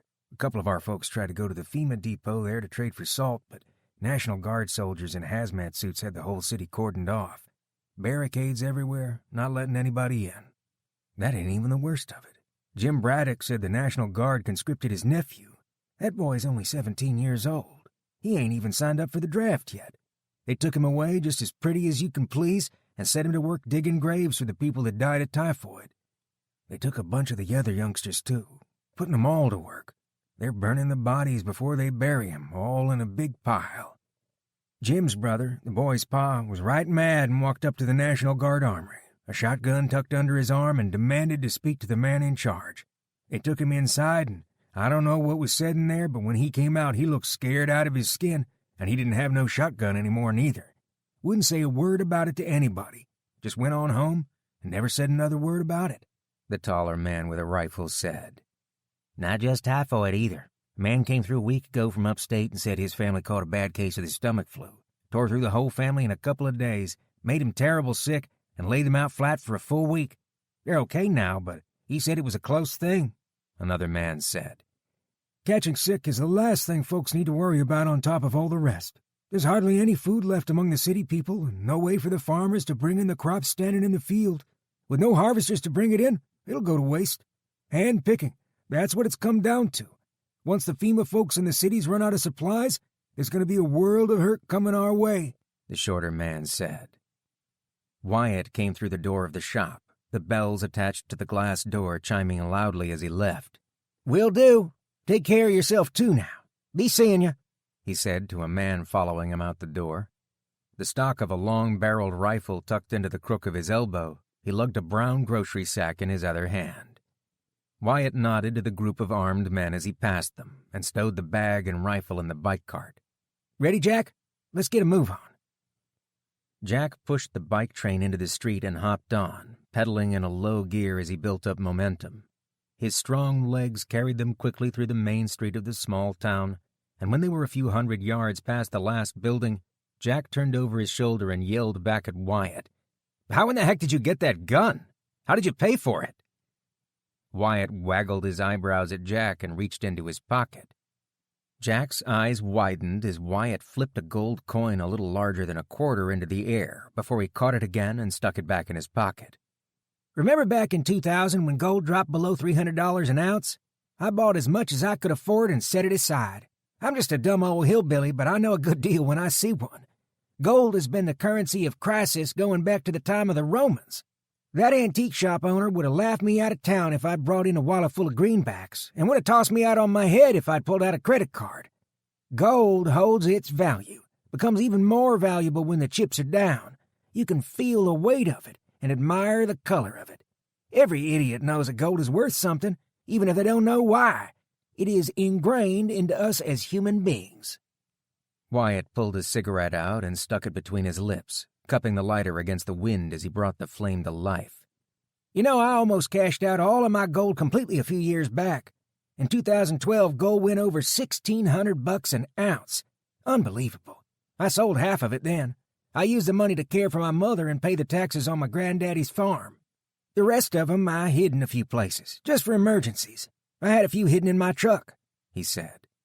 You never cease to amaze me, Wyatt. What kind of rifle is that? Asked Jack. This, he said, holding the rifle up, running his hand over the smooth wooden stock, is an air-powered .22 pellet gun. I also bought a tin with 5,000 pellets. No gas cartridge required. You just open the stock and the lever action fills the chamber with air when you close it. Slip in a pellet and she'll take down a rabbit or squirrel out to 30 yards. I was hoping to find a decent .22 caliber rifle and would have settled for a 20 gauge, but he didn't have either. I couldn't believe my eyes when I saw this beauty, though. That antique store owner has no idea just how valuable this rifle is. Ammunition is going to get scarce, especially shotgun shells. I can make a little mold in any hunk of lead and make my own pellets. I'll have an unlimited supply of ammo. Not much good against anything bigger than a rabbit, but we'll be able to shoot all the squirrels we can eat with less effort than setting up trap lines. That sounded good. Setting up trap lines was a lot of work, but the reward was well worth it. Once he got over the idea of eating a squirrel, he found them surprisingly good. Fried squirrel was a welcome change from their stable diet of canned dog food. Squirrel was just one of the wild foods that Wyatt introduced him to. While Jack stretched his legs at the end of a long day of cycling, Wyatt would forage for wild edibles. He had no idea there were so many types of wild greens you could eat. Wyatt often came back with some that he recognized as weeds he'd pulled out of his yard back home. Now he knew their names and what they tasted like. Red clover, dandelions, and lamb's quarters, along with others he'd never seen before, like nettles. His stomach rumbling with hunger, Jack pedaled faster. He wanted to give Wyatt plenty of time to hunt when they stopped for the day. A bellyful of fried squirrel with a side of wild greens was a powerful incentive. Chapter 24. Amy shoveled the last bit of dirt over the shallow grave and packed it down. There would be no marker for the biker. Hauling him down the street to an empty lot and burying him was as much as he would get out of her, and more than he deserved. Let's go home, boys. No need to say a prayer. He is on his own when he meets his maker. Shovel over her shoulder, she walked with purpose back to the house. The incident highlighted just how dangerous the world had become. There would be no more fishing trips or other needless trips out of the house. It was safer inside and out of sight. Kenny and Danny trailed closely behind her. Kenny walked tall, his head up, scanning the street ahead and behind them for any sign of danger. He held a shotgun at the ready, a serious look on his face. Was this her boy? He looked hardened, his eyes a man's eyes. What happened to the whiny teenager who complained about doing homework and shirked any responsibility he could? Overnight, he seemed to have changed. Her 14-year-old boy had just killed a man because she couldn't or wouldn't. It was such a blur. Danny held hostage, him running to the doorstep, the tug-of-war over Danny, and the shot. It was over in a minute, but it seemed like hours to her, the images fresh and in great detail in her mind. Kenny's decision to act had saved his brother's life. He saw the struggle in the doorway, he had a shot, and he took it. She felt tremendously guilty. She should have shot the man while she had the chance and not given him a warning. Her indecision and hesitation had forced Kenny's hand. He had no choice but to shoot the biker to save his brother's life. Her son had just killed a man because she had failed to do it herself. She locked the door behind them and checked the window to make sure the biker's companion hadn't come back to avenge his friend, but the street was empty. It was doubtful he would be back after seeing his companion shot. "Danny, why don't you go upstairs and play for a bit? Your brother and I need to talk," she said. "Can't we just leave, Mom, and go find Dad? The mean people are going to come back again. I don't want to stay here," Danny said. "We'll talk about that later. For now, go upstairs and get washed up," she said. Danny stomped up the stairs, huffing and pouting. "It's not fair. I wish Dad was here instead of you." "Danny's right. It would be better if your father were here instead of me," she remarked to her older son. "Don't say that, Mom. He's just mad. He'll get over it," Kenny said. "It's not just him I'm worried about," she said. Amy pushed the mop of brown hair hanging down over Kenny's forehead out of his eyes. He didn't seem at all bothered that he had shot and killed a man 3 hours ago. "I'm worried about you and about what just happened. I'm sorry you had to do that, Kenny. I should have pulled the trigger. I'm sorry." His face softened into a smile. "I'm fine, Mom. He was going to kill my brother. He deserved it." "Kenny, I'm here for you. This is a big deal. You need to deal with this," she said. Kenny rolled his eyes and laughed. "Mom, I'm fine. I promise you I'm okay. I've shot 1 billion video game bad guys. The only difference was this one was for real. Danny is okay. He's still a little jerk, but he's safe, and I'm okay. We had to kill that man. It doesn't bother me at all. You overthink things too much, Mom," he said. The cold look on his face as he shot the man had scared her. But he was still her Kenny, her little boy. He was going to grow up fast in this new world, and she would have to come to terms with it. This wasn't how things were supposed to be. He should be playing baseball and going out with friends, learning to drive and planning for college in a couple of years, not killing intruders and protecting his family. "All right. Please let me know if you need me. And Kenny, you did save your brother's life. Thank you. I'll never forget that," she said. Kenny hugged her and went into the kitchen and rummaged through the cabinets for food. That offered some comfort. If he was eating, it was a sign he was going on with daily life. Maybe he was comfortable with what he'd done. Amy checked the front window again, looking for any sign of the other biker. The street was empty. She was probably worried about nothing. The second biker knew they had guns, and without Danny as a hostage, wouldn't be willing to make another attempt at extortion. What the hell was the matter with her?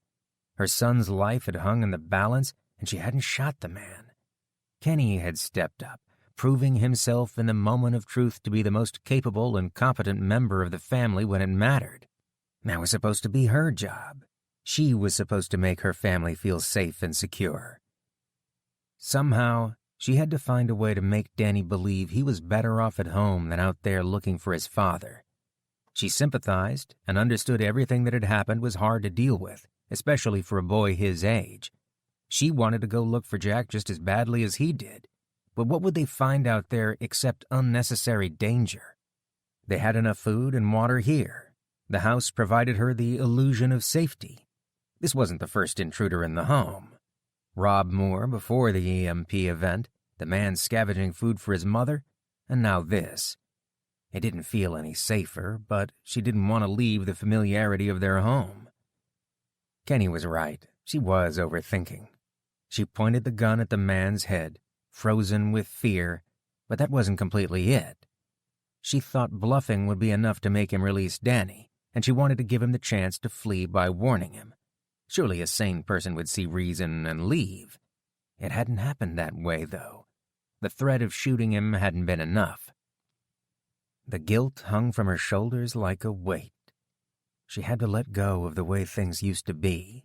The old rules didn't matter anymore. There were no police to come help them. There were no courts, nobody to punish others for her. Kenny had adapted quickly to this new reality, and he understood the rules of the game. Protect your family. Things are simpler now. It is good versus evil, us versus them. It was all up to them. She had to think and act accordingly. No matter what happened, the survival of her family would have to come first, even at the cost of her sense of morality. She had to protect her sons. She was the only thing standing between them and the world. The boys were all she had left. Sinking against the wall, she let the tears stream down her cheeks. Never again would she second-guess herself. From now on, if her family was threatened, she would shoot to kill and do so without hesitation. Chapter 25. Another 7 days on the road and they were nearly through Kentucky, just past a small town named Gage. Jack was frustrated. They should have made more progress, but the past week had been one setback after another. 3 times they had been turned back by locals, forced to backtrack and go miles out of their way to find an alternate route. He couldn't blame them. Desperate city people were starting to show up in the rural areas looking for food and shelter. Some took what they needed by force, leaving small towns with a bad taste in their mouth, wary of future strangers. "Wyatt, you all right with me putting another hour in on the road today?" Jack asked. "If you're up to it, by all means, go ahead." It was late afternoon, around the time they usually stopped for the day and made camp, but Jack was itching to make up for lost time and put some miles behind them. All he could think about was his family. Instead of feeling relieved that he was more than halfway home, he was filled with nervous energy, anxious to get back to them. He was obsessed with making good time. Pedaling the bike was a practice of discipline, burning the weakness from his body, getting him one step closer to his family. Head down while he pedaled, his wedding band dangled in front of his face from its chain like a magic talisman, giving him the determination to keep going when his body was spent. He pushed through and found a second wind, making good time for the next hour. "I'm done, Wyatt. Let me know if you see a good spot to camp," Jack said. Minutes later, Wyatt called out to him. "Here we go, Jack. Just off to the right here." There were a few hours left before dark, and he pulled the bike onto a gravel side road. A small stream ran parallel to the road, leading into a grove of trees 30 yards further on.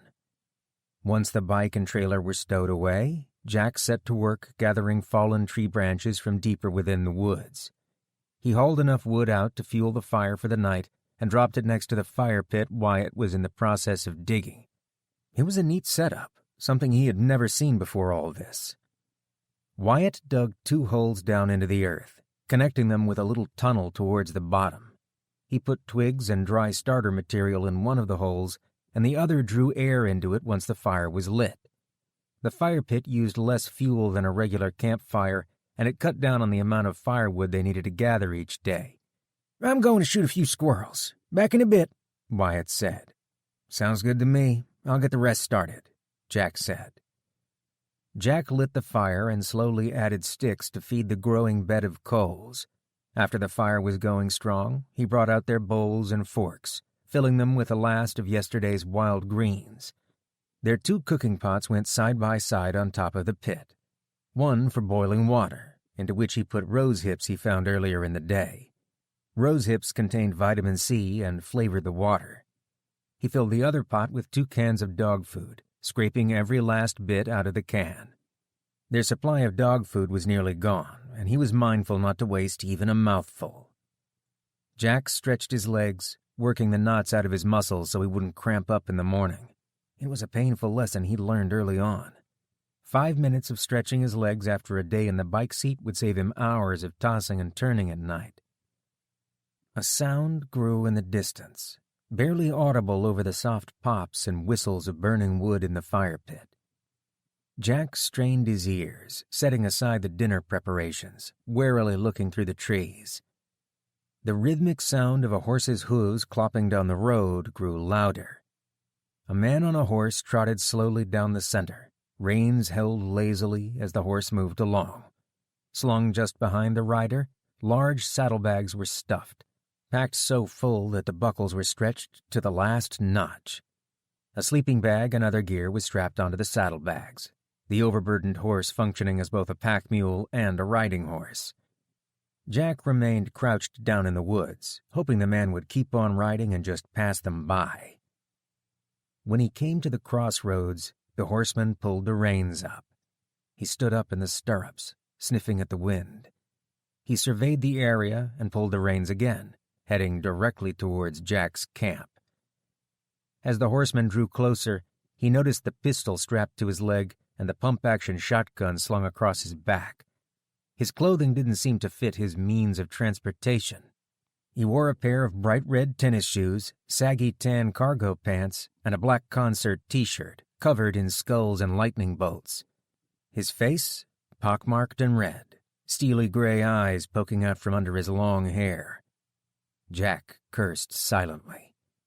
The smell of the dog food cooking on the fire had drawn the man's attention. Jack slid the pot off of the fire, knowing it was a futile gesture at this point. The man brought the horse to the tree line and stepped down, peering around in all directions before he raised his arm up and hailed Jack. "Something smells good. Can you spare a bite to eat? I've been riding all day and I'm famished," the horseman said. What should he do? The man didn't seem to be a threat. Would he have announced himself if he was here to cause trouble? He sounded friendly enough. Besides, even if he wanted to, how could he tell the man no? He didn't even have a gun, and this man looked like someone who knew how to use the gun strapped to his hip. "All right, I think we can spare something," Jack said. The horseman came closer and crouched next to the fire, warming his hands above the flames. "That smells mighty good. What is it?" "Don't laugh, but it's dog food. It keeps us going, but this is about the last of it," said Jack. Are there more of you then?" the horseman asked, his eyes darting around. "Yes, there's—" Wyatt stepped from the bushes just then, a skinned squirrel held by the tail in each hand. He stood for a moment just staring at the horseman, and then approached the fire slowly, his eyes flickering over to the horse in the saddlebags before returning to settle on the horseman. "Evening. Can't say we pass by many people riding a horse on the road," Wyatt said. The horseman squinted his steely eyes at Wyatt. His gaze dropped to the squirrels in Wyatt's hand. "What do you have there? Squirrels?" The cheerful gleam was gone from his eyes, with no sign of the perpetual smile. He produced a snare wire out of his shirt pocket. "Yes, caught 'em with snares," he said. Wyatt didn't catch them with snares. Why was he lying to the man? Jack had distinctly heard 2 soft pops of the air rifle a while ago. He was like Pavlov's dog, his mouth watering whenever he heard the sound because it meant there would be squirrel for dinner. Did Wyatt sense something he had missed? The steely-eyed horseman motioned Wyatt over to the fire, stepping back several feet himself. 2 squirrels? One for each of you, then." Wyatt said nothing, just returned the man's hard look. "Just the 2 of you, then. Well, come on over here. Don't let me stop you from making dinner." He leaned back against a tree. "Say, you don't mind sharing those squirrels with me, do you?" Wyatt skewered the squirrels on roasting sticks and placed them over the fire. Without looking up, he replied, "They're all yours." Wyatt caught Jack's eyes. He didn't say a word or make an expression, not even a blink, but it was all he needed to understand Wyatt's unspoken communication. This horseman was a threat. "Why don't you fetch us some water from the river, Jack, and we'll boil up a pot of clean water for this gentleman. Send him on his way with his canteens full," Wyatt asked.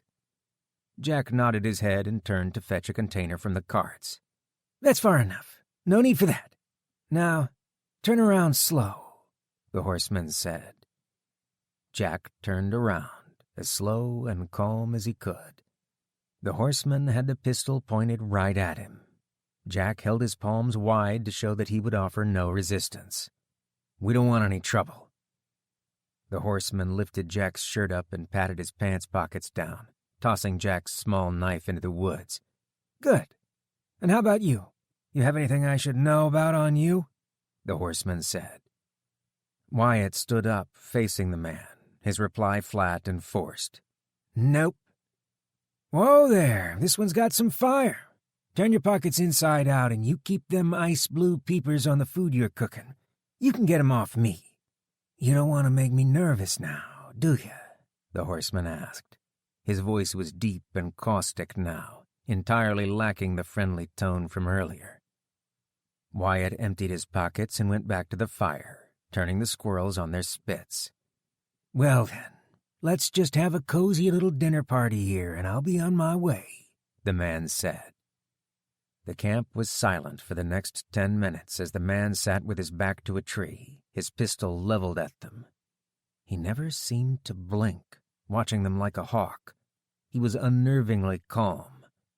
One of the pine logs in the fire popped loudly, startling Jack, but the horseman didn't bat an eye.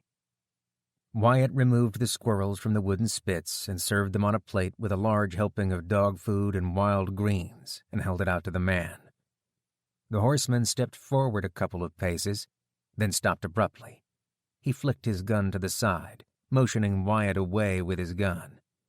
"Set that plate on the ground and back away. You weren't planning on tossing that pot of boiling water on me, were you?" He looked over, and sure enough, Wyatt had a white-knuckled grip on the pot, the muscles on his forearm tensed up as if ready to throw it. Wyatt eased his hand off the pot's handle and set the plate on the ground, backing away slowly. The man chuckled and picked up the plate. His eyes never left Wyatt as he scarfed the food down, eating in silence with his gun leveled in their direction. The food finished, he tossed the plate to the ground and gestured with a gun. "Now, you two step over there and lay face down on the ground, hands on the back of your head. We'll take a look and see what else you've got around here." Jack lay with his face down on the ground next to Wyatt. The man rummaged through the cart, tossing things out into 2 piles. The remaining cans of dog food went into 1 pile, and their clothes, spare bike tires, and other odds and ends into the other. "Hot damn! They're even my brand. You guys are just too much. I'm glad I met you," the horseman said, pulling a carton of cigarettes out of the cart. He stuck a cigarette between his teeth, lighting it with his free hand. Wyatt muttered a curse as the carton of cigarettes went into the pile. Their snare wires and other food went along as well. "Dog food and squirrels, huh? How far we've fallen, eh, boys? Well, beggars can't be choosers, or so they say," he said. "You just keep flat on the ground until you don't hear hooves on the road no more. I've got a keen eye, and if I see you move, I'll come right back over here and put a bullet in each of you. That won't do any of us any good, 'cause I don't like to waste bullets, and you don't want me to waste your sorry asses. So do us both a favor and just stay down." The man stuffed the stolen goods into a burlap sack and put them in a saddlebag. He untethered his horse and climbed into the saddle, trotting off down the road without a word. He was quickly out of sight, and after a few minutes more, out of earshot as well. Wyatt sat up and reached into his shirt pocket, producing a cigarette. He shook the pack, looking inside, a frown on his face. "Well, I always did want to quit. I got 3 left." "Where's your air gun? "How did you know he was going to rob us?" Wyatt shook his head, taking a deep drag off his cigarette. He stared at it longingly, blowing out a cloud of smoke. "I don't know. I just had a feeling.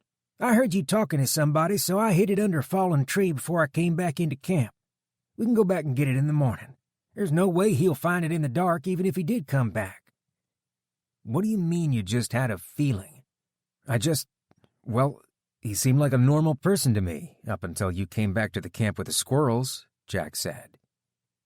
Wyatt scratched his chin, looking at the ground. "He was too careful. Nothing you did escaped his attention. He watched us like a hawk. Somebody with eyes like that, well, he has a predator's eyes. He gave me the willies." A few meager bites of dog food were all that was left of their dinner. He never thought he'd be sorry to see the end of the dog food, but there it was. They would have to rely on Wyatt's air gun to provide meat and live off of what plants they could forage along the way. Jack shook his head in disbelief. This was the country his children would inherit, if they were still alive. It was a shameful day when people were robbed at gunpoint over a few cans of dog food in America. Chapter 26. Amy looked out through the sliding glass patio door to the backyard where the boys were hard at work, laughing and talking together. It was a change from their usual sibling rivalry, and it had only taken the apocalypse to bring them closer together. Danny hauled a bucket up out of a large square pit in the ground using a rope and pulley. He dumped the bucket of dirt into a wheelbarrow and lowered the empty bucket down into the pit. A mop of brown hair was all that she could see of Kenny popping up every once in a while like a gopher as he dug. She was proud of them both, working together as a team and putting every ounce of effort into the job. None of them had been prepared for this kind of life, but they were doing the best they could. Every day presented a new challenge, some workaround to fill a need they previously took for granted, as the boys would readily attest to. The outhouse project was a prime example. Who in the 21st century knew anything about constructing an outhouse? Not her, that was for certain. When the water stopped running after the EMP, it left them without a working toilet. The outhouse was a permanent solution to their problem. Anything would be an improvement over their current system. Painters' buckets were designed for paint, and not the purpose they used it for. Amy went into the kitchen to finish sterilizing the dishwater. They caught rainwater when they could and used it for washing clothes, cleaning dishes, and bathing. It helped stretch out the supply of quality drinking water. Sterilizing the water was a simple process. Stir in half a teaspoon of unscented bleach and let it sit for an hour. Then it would be safe to use. It wasn't crystal clear, but it didn't need to be. While they had hardly made a dent in the 4 blue drums of tap water in the basement, that was because she was so frugal with it. They only used it as drinking water. The boys were free to have as much water as they wanted out of the drums, but she strictly enforced the rule concerning the prepackaged 20-ounce bottles of water. The bottles were only to be used when they ventured out away from the house. The bottles were portable, making them valuable. After sterilizing the water, she used it to wash the dishes. Once clean, the dishes sat on a drying rack to drip dry. The dishes were showing their age, worn, faded, and some of the coffee cups were chipped. The set was 11 years old. Kenny was 3 years old when she and Jack bought them at the department store. It was their first decent set of stoneware as a couple. Lost as she was in the moment, she remarked to herself that she should ask Jack if he wanted to look for a new set soon. Amy shook her head, brought back to the present. Jack. He wasn't here. He wouldn't be coming home for a long, long time, if he ever made it back at all. It was intolerable not knowing if he was alive, where he was. What had happened to him after the EMP? She wanted to believe that he was on his way home, but could she really believe that? Jack was rational, if a little flighty and unrealistic sometimes. How would he react to the EMP? Would he decide it was logical to stay in Missouri and wait things out, or would he make a foolhardy quest to cross half the United States on his own? She couldn't decide what she hoped for. It would be dangerous to travel, and she half hoped he wasn't trying to come home. At the same time, the kids needed him. She needed him too. But could he do it? Could he make it to Maryland from Missouri? Could she forgive him if he stayed in Missouri and didn't try to get home to his family? It was impossible. This was all impossible. Amy bowed her head and interlaced her fingers. She had not prayed and asked for anything for herself since she was a teenager. She knew it was hypocritical, but before the EMP they were only religious on Easter and Christmas. Something compelled her to do it now. Please help my husband get home alive. Nothing matters to me but the safety of my children and my husband. I would give up everything to have him back with us, to bring our family back together, at least to keep him safe and out of harm. I hope you are listening, she said. Amy watched the boys through the kitchen window, hard at work in the backyard. What would she do if their father never came home? She threw the dish towel into the sink in frustration and stormed out the patio door. This was silly. Crying wasn't going to do her, Jack, or the boys any good. She chided herself, picking up a shovel. She needed to be around the boys right now, not alone in the house weighing a future that might never happen. Putting on her best game face, she approached the boys. "Wow, guys, this is quite a big hole. How long are we planning on using this thing?" she asked. "This one's just for Kenny. He's full of it," Danny said, smirking. A shovelful of dirt flew out of the hole and sprinkled Danny, who laughed and kicked dirt back into the hole at Kenny. Amy hopped into the pit and began digging alongside Kenny. There was a lot to be thankful for.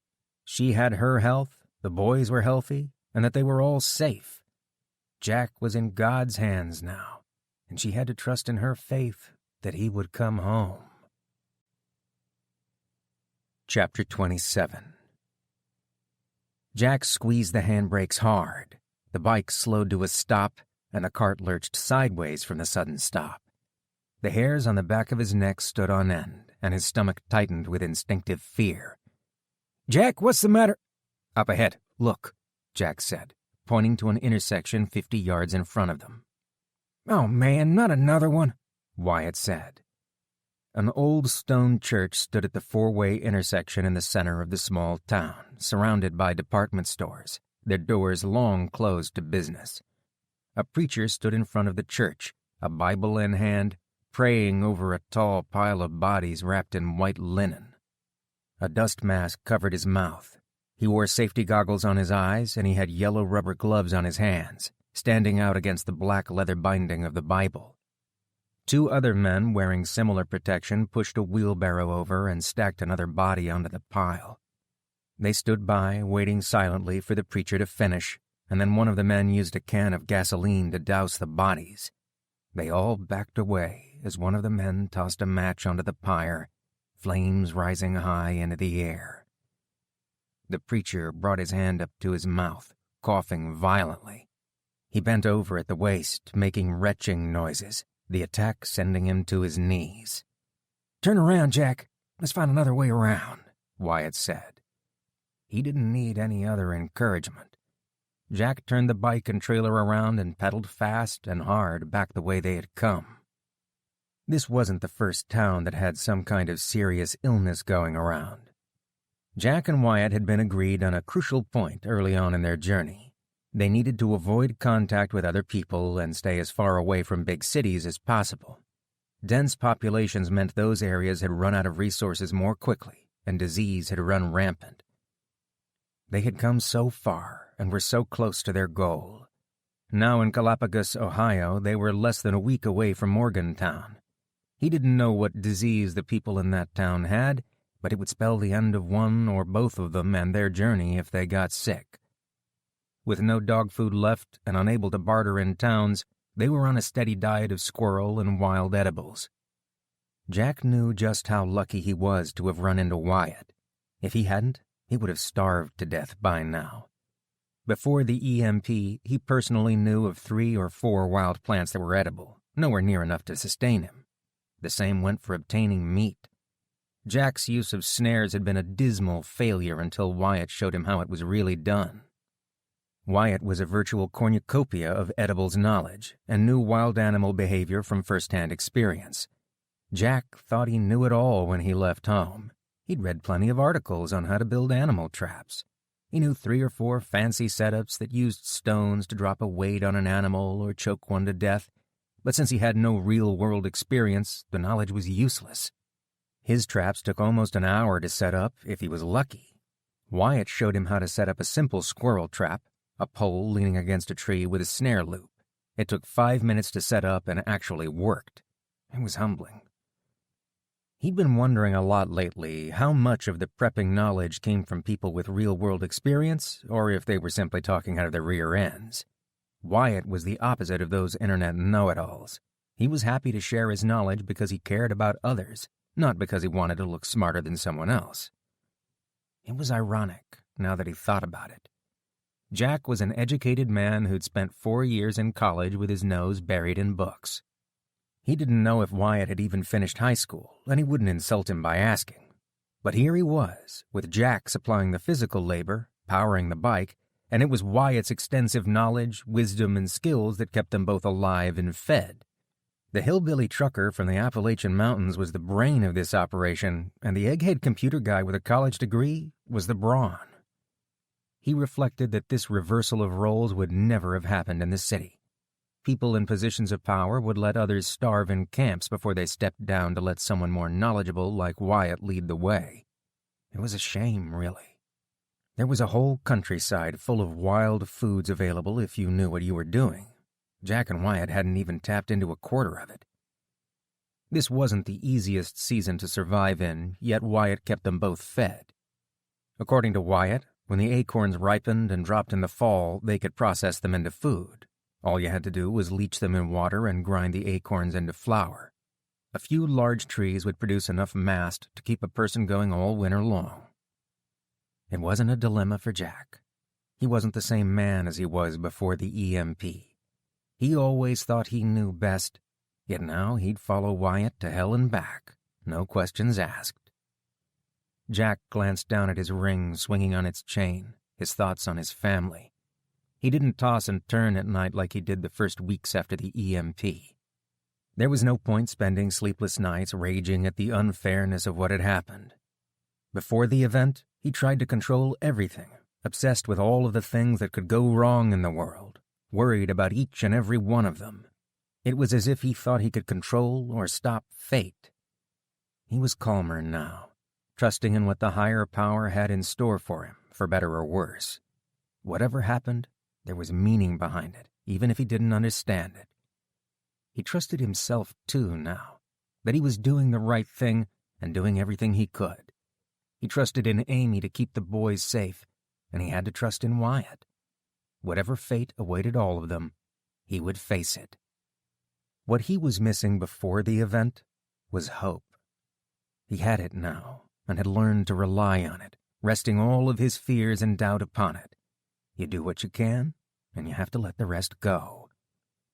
Wyatt had given him hope when he had none, desperate to get home, nearly at the end of his life. And then Wyatt showed him how to have hope, not by telling him, but by showing him. By providing an example of how to face life's difficulties and keep going with your head up. Jack pedaled on and kept going long after he normally would have stopped for the day. Sure, they had lost time now and would need to backtrack, but he was able to hold his frustration in check. He would do whatever was within his power to get them home, even if it meant backtracking all the way to Missouri and starting the journey home over again.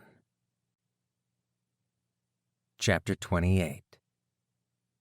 Amy tied off the plastic garbage bag of food waste and grabbed the paper grocery bag containing trash for the burn barrel. They separated all of their trash into what could be burned and what would be buried. Mice and rats were a virtual plague, thousands of them scurrying about looking for food. There seemed to be more rodents than people, and she worried about them spreading diseases. They didn't leave any food out in the house and disposed of the trash daily, making sure there was nothing to attract the rodents near the house. Hefting the 2 bags, she slid open the glass sliding door to the back patio and headed toward the backyard. The last light of the sun clung to the horizon, a red and purple smudge reflecting off of the low-hanging clouds. In another few minutes, it would be dark enough for her to safely light the burn barrel and conceal the cloud of smoke it produced. Looters, and worse, were an ever-present danger, so drawing attention to the home was something to avoid. She watched the sun make its final descent, remarking how much of their daily life revolved around the rising and setting sun now. Early on, she read Jack's journals and notes by candlelight. 200 tea candles had seemed like an unlimited resource, but they went much more quickly than she had anticipated. The hairs on her neck stood on end, and she had the strange sensation of being watched. Amy paused and listened. A tattooed arm wrapped around her neck and pulled her backward. Whoever it was reeked of cheap whiskey and cigarette smoke. Well, hey there, pretty lady. I can't tell you how surprised I am to see you here, what with half the city burnt to the ground and the other half run away. I've been thinking about you. I had a lot of time to do that. Thanks to you, the bitter voice said. That voice. She recognized that voice. It was the stalker from across the street, Rob. Revulsion filled her, and she clawed at the arm pinning her against him. She struggled and twisted, trying to break free, but he was simply too strong. "Stop it! Let me go! Jack is going to kill you," she said. His free hand slid down the length of her thigh as he taunted her, whispering in her ear, "Now, let's not beat around the bush, Amy. I've been watching you for a few days, and old Jackie boy ain't here anymore, and he ain't coming back neither. He's gone for good, just like the rest of them." He bent his head, his mouth close to her neck. "With Jack gone, you need a man around the house, someone to protect you." "Get off me," she said, nausea filling her at his touch. Rob let her go, releasing her from his grip. "Go on now. I know you aren't going to go too far from home with them boys inside." He squinted his eyes, running them up and down her body. "You think about what I said. We both got something the other one wants. I want you, and you want a man to take care of your family." Rob bit his lower lip, rubbing his tattooed hand across the stubble on his chin. "I can protect those boys. They need a man to show them how to be tough. The world is a different place now, love. A whole different set of rules." She scowled at him, her heart pounding. "The police aren't going to let you harass me. How did you escape from prison?" Rob laughed. "I didn't escape. You see, they got a bit of a problem down at the county jail. It seems that the old warden is running out of prison guards even faster than they're running out of food and water. So they let the little fish like myself go, seeing as how they want to keep all the murderers and rapists locked up. Darling, there are no police anymore. Not enough to matter." "I can't believe they let someone like you out," she spat. Amy looked to the patio door, wondering if she could sprint the distance to the door before he caught her. He circled around her like a predator circling its prey. "You got no idea what kind of animals they have locked up in there. Some real scary hombres. Heck, some of them give me nightmares. Hard to believe, isn't it?" He continued to circle her. "You don't have to decide right this second. Just consider my proposal." Rob stopped behind her, the reek of whiskey on his breath. "I am impressed. You keep it in shape, Amy. I bet you still run every morning, don't you?" The touch of his hand violating her personal space was the sounding gun for her race. Amy dug her foot into the grass and pushed off, sprinting towards the back door. Cursing herself for not strapping a pistol on before she left the house, she ran for the back door. If she could make it inside, she could lock the patio door and run into the basement. Would there be enough time to grab the gun cabinet keys and get a gun? Could she load it in time? She was halfway to the patio door now and running out of time. The butcher's knife in the carving block was closer. She could keep him at bay with that. "Don't you run from me," Rob yelled. Amy hit the patio door running flat out and slid through the door. His hand gripped her upper arm, and she was ripped from the house and violently tossed across the patio to the floor. Amy hit the ground hard, her elbows and knees taking the brunt of the impact as she hit the concrete. She struggled to get to her feet. Her eyes widened with fear as she saw Rob's foot coming towards her. He kicked hard, his booted foot catching her in the ribs, knocking the wind out of her. "Where are you going, Amy? I just came over here to talk. You're going to run away from me?" he yelled. She fought for breath, the wind knocked out of her, making a strange noise as she gulped air in a struggle to breathe. Rob leaned down, shaking with anger.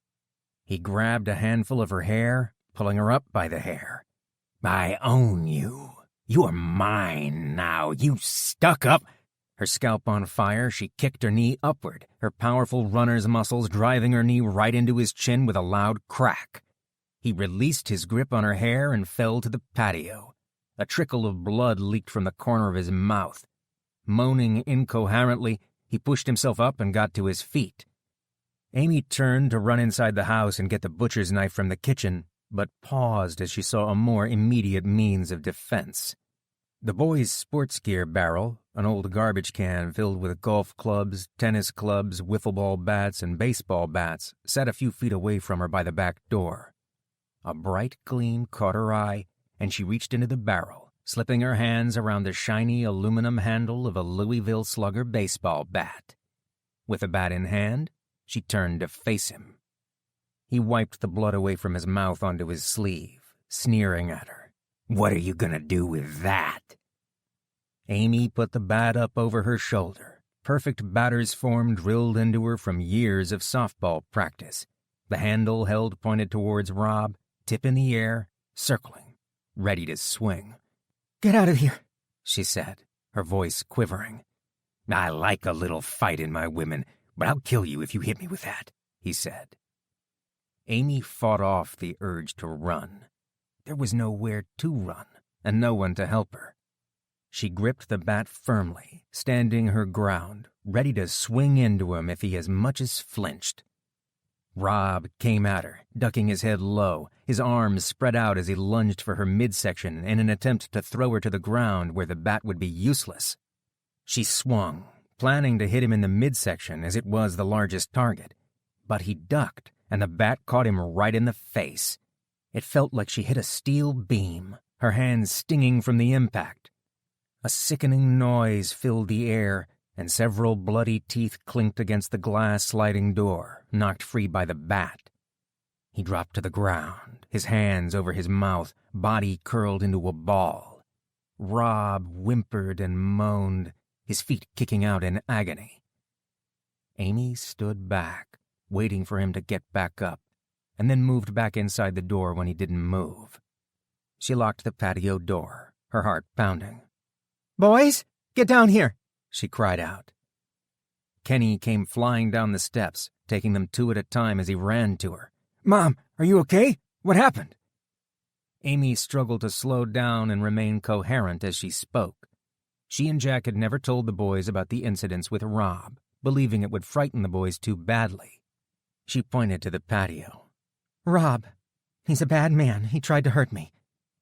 As if summoned, Rob pounded his fist on the patio door, the glass bowing inward with each blow. His mouth dripped blood, his face out of skew from the bat's blow. His nose bent sharply to the left, his eyebrows smashed and swollen.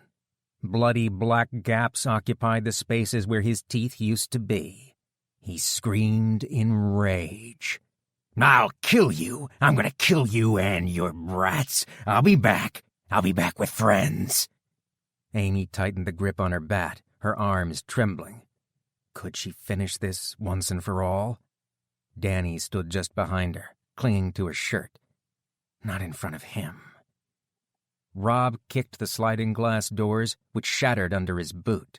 He moved to enter the house, but stepped backward instead, his eyes going wide with fear. Kenny stood just behind her, shotgun in hand. He chambered around, the sound loud and instantly recognizable. Rob turned tail and ran flat out from the patio. Kenny raised the barrel and shouldered the shotgun, stepping through the broken glass of the patio door.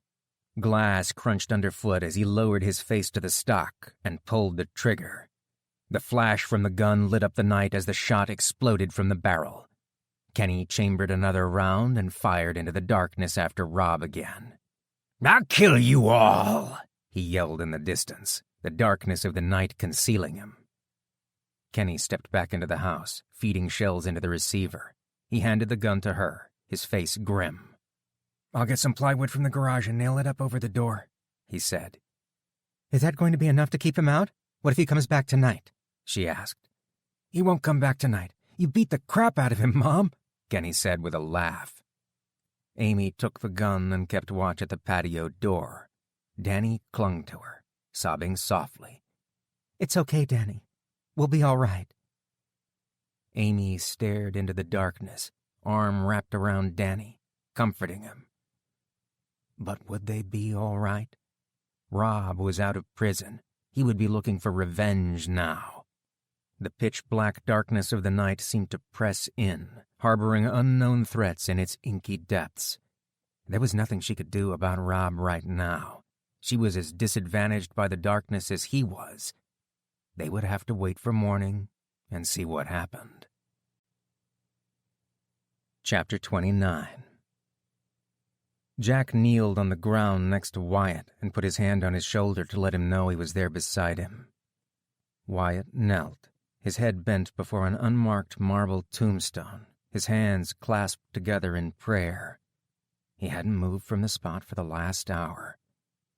7 days of travel brought them through Ohio to Morgantown, Wyatt's destination. They arrived at the nursing home and learned that his mother had passed away a few days earlier. "Wyatt, I'm so sorry. I should have pushed myself harder. Maybe we could have gotten here sooner," Jack said. He searched for something to say, something meaningful. Wyatt looked up at Jack, grief plain on his face. "We had no way of knowing it was her time. There was nothing we could have done for her even if we had been here. This is no one's fault. Not your fault, nor mine. She had a long and happy life. This is simply God's will. He's called her home," Wyatt said. "It was her time to go. She went peacefully in the night. That much is a relief. After the EMP, I was worried that she would be stuck here alone with no one to care for her. She was surrounded by friends, and the nurses here took good care of her," he said. The church's graveyard was small, yet several rows of graves had a fresh pile of dirt covering a recent burial. It seemed unlikely that a church this small would have so many parishioners coming to their final resting place in such a short span. The EMP had even touched the smaller cities and communities. Morgantown had avoided many of the problems facing the megacities, but they couldn't escape all of them. Population density was lower than in the larger cities, and they avoided outbreaks of disease, but people were running out of life-saving medicines. With manufacturing and shipping interrupted, insulin, heart medications, and other critical drugs were scarce. Medical problems that were once easily fixed by a modern hospital outfitted with advanced technology were fatal again. How many people that relied on dialysis were now waiting for their kidneys to fail? Jack felt a twinge of anxiety, his stomach tight in a knot, thankful that his family did not have medical problems more worrisome than seasonal allergies. "Why don't you come back to the home, Wyatt? Get something to eat and rest. It's going to get dark out soon," said Jack. He stood up and held on to Jack's arm. The pain in Wyatt's blue eyes dug into his soul, tears brimming in the stoic man's eyes. "Jack, go get your family. Go find them and get them to safety. You've been a wonderful friend to me, Jack, and I couldn't have made it here without you," Wyatt said. He paused, shaking a cigarette loose from his pack. "Jack, there's something I've been meaning to ask you, but it never seemed to be the right time on the road.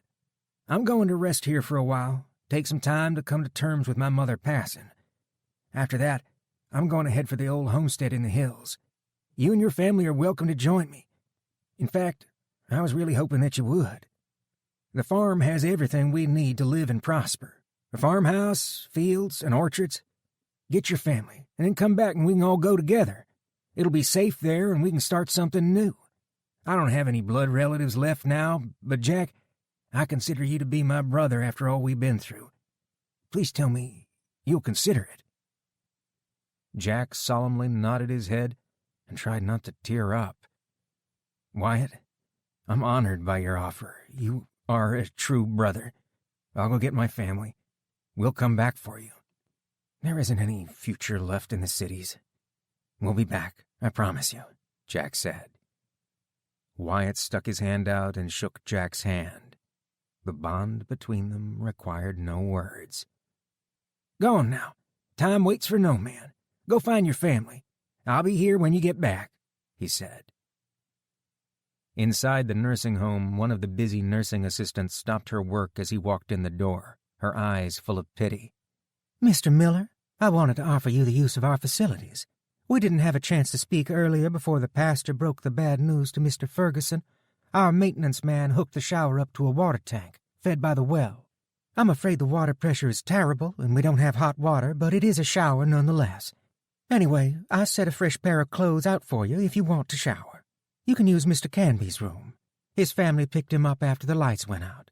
It's down the hall, first one to the left. A shower? Jack was dumbfounded, the concept foreign to him after months of bathing in rivers and lakes. The nursing staff had kept the place running even though the power was out, keeping the residents comfortable. In the bathroom, he found a neatly folded washcloth and towel laid out on the counter, just like at a hotel.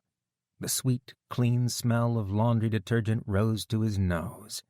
He picked the towel up and buried his face in the soft fabric, inhaling deeply. He hadn't smelled anything this clean in months. It seemed like an object from another world, something he shouldn't touch with his grubby hands. The shower was cold, and he scrubbed away what felt like several pounds of dirt. He was clean, though. He felt renewed. He caught himself in the mirror, his scraggly beard and unkempt hair unrecognizable as his own. How long had it been since he last shaved? He looked more like an outlaw biker than a software engineer. But he wasn't one anymore, was he? Jack took a pair of scissors and trimmed away at the beard until it was reduced to a more respectable and uniform length. Then he filled the sink with water and lathered up a handful of shaving cream. Using short strokes with the disposable razor, he trimmed the edges of the beard. A chill ran through him. Whose face stared back at him? He knew he'd lost a lot of weight. His pants hung loosely from his hips, but it was visible even in his face. Gone was the fat, burned away by hard walking, biking, and outdoor living. He felt better than he had since his 20s, and looked it, too. The diet of wild greens and squirrel combined with grueling exercise had left behind hard, lean muscle. Jack pulled on the shirt and pants the nursing assistant left out for him. They were a better fit than his old shirt and pants, which were soiled and worn beyond recognition. Picking up his old shirt and pants, a sour smell rose up to his nose. Had he really smelled that bad? No wonder the nurse offered the use of a shower. Jack tossed the clothes into the trash and gathered the rest of his things. The nursing assistant rapped lightly on the door, poking her head in. Oh my, you startled me. I didn't recognize you all cleaned up. Some of the residents would like to speak with you. They heard about what you did for Wyatt, bringing him all this way to see his mother. Some of the folks here can't get their relatives to travel 5 blocks to visit on the weekends, so it touched their hearts. Anyway, they were deeply moved and want to do something to help. Could you see them for a moment before you leave? Jack nodded, unsure what to say. He followed her down the hall into the activity room where a number of residents lounged, playing card games, knitting, and chatting with each other. An elderly gentleman wearing a USMC veteran's cap sprung to his feet when he saw Jack, his wide grin full of white teeth. Jack, we heard what you did for Wyatt, bringing him back to his mother. She told us right up until the end that she knew her son was safe and on his way to get her. She never doubted him for a minute. Many of us here have family living all over the country, and you've given us hope that we might see them again, he said. We put together some food for you to take with you. It's not much, but it should get you to where you're going. He started to protest. He didn't want to take food out of the mouths of these elderly people. They had enough problems on their hands. But the retired Marine wouldn't take no for an answer. Now, we're not going to let you say no. You take this with you and get yourself home to your family. May God grant you a safe journey home, he said, pushing the large sack into Jack's hands. Thank you. Thank you for this. I'm coming back here with my family, and you can meet them in person, Jack said. He waved to the group and headed out of the retirement home. Wyatt waited for him outside of the building, puffing away at a cigarette as he checked the gears and cables on the mountain bike, ensuring it was ready to ride. The bike looked strange to him without the trailer attached. I removed the trailer. You've hauled enough dead weight for one lifetime. If you meet any one-legged truckers hitchhiking, just tell them you're all full up on freeloaders, Wyatt said. Jack laughed and set the sack of food down. He took Wyatt by the shoulder, gripping him tight. Wyatt, I want to tell you that the last couple of months have changed me. If I hadn't met you, I never would have eaten dog food or fire-roasted squirrel, he said, smirking. Wyatt chuckled, hands stuffed in his pockets, puffing at his cigarette. I also know I never would have made it here without you to guide me along the way. I'd be dead in a ditch next to the highway somewhere several times over by now. I've learned more from you than all of the books I've ever read in school. You've taught me more than anyone else in my life. We've been through a lot together. Wyatt, I've never been so honored to call someone my friend and brother, said Jack. Wyatt gritted his teeth, chewing on his cigarette, embarrassed by the praise. He stuck his hand out, shoving it into Jack's and shaking his hand firmly. Well, for a feller that can't count past 8 using the fingers on both hands, you're a pretty smart guy, Jack. You go find your family. And about the farm, I mean it, Jack. It's a big homestead, and it would be awful lonely for one man by himself. A place like that needs a family to bring it to life. Jack nodded in agreement. I'll come back, Wyatt. Nothing matters to me more than my family, and you're my family now, too. I'll get my wife and kids, and then we'll all go together. If Baltimore is like everywhere else, there won't be anything left to stay for. I left them a good supply of food and water, so I know they didn't go hungry. I did that right, at least. I know they're all right. I can feel it. Wyatt walked the bike over to Jack and picked up the black backpack resting by his feet. I trimmed this down to the bare minimum of gear you'll need to lighten the load and help you move fast. Spare inner tubes, a few snare wires just in case, all the stuff you'll need to get home. Take care of yourself, Jack. Jack opened the backpack and added the sack of food from the nursing home residence. He sat on the bike and tightened the straps on the backpack until they were snug. You'll be all right here? Yes, I'll be fine. I might see if I can make squirrels an endangered species around here. Put some fresh meat on the table for these folks. Go on now, get home, Jack. I'll see you soon, Wyatt said. Jack gripped the handlebars and started down the road, the bike a natural extension of his body. He anticipated every bump in the road, was prepared for every turn. He pumped the pedals, the bike surging forward now that the trailer was detached. His family was 280 miles away now. 3 months ago, he would have laughed and said it was impossible for him to do. Now it was one more short leg of a long journey. And then he would be home. Chapter 30. Amy vigorously scrubbed her white shirt in the pail of water, trying to wash the bloodstains out. The water was tinged red from her efforts, but the shirt was a total loss. Her favorite shirt. But well worth the loss. After the beating she gave Rob, she hoped he would get the message and stay away. In her heart, though, she knew that wasn't going to happen. There was something wrong with him. His infatuation with her would eventually lead him back here. It would be his blood that was spilled, not hers or the boys. She had surprised herself. Who knew she could react with such violence? There hadn't been time to second-guess herself, and she acted instinctively. What was surprising wasn't the lack of guilt, but how good it had felt. Vengeance. Retribution. He deserved every bit of pain he was in right now. Amy wrung the shirt out and tossed it into the burn barrel. The bloodstains were permanent, and the shirt was a loss. No more going outside the house alone. This time, Kenny would watch her back from the house, a second set of eyes watching the yard, through the scope of a rifle. Rob wouldn't catch her off guard again. Mom, check it out, Kenny said. Kenny reached up and put the aluminum Louisville slugger atop the mantel. He printed something in magic marker on the body of the bat. The bold calligraphy read, "The Dentist." A leather loop tied around the base of the bat had small white stones affixed to the leather strap. Kenny grinned broadly. I read in history class that in the Middle Ages, knights named great swords after a battle. Danny wrinkled his face up as he read the inscription. Yuck! That's gross, Kenny. What is that hanging off the end of the bat? It's a war trophy. Lots of primitive cultures kept trophies from battles. I learned that in history class, too. She walked over to the mantel and picked up the bat, inspecting the leather strap he'd added. What were those? White beads? No, they weren't. Kenny, please tell me those aren't what I think they are, she said. Okay, Mom. They're not his teeth, he said, unconvincingly. She hugged him tight, laughing. Kenny, I mean this in the nicest possible way. You are one weird kid. Guys, I'm sorry you had to see me do that. That man, Rob Moore, is a really bad person. You remember us telling you to stay away from the Moore house? He's one of their sons. He lived across the street before all of this happened. He harassed me several times and then broke into our house one night. Mr. Dan stopped him from hurting me that night. The police arrested Rob and put him in jail. We didn't tell you because we didn't want to alarm you. We never thought for a minute he would come back again. Somehow, though, he got out of jail.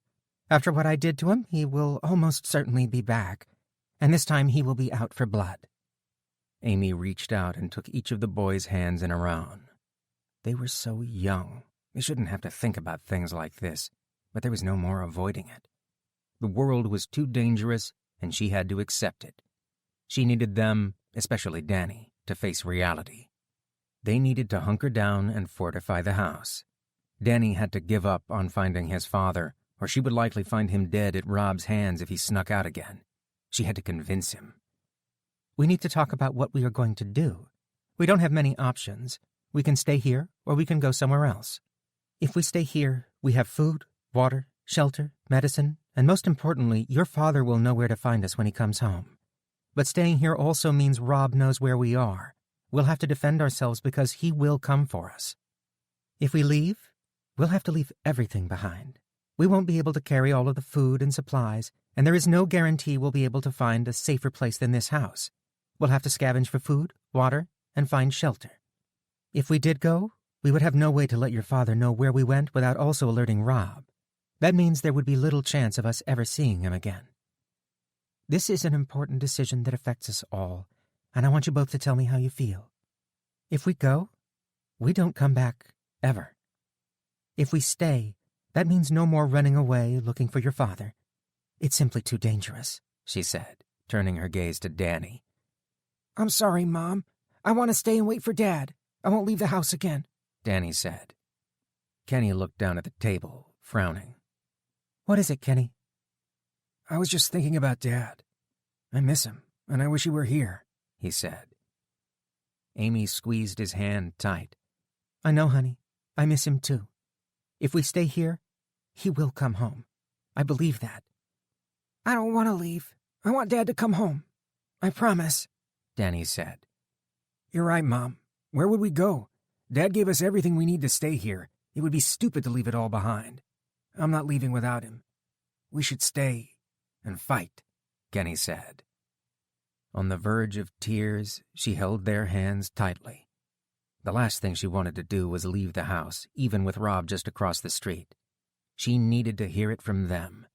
Danny had to accept their situation. It's settled then. We'll stay here and wait for your father. Kenny, go get a few hours of sleep. I'll wake you up in a bit. You and I will take turns on watch tonight. From now on, we won't let Rob or anybody else catch us off guard again. Danny, go get some sleep. Tomorrow morning, we're going to do everything in our power to make this home a castle, she said. Chapter 31. Baltimore. Home. Jack stood on the remains of the Francis Scott Key Bridge, overlooking the ruined segment of Interstate 695 that passed over the Patapsco River. At least, it used to cross over the river.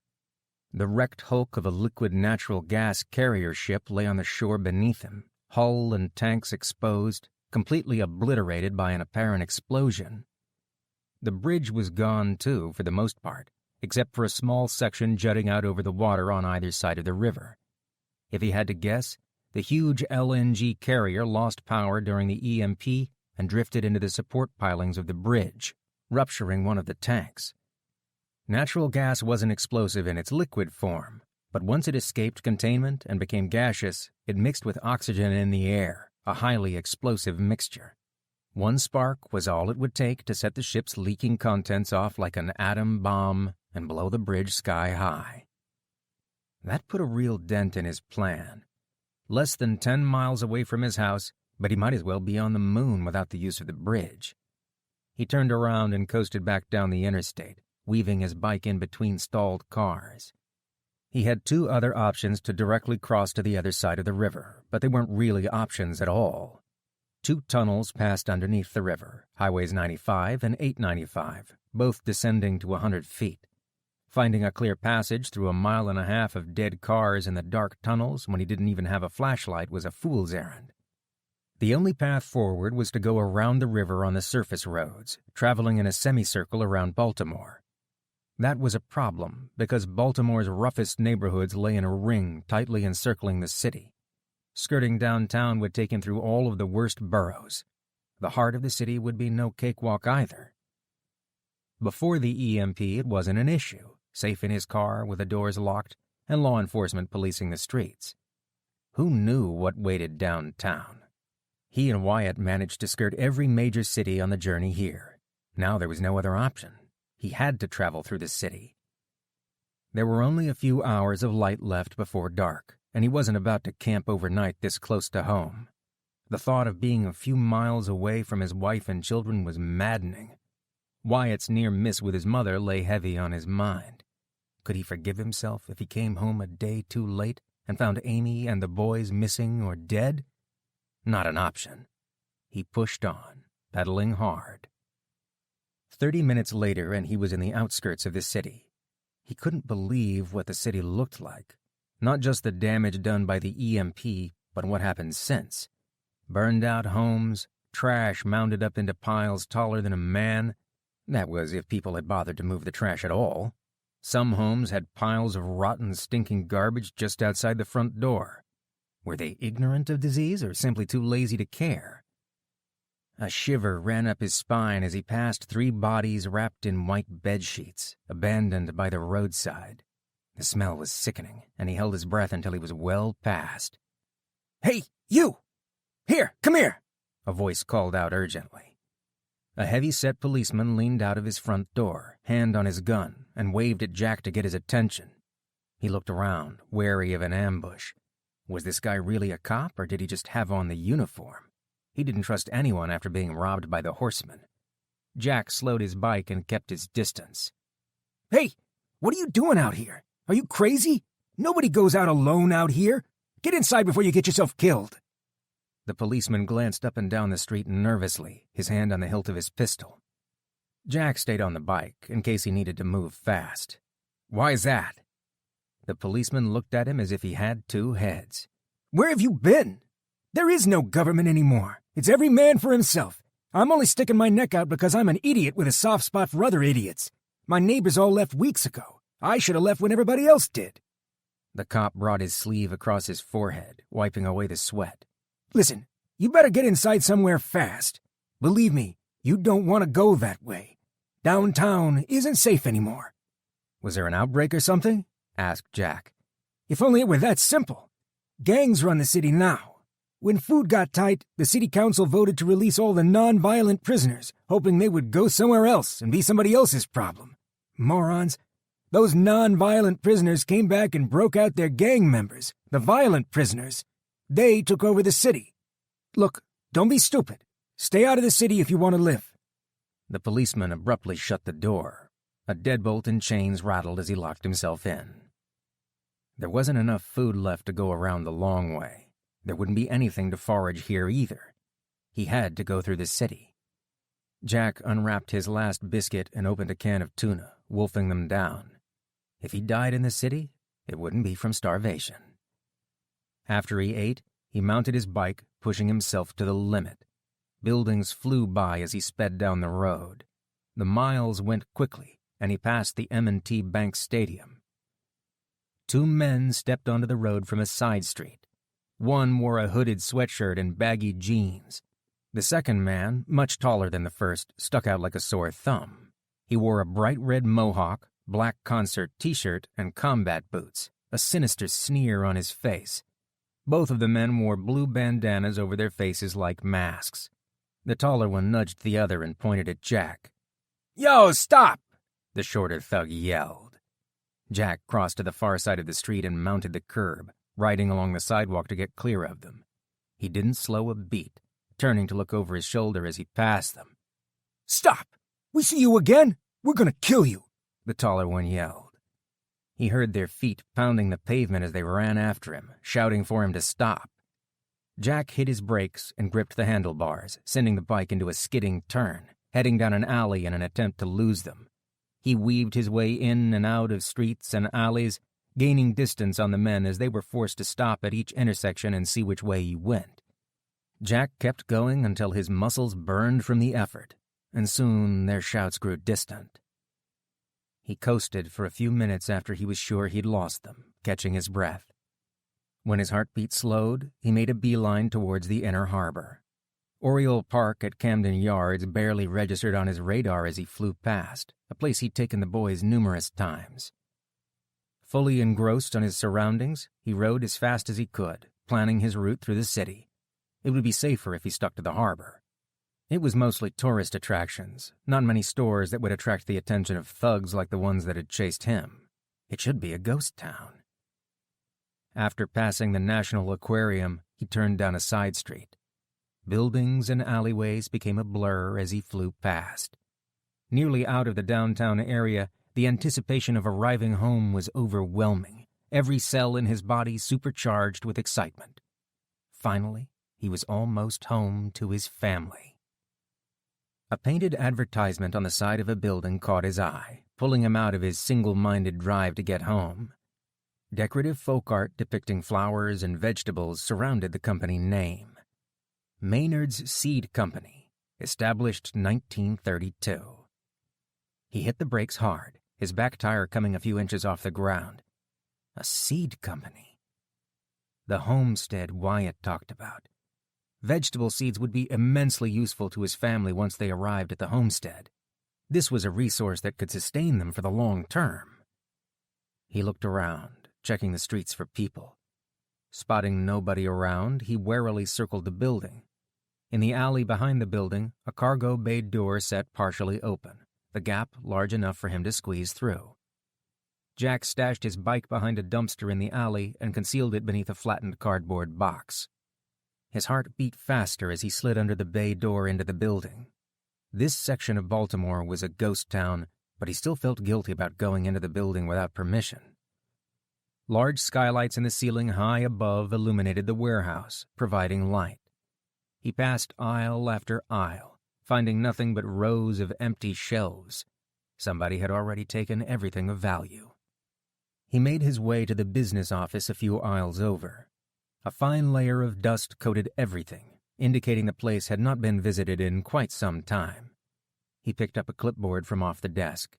He read the packets of papers clipped to the board. The papers were marked in the bottom corner with a fancy seal, embossed into the paper. Authorized by the Federal Emergency Management Agency, issued by Justice Mark Weldon. Jack scrolled down several lines to the interesting bits. U.S. EMP Response Committee Confiscation Act, Article 12. The government had picked the warehouse clean. Typical. They could put the stockpile of seeds to good use, but it was more likely that the seeds would be forgotten in a government warehouse or mismanaged by bungling bureaucrats, if there were any bureaucrats left. Disappointed, he made his way around the shelves, quietly making his way back to the open bay door in his bike. Rounding the corner of an aisle, his foot caught on something in his rushed exit, and he tumbled forward to the ground. He threw his arms out in front of him, absorbing some of the blow with his forearms, but still landed hard on his face. Shaking off the pain, he picked himself up. Blood dripped from his nose, and he pinched it shut between his thumb and finger to stop the bleeding. Sticking out from underneath a shelf at the end of the aisle was a cardboard box.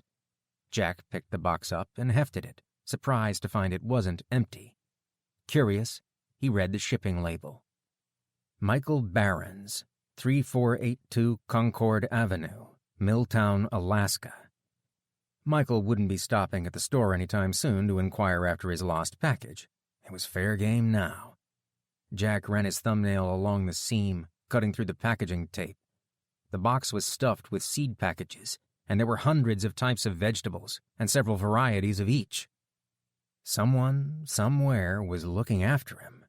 This was enough seed to start an enormous garden, a small-scale farm even. It was far more than he could use or plant in one season. In his excitement at the discovery, he pictured the homestead, details brought to life by Wyatt's descriptions.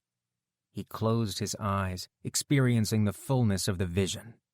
A farmhouse, gently rolling fields, animals grazing in a pasture, a gentle spring rain moistening the freshly turned earth, delicate green shoots popping up from the ground. He pictured his family working together in a large garden, hoeing dirt around neat rows of winter cabbage. Wyatt backing an antique tractor out of the barn, a plow hitched to the tractor. It was all there, everything he needed at Wyatt's homestead. The seeds. His vision was complete now. Jack resealed the box, elated with his discovery. He slid the box under the bay door and lowered himself to the ground, rolling under the bay door and into the alley. Before he could get to his feet, fists pummeled him, pushing him into the ground. "Found your ass!" the man with the red mohawk yelled. A heavy blow landed on his forehead, followed by kicks to his midsection. The two men kicked and punched him relentlessly, their fists and feet racking his body with pain. Jack tried to get up off the ground and fight back, but he was pushed back down. Unable to get to his feet, he covered his head with his arms, trying to protect his head. "I told you to stop, shithead," the shorter thug shouted. "This is our neighborhood. You don't belong here." Kicks landed on his back and his legs. A powerful kick hit him in his side, knocking the wind out of him. Pain exploded in his rib cage. Lightning stung his side as he tried to breathe. The beating continued for several minutes. His front teeth wiggled loosely as he passed his tongue over them. He spit out a mouthful of blood, the iron taste turning his stomach. His entire body beaten, bruised, and in pain. He couldn't see out of his left eye. Was it swollen shut, or had they put out his eye? "Stupid ass, coming down here. This is our turf. You don't take shit without us saying so." The man with the mohawk picked up the box of seeds and ripped it open. "What the hell is this? Seeds? You taking a beat down for some seeds, stupid ass?" The other man cackled. "Yo, we beat him bad, bro. Look at his head. Look at how bad he's swollen up. He's bleeding all over. Grab his bike and that backpack. Let's see if Big D will give us something for it. Throw them seeds in the bag. Shit, maybe he'll take them too." Jack grunted, his mouth filling with blood again, obstructing his breathing. He spit the blood out and moaned. "What? You want some more?" the thug with the mohawk shouted. Jack watched in horror, unable to move as the thug with the mohawk picked up a bottle off of the ground. His lips twisted in a sneer, and he brought the bottle down, smashing it over the top of Jack's head. Bright, white light filled his vision. His head felt like he'd stuck his tongue in an electric socket. Trying to get up and run, his body wouldn't respond. Black spots winked in and out of his vision, the spots growing larger by the second. The thugs gave him a final kick and took his bike, his backpack, and the box of seeds with them as they left the alley. Jack rolled onto his side, vomited, and blacked out from the pain. Chapter 32. First things first, guys. Danny, you are to stay in my sight at all times from now on. If you have to use the bathroom, you're going with your brother. We all need to communicate where we are and what we're doing. Second, we don't leave the house. We don't want to give Rob the opportunity to break in and be waiting for us when we return. Finally, Kenny, you and I are going to keep a gun on us at all times. Pistol, shotgun, I don't care which. But we need to be armed, Amy said. "Does that mean no more fishing?" Danny asked. I'm afraid so, Danny. We have enough food and fresh water in the basement to last us a long time. Maybe Rob will leave when he runs out of food. There can't be that much food left to scavenge. The fresh fish was wonderful, and I really appreciated the work you did, but I am not willing to risk your lives over it. "We should also keep plenty of ammo upstairs. Should I move the gun safes upstairs? Going to the basement takes too long," Kenny said. Excellent points, Kenny. Okay, guys, any other ideas to keep the house safe? If we're going to stay, we have to defend the house. Our lives depend on it, she said. "We can make booby traps, like some cans tied to strings that somebody would trip over and make a lot of noise," Danny said. That's a really good idea, Danny. In fact, we can use that idea on all the windows and doors. Something to let us know if a window or door is opened. Anything to give us a little extra time to react, Amy said. I've been thinking about how to make the doors and windows stronger. We could board up the windows and make a little window to shoot out of, like with a sliding piece of wood or something to cover it. And we could put a big piece of wood across the doors to keep people from bashing them down. Dad has some metal brackets in the workshop we could use, Kenny said. Good. Where can we get the wood? We can't risk going across town to the hardware store. Is there anything around us we can use? Amy asked. I know. There's a whole bunch of wood over there on the street behind us. It's on a big truck, Danny said. Hey, yeah, he's right. They were building a new home over there. There's all sorts of plywood and lumber. How will we get the wood here, though, without leaving the house unoccupied? We shouldn't split up, but we shouldn't leave the house empty. Do we have a way to be in both places at once? Amy asked. A window shattered in the living room, sending shards of glass flying all over the room. Amy flinched and then ran to the window to find a large rock on the floor amidst the glass. She looked out the window, startled to find a tall man with a shaved head and tattoos running away from the house, his middle finger extended upward as he ran. "That's from Rob, bitch!" the man yelled. Across the street at the Moore house, Rob leaned against a parked car, a cigarette in one hand, a beer in the other. His face was a swollen mess of black and blue, his eyes swollen completely shut where she'd struck him with the bat. He raised his arm high in the air and lifted his middle finger. Two rough-looking men standing behind Rob laughed loudly and pointed at the house, cheering on the skinhead that had thrown the rock as he rejoined the group. The skinhead picked up another rock from the street and launched it towards the house, the rock falling harmlessly into the front yard. So, he did have a gang. This was not welcome news. Rob was bad enough on his own, and these men looked like hardened criminals. Stay away from the windows, boys. Rob has some new friends. I'm sure there will be more rocks coming through the windows. No sooner had she spoken than another man broke from the group and ran into the front yard, lobbing a rock against the house. The rock landed on the roof with a thud and then tumbled onto the front porch. Kenny took the rock from the living room floor and used it to break out the remaining shards of glass hanging from the window. He lifted his pistol up and fired 2 shots out the window. The gang scurried behind the parked car, yelling insults and threats across the street. "Kenny, what are you doing?" Amy yelled.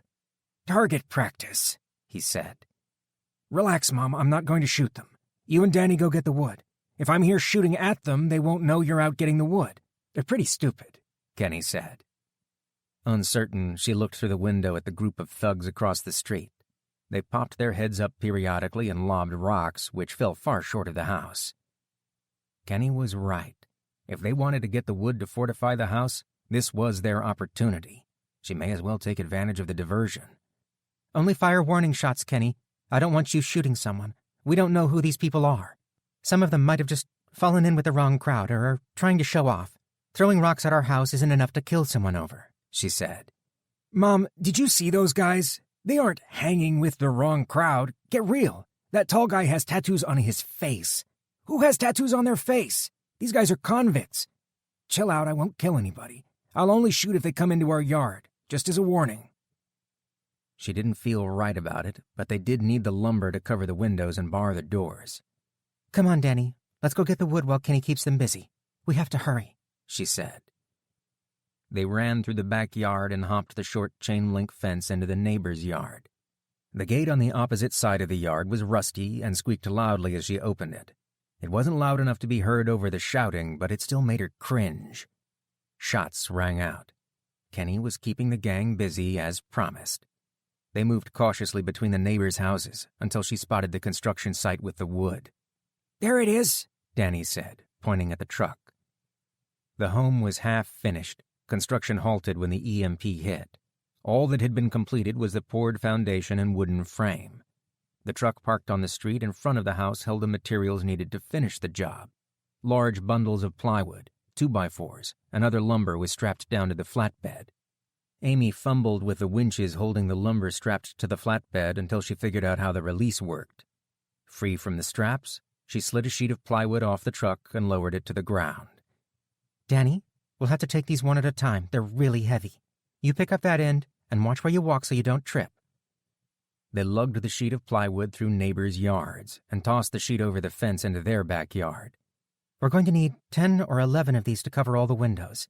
We'll get the other wood last. It will be lighter," she said. Danny rubbed at his arms. It was hard work for an 11-year-old, but he would have to work through it and do his best. She needed his help. 20 minutes of moving wood and they were both exhausted.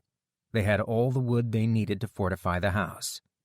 Back in the house, Danny collapsed on the couch, sitting up momentarily to chug down the glass of water she handed him. Kenny was still at the window, eyeing the gang across the street. The gang was quiet now, no longer throwing rocks or shouting insults. They stared at the house, talking and pointing across the street. Whatever it was they were talking about, it was bad news for her family. "We're done, Kenny. We've got the wood. How did it go?" she asked. They stopped throwing rocks a little bit ago. "Really? That's surprising," she said. Well, I shot one of them. "What happened? I told you to only fire warning shots," Amy said. She looked out the window, expecting to see another corpse on the front porch. They started yelling that I was a chicken, that I wouldn't shoot them. One of them ran over and tried to open the front door. I had to shoot him. He's not dead. It hit him in the arm. After that, they stopped coming into the yard," he said. Amy squeezed Kenny's shoulder, reassuring him. "You did what you had to do. Come on, you go get some food and take a break. I'll keep an eye on them for a while." She watched the gang through the window, wishing she could read their minds. The wounded man held his bloody arm, shouting and pointing across the street. Rob gestured at the ruined half of his face and yelled at the man. Whatever he said silenced the man. They had underestimated her family twice. They wouldn't be so rash next time. She gave Danny and Kenny an hour to rest and recover. In a few minutes, she would get the boys up and put them to work. They had to fortify the house as soon as possible. They had guns, but if Rob's gang caught them off guard, they could storm the house and overpower them, even if all the gang had were knives and handheld weapons. They would bar the doors, secure the windows with plywood, and then keep watch over the house for as long as it took. She couldn't leave the food and supplies to venture into the unknown. There was no guarantee that Rob wouldn't follow them. And Jack. She couldn't give up hope that Jack would come home. Chapter 33. He should be dead, his first thought as he regained consciousness. Jack grabbed the edge of the loading dock and pulled himself into a sitting position. His head throbbed mercilessly, his ears ringing as he felt at the golf ball-sized lump. His left eye was completely swollen shut, his right eye cloudy and filled with black spots. The alley spun as if he were drunk. He waited for the dizziness to pass, the wild spinning making his stomach turn. He doubled over and heaved, the motion lighting up every damaged nerve in his body. Splintering pain went through his ribs with every breath he drew. Jack cleared his throat and wiped the blood away from his mouth. He was so close to home, and yet still so far away. All this way, only to be shown how powerless he was by a couple of thugs. Shown how weak he was, and how unprepared. He didn't even get a punch in. How could he get his family out of the city safely if he couldn't even keep himself safe? Hopelessness consumed him. He lay down on the ground in the alley and cried. All of the doubts and fears he'd kept bottled up during the ride home surfaced. The beating had unstopped the cork of his soul. Was his family even alive after all these weeks? Would he arrive home to find them all dead? If they were alive and he got them out of the city, would he be leading them to an even worse fate? A homestead in West Virginia, bringing his family to the rural Appalachians, and he didn't know anything about farming. Was he being stupid again? Exhaustion overcame him. After all the pain and suffering he'd been through to come this far, he lost his bike, the seeds, and nearly lost his life to a couple of punks. Jack wiped his eyes, the tears washing the blood out of his good eye. He could see more clearly now, and he sat numbly, staring off into nothing in the alley. Something caught his eye, vibrant printed colors standing out from the gray muck on the pavement. It was a single packet of seeds, laying in the alleyway a couple of feet away. The seeds. His mental picture of the homestead came back to him, the same one he'd pictured in the warehouse. Freshly turned fields with green sprouts poking up out of the soil. He saw his family happy, secure, and safe. It was a promising future, not just survival. Anger filled him, adrenaline surging through his veins and pushing away his despair. His knuckles whitened as he clenched his fists, unable to contain his rage. Those weren't just some packets of seeds. They had taken the future of his family. They took his hopes, his dreams. He could pick himself up and limp home to his family, and he could do his best to put food into their mouths. They might survive, but that's not what he wanted for them, to eke out a living. He pushed himself off the alley floor and stuck the packet in his pocket. His anger intensified into fury. He wasn't helpless. He'd just ridden a damn bicycle across half of the United States, living off of dog food and squirrels just to get back home. Something Wyatt had said came to mind, reaching up from the corner of his mind. What was it he said? Something his father, the bootlegger, had said. That was it. He remembered now. A man will do anything he has to for his family. Nothing can stop a determined man once he hardens his mind to a task. It's just a matter of making up your mind to do it. All doubt and despair left him. The pain in his body became a distant secondary feeling to the rage, the determination that filled him. His mind was focused on the problem with a razor-sharp clarity he'd never felt before. He knew what he had to do, and he was going to do it. It was just that simple.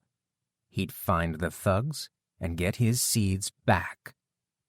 Looking around the alley, he searched for a weapon. He couldn't go empty-handed. That would be foolish. He needed a weapon. He couldn't see out of his swollen eye. He had to do something about that, too. Sliding underneath the cracked bay door of the seed warehouse, Jack got to his feet and moved with a purpose through the aisles, making his way to the restroom he'd spotted earlier. In the mirror, he recoiled from the nasty wounds on his face. His left eye was swollen shut. Nicks and cuts covered his face from where the punks had stepped on his head, grinding his face into the pavement. Jack slipped his shirt over his head and bunched it up over his knuckles, making a fist. He slammed his fist against the mirror. The mirror shattered in hundreds of pieces, shards of glass falling from the mirror frame. He took one of the smaller shards from the sink, its sharp edge held against his swollen eyelid. Not entirely certain this was a smart thing to do, he hesitated. Boxers used to have cut men who would drain the blood if their eye was swollen shut during a fight. But he wasn't a boxer, and he wasn't a cut man. He didn't know what he was doing. But if he couldn't see clearly, he had no chance against the two thugs. Screw it. He drew a deep breath and sliced into the swollen eyelid just below his eyebrow, then made another cut into his upper cheek just below the eye. He dropped the mirror shard into the sink and squeezed the swollen tissue, blood squirting everywhere. A few moments later, and the sink, mirror, and Jack were all coated in blood. The swelling had gone down, drained away. He opened his eye and blinked, regaining some vision out of the eye. Wasting no time tending to his other wounds, he stormed out of the bathroom. He had to catch up to the punks before they got too far away. He ran through the aisles, scanning the shelves for something he could use as a weapon. Row after row held nothing but dust and empty cardboard boxes. The place was empty. Everything of use had been looted. He searched the office next, wildly flinging open desk drawers and filing cabinets, desperate to find something. He could use a pair of scissors, a letter opener, or anything. He came up empty as he rummaged through cubicles. About to give up and find a weapon in the street, he rounded a cubicle and found a small hall closet. A janitor's closet, the door left wide open, stuffed with cleaning chemicals, towels, and a janitor's broom. Perfect. Exactly what he needed. He unscrewed the broom head from the handle, hefting it and getting a feel for the weight and balance of it in his hands. With a two-handed baseball swing, he brought the broomstick down onto a computer monitor. The broomstick sent the monitor flying across the room, impacting the wall with a satisfying explosion of glass and sending a cloud of dust into the air. Jack made his way back to the alley. They had gotten the jump on him last time. This time, he would make sure he had the element of surprise. He would find them, and he would make them pay for what they had done. Then he would take the seeds and his family's future back. Chapter 34. The narrow alleyway was pitch black as Jack snuck down it, silently padding around trash cans, feeling along. Row homes on either side of him created deep shadows, preventing the dim moonlight from revealing his presence. The alley ended just ahead as it intersected with a road, moonlight reflecting off of the wet city streets. He hunkered down in the shadows just a few feet from the road. There they were, the two thugs walking down the street, heading in his direction. As loudly as they talked, it had been an easy task finding them in the dead quiet city. Crouching hidden behind a trash can, he waited for the men to walk by. Two men, one riding a bike, but he had to be sure it was the right men. He slowed his breathing down, tried to calm his nerves. Could he pull this off? "Yeah, man, I told you she was a freak," a voice said. His companion slowly circled the bike around him as he strutted down the street. Jack peeked around the corner. A red mohawk. There was no mistaking him. An image of the men was burned into his brain, bottle in hand, smashing it down over his head. Not something you tended to forget. Yeah, it was the thugs, all right. The other thug circled him on his bike, Jack's backpack slung over his shoulder. His heart beat so loud in his chest he was sure they would hear it. It was so quiet, even his breath seemed impossibly loud. The two men walked right by him, oblivious to his presence. They moved down the street and disappeared from view as it curved around a corner. Jack ran back along the alleyway and crossed over a couple of streets. He ran as fast as he could without making too much noise. He would get ahead of them and cut them off. An ambush.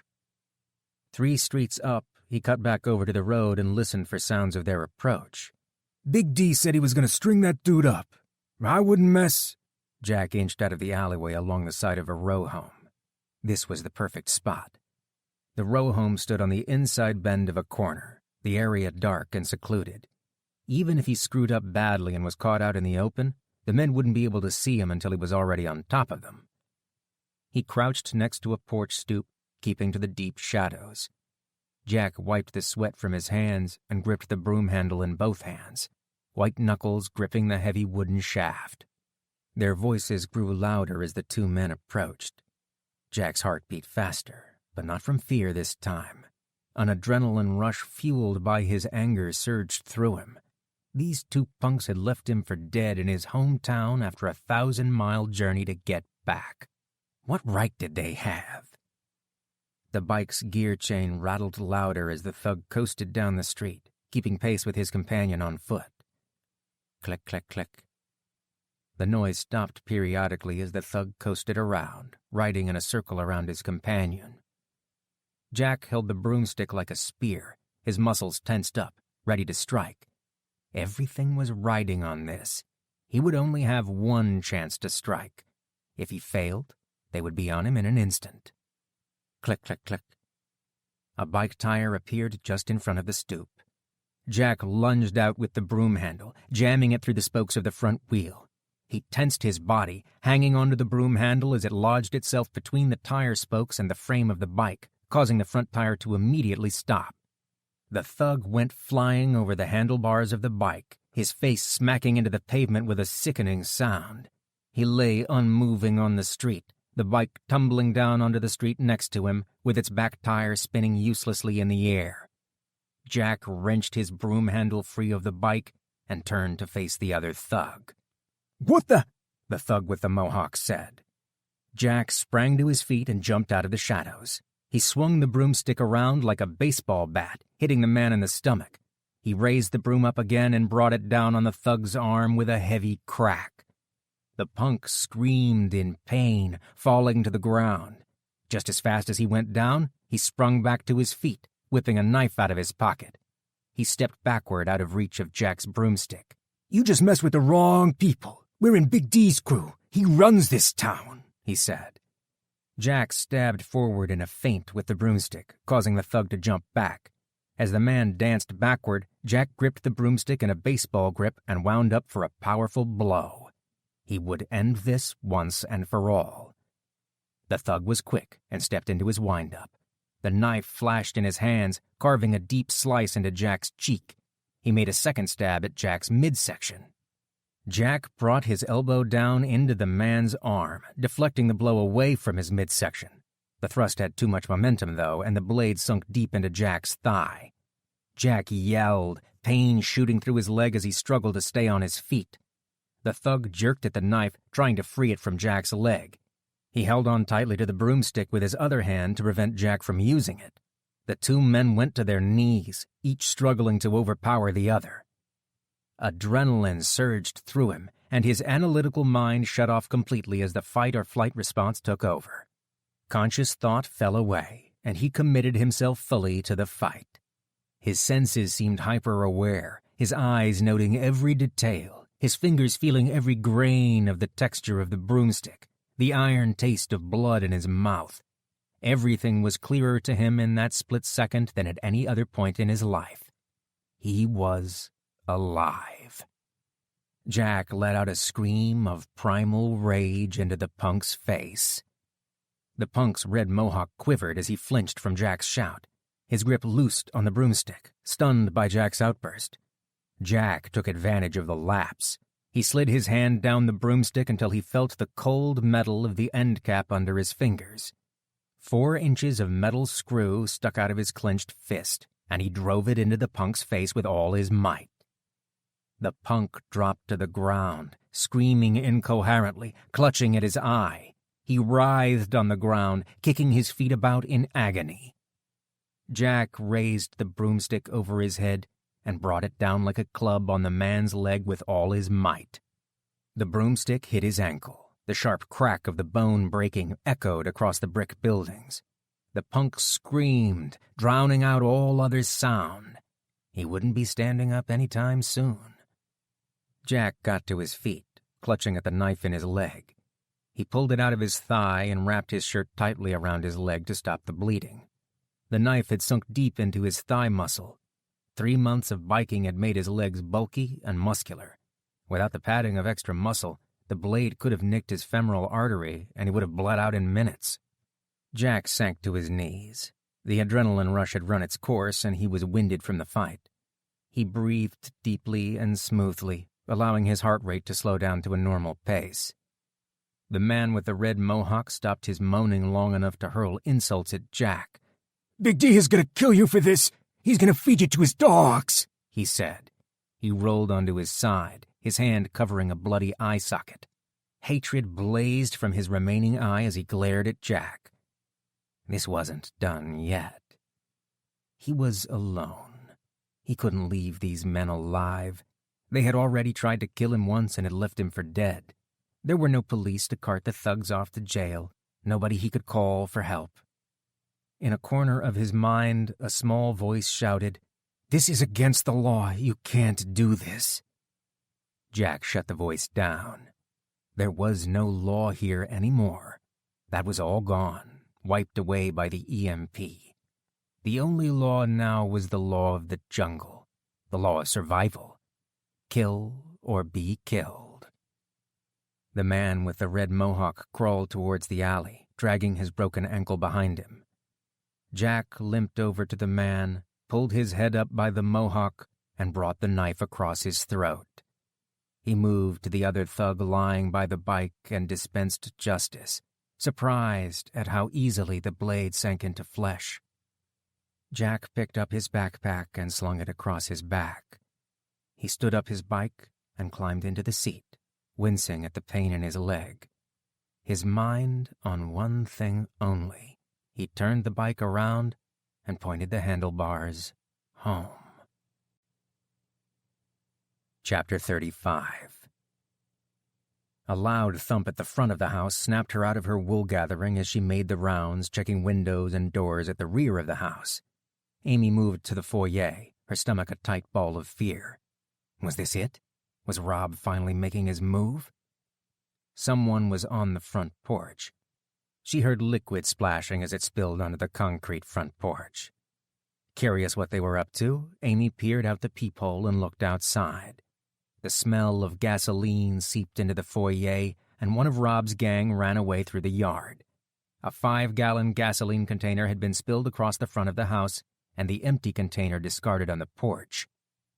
Standing in her front yard, several members of Rob's gang cheered the man on as he ran back to join them. Each of the thugs held a gasoline can.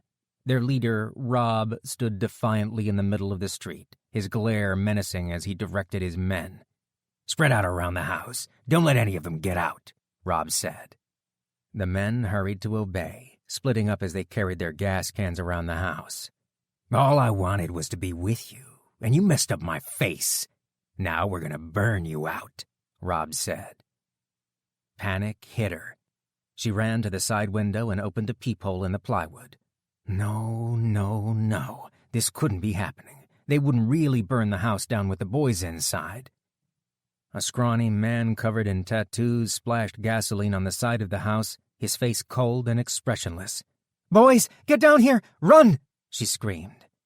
Danny and Kenny came flying down the staircase, taking it 2 steps at a time.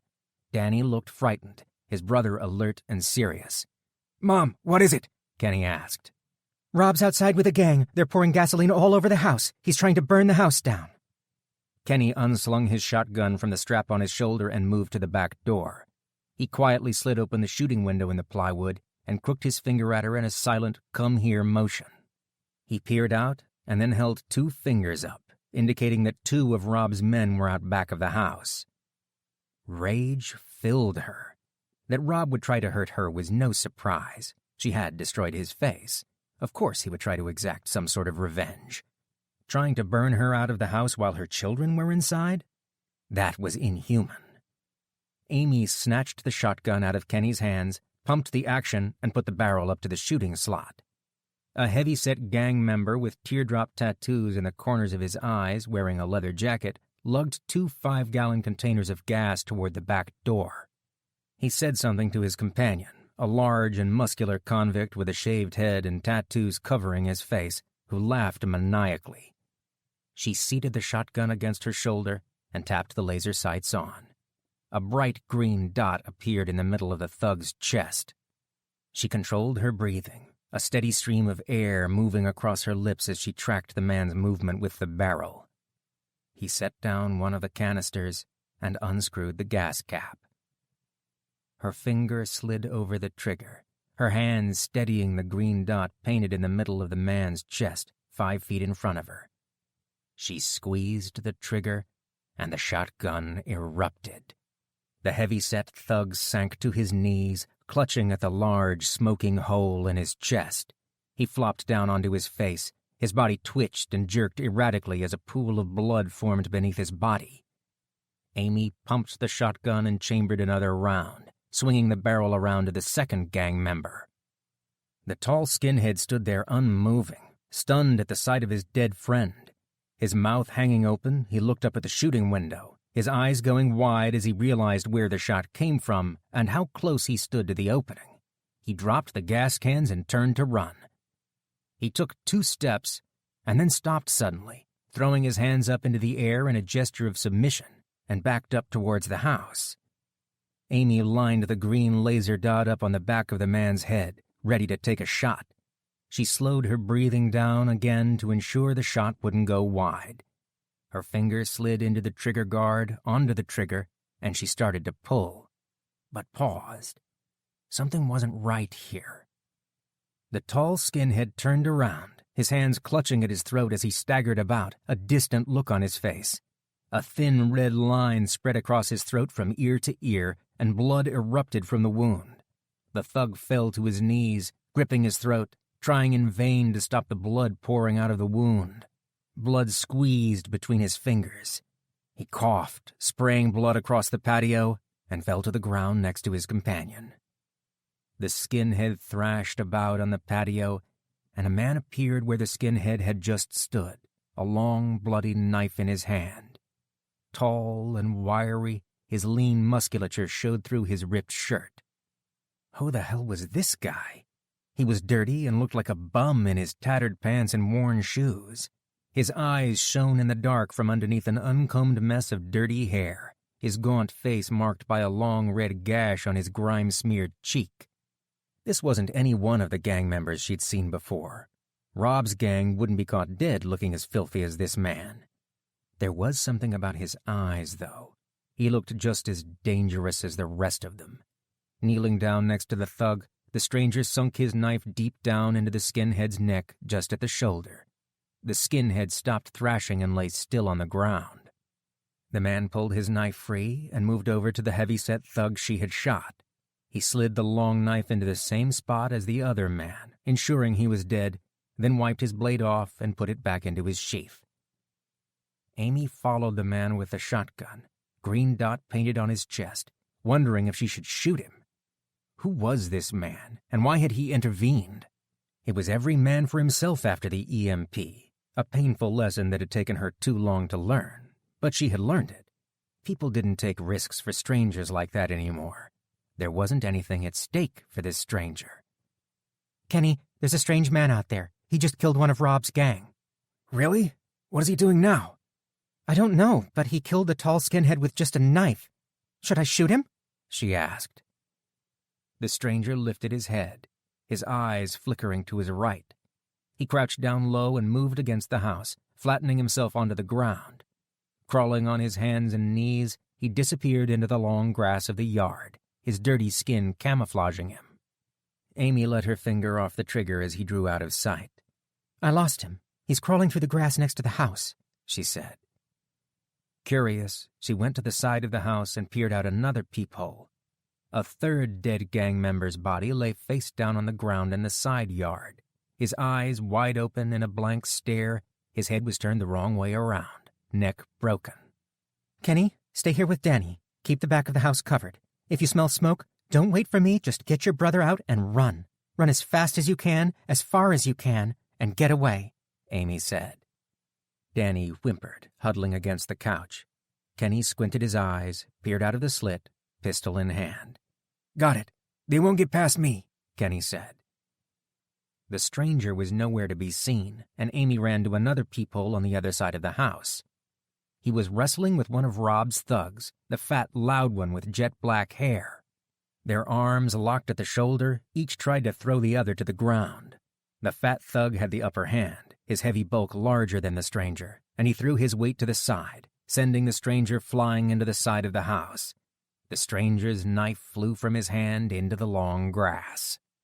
The fat thug rushed forward, circling his hands around the stranger's throat, and squeezed tightly. The man gasped for air, scratching and pulling at the thug's arms as he tried to break free. The thug lifted the stranger off the ground as he choked him, his face turning red as he sputtered and coughed. Amy put the shotgun up to the shooting slot, but couldn't find a clean shot.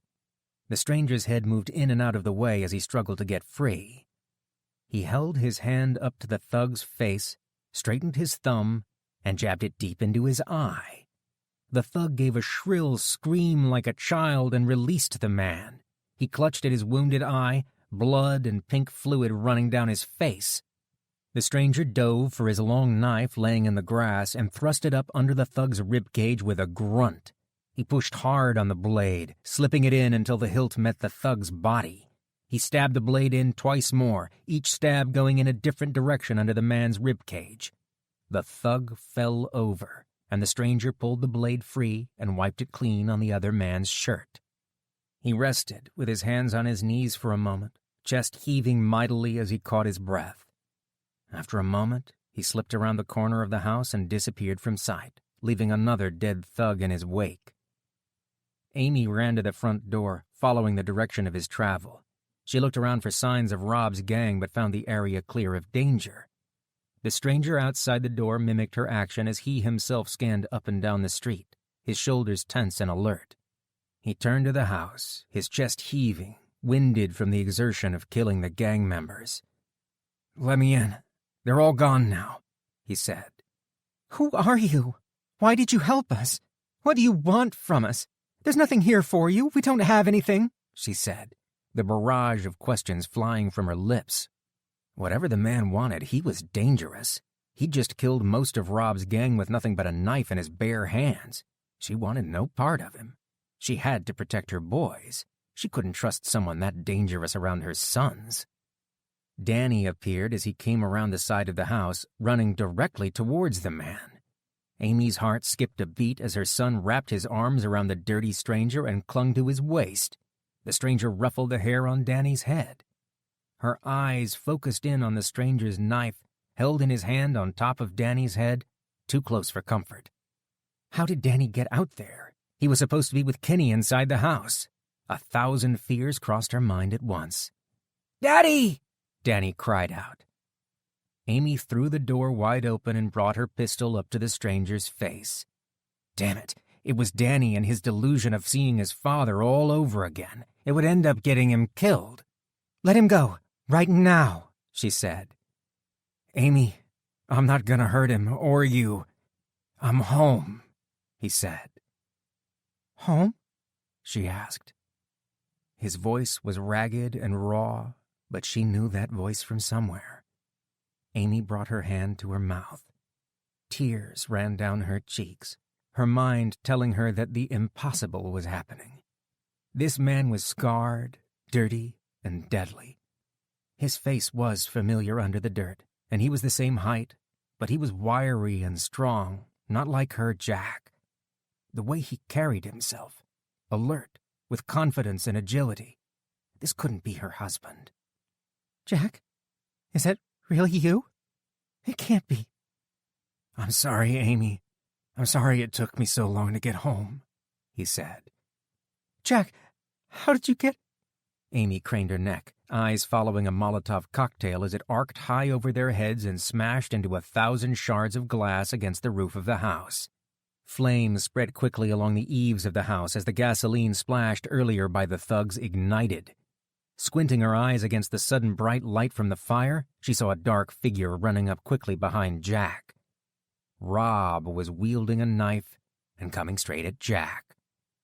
Jack seemed to sense something was wrong because he pushed Danny out of the way, just in time to be bowled over by Rob's assault.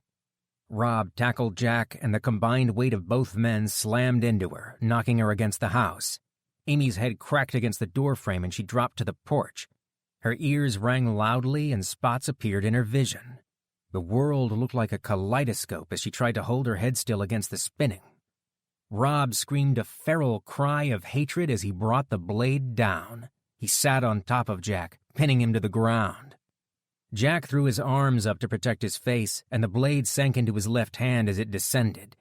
Jack screamed and thrust his body up, throwing Rob off of him and sending him to the ground. He grabbed his wounded hand. 3 inches of the blade stuck out of the back of his hand, his remaining 2 fingers and thumb twitching in pain. Rob rolled onto Jack again, his single eye glaring hatefully as he wrapped his fingers around Jack's throat, strangling him. Amy staggered to her feet, shaking off the dizziness. "Kenny, get out of the house! It's on fire!" she yelled into the open doorway. Kenny appeared in the hallway and took notice of the fight between Jack and Rob. "I'll help him get Danny to safety," she said. Kenny came running through the doorway, Danny in tow. He ran toward the street, away from the fire. Jack and Rob rolled around on the ground in their struggle, punching and wrestling for control. Jack held his own, but just barely. The knife protruding from his hand left him at a disadvantage. Jack held Rob's stranglehold at bay with his arms as he brought his knees up to his chest and planted his feet onto Rob's chest. He kicked his legs out, his strong muscles built from 1,000 miles of walking and riding, sending Rob flying through the air. Jack was on his feet in an instant, moving toward Rob. Amy pushed past Jack, shoving him out of the way. She hovered over Rob as he lay on the ground, trying to get back on his feet. Fury and outrage filled her heart. No more of this. Rob's undamaged eye widened with fear in the firelight. He held up his hands in front of his face. "Wait, please, don't," he said. Amy squeezed the trigger. She squeezed the trigger again and then again, firing shot after shot into him. The front yard exploded with the sound of the gun each time she pulled the trigger. She kept pulling the trigger until all she heard was the ringing in her ears and the click of the empty gun. A calm voice spoke, and a hand slipped over hers, gently sliding the empty gun from her hands. Chapter 36. Jack set the empty pistol on the grass and pulled Amy close into a hug. It was over. This had been so long coming, he just held her tight, refusing to let her go. He ignored the pain in his body. The feeling of rightness and completeness lasted a split second before it was interrupted. Where were his children? The fire. Amy, where are the boys? Boys, Kenny, Danny, where are you? Amy yelled, looking around the front yard. I'm here, Mom. Danny peeked out from behind the Prius at the end of the driveway. Where's Kenny? Jack asked, frantic. He went back inside the house, Danny said.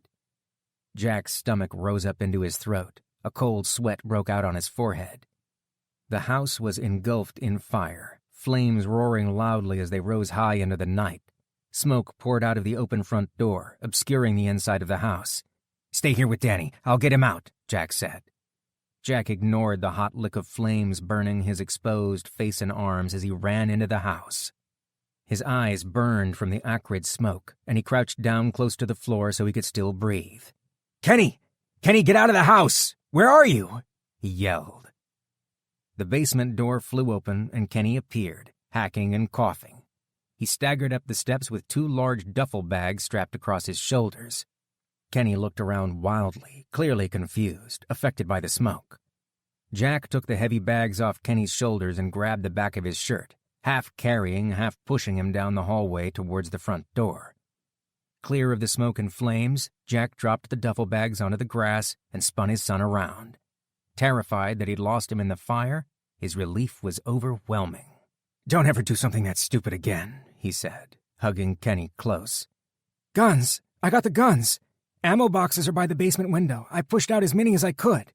Kenny doubled over, coughing and spluttering.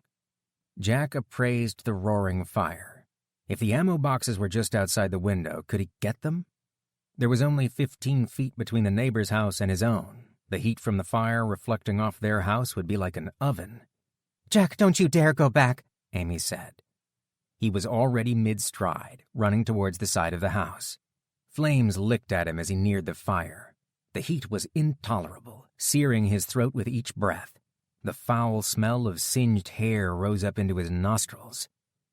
There they were, 4 ammo boxes sitting next to the broken-out basement window, untouched by the fire. Jack strained to pick them up and limped back into the front yard with a heavy load.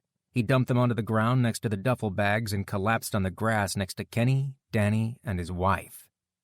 Amy glared at him with a look cold enough to cool the flames he just ran through.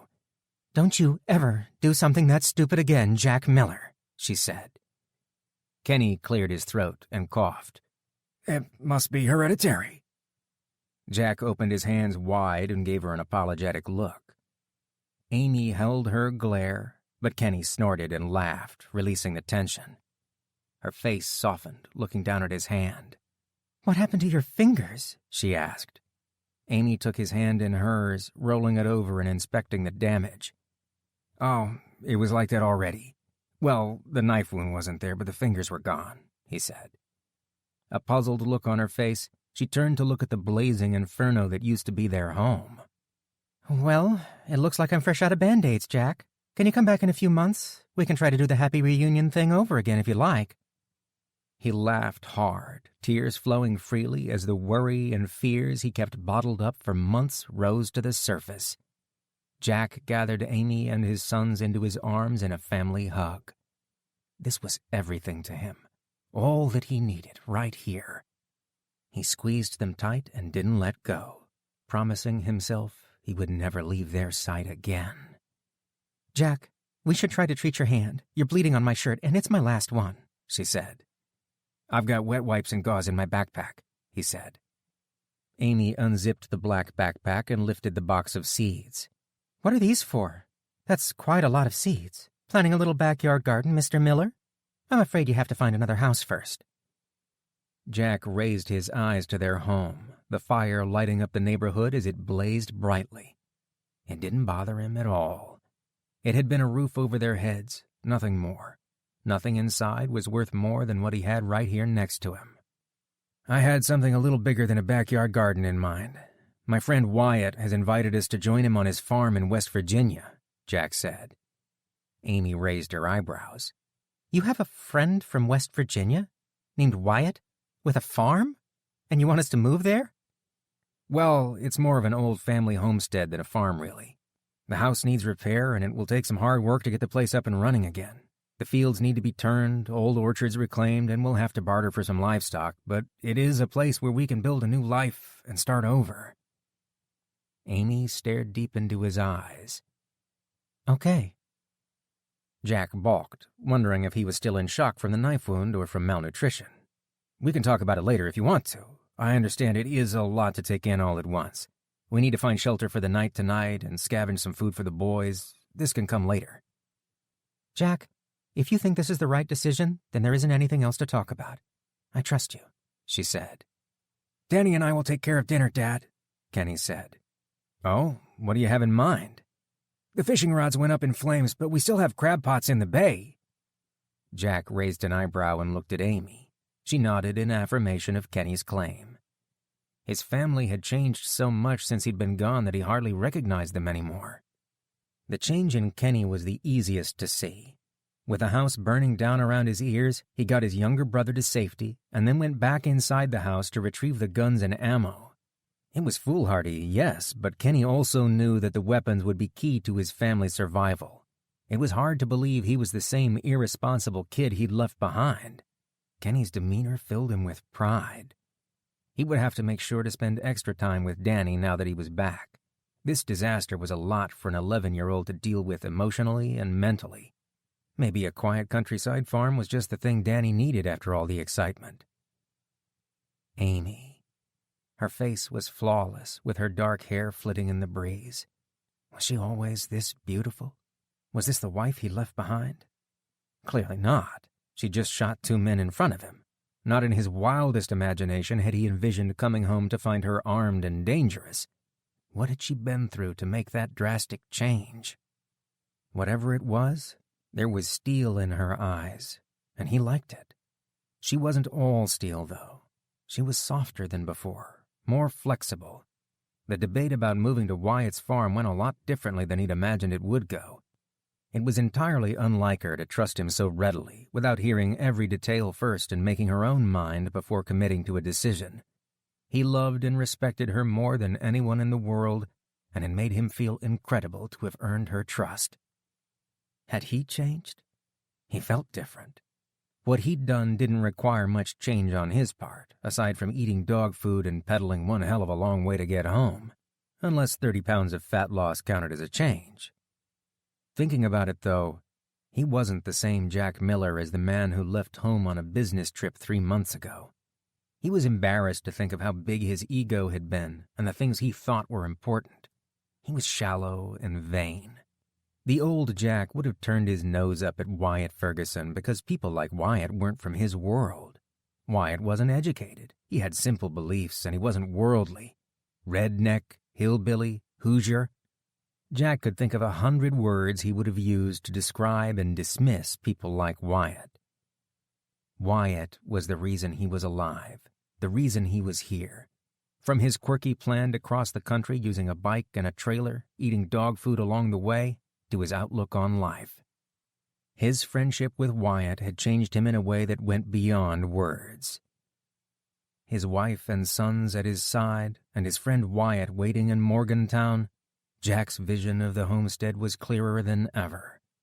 His house was gone, burned to the ground, but he had everything he needed to make a new home. His family, a friendship, and hope of what the future would bring. This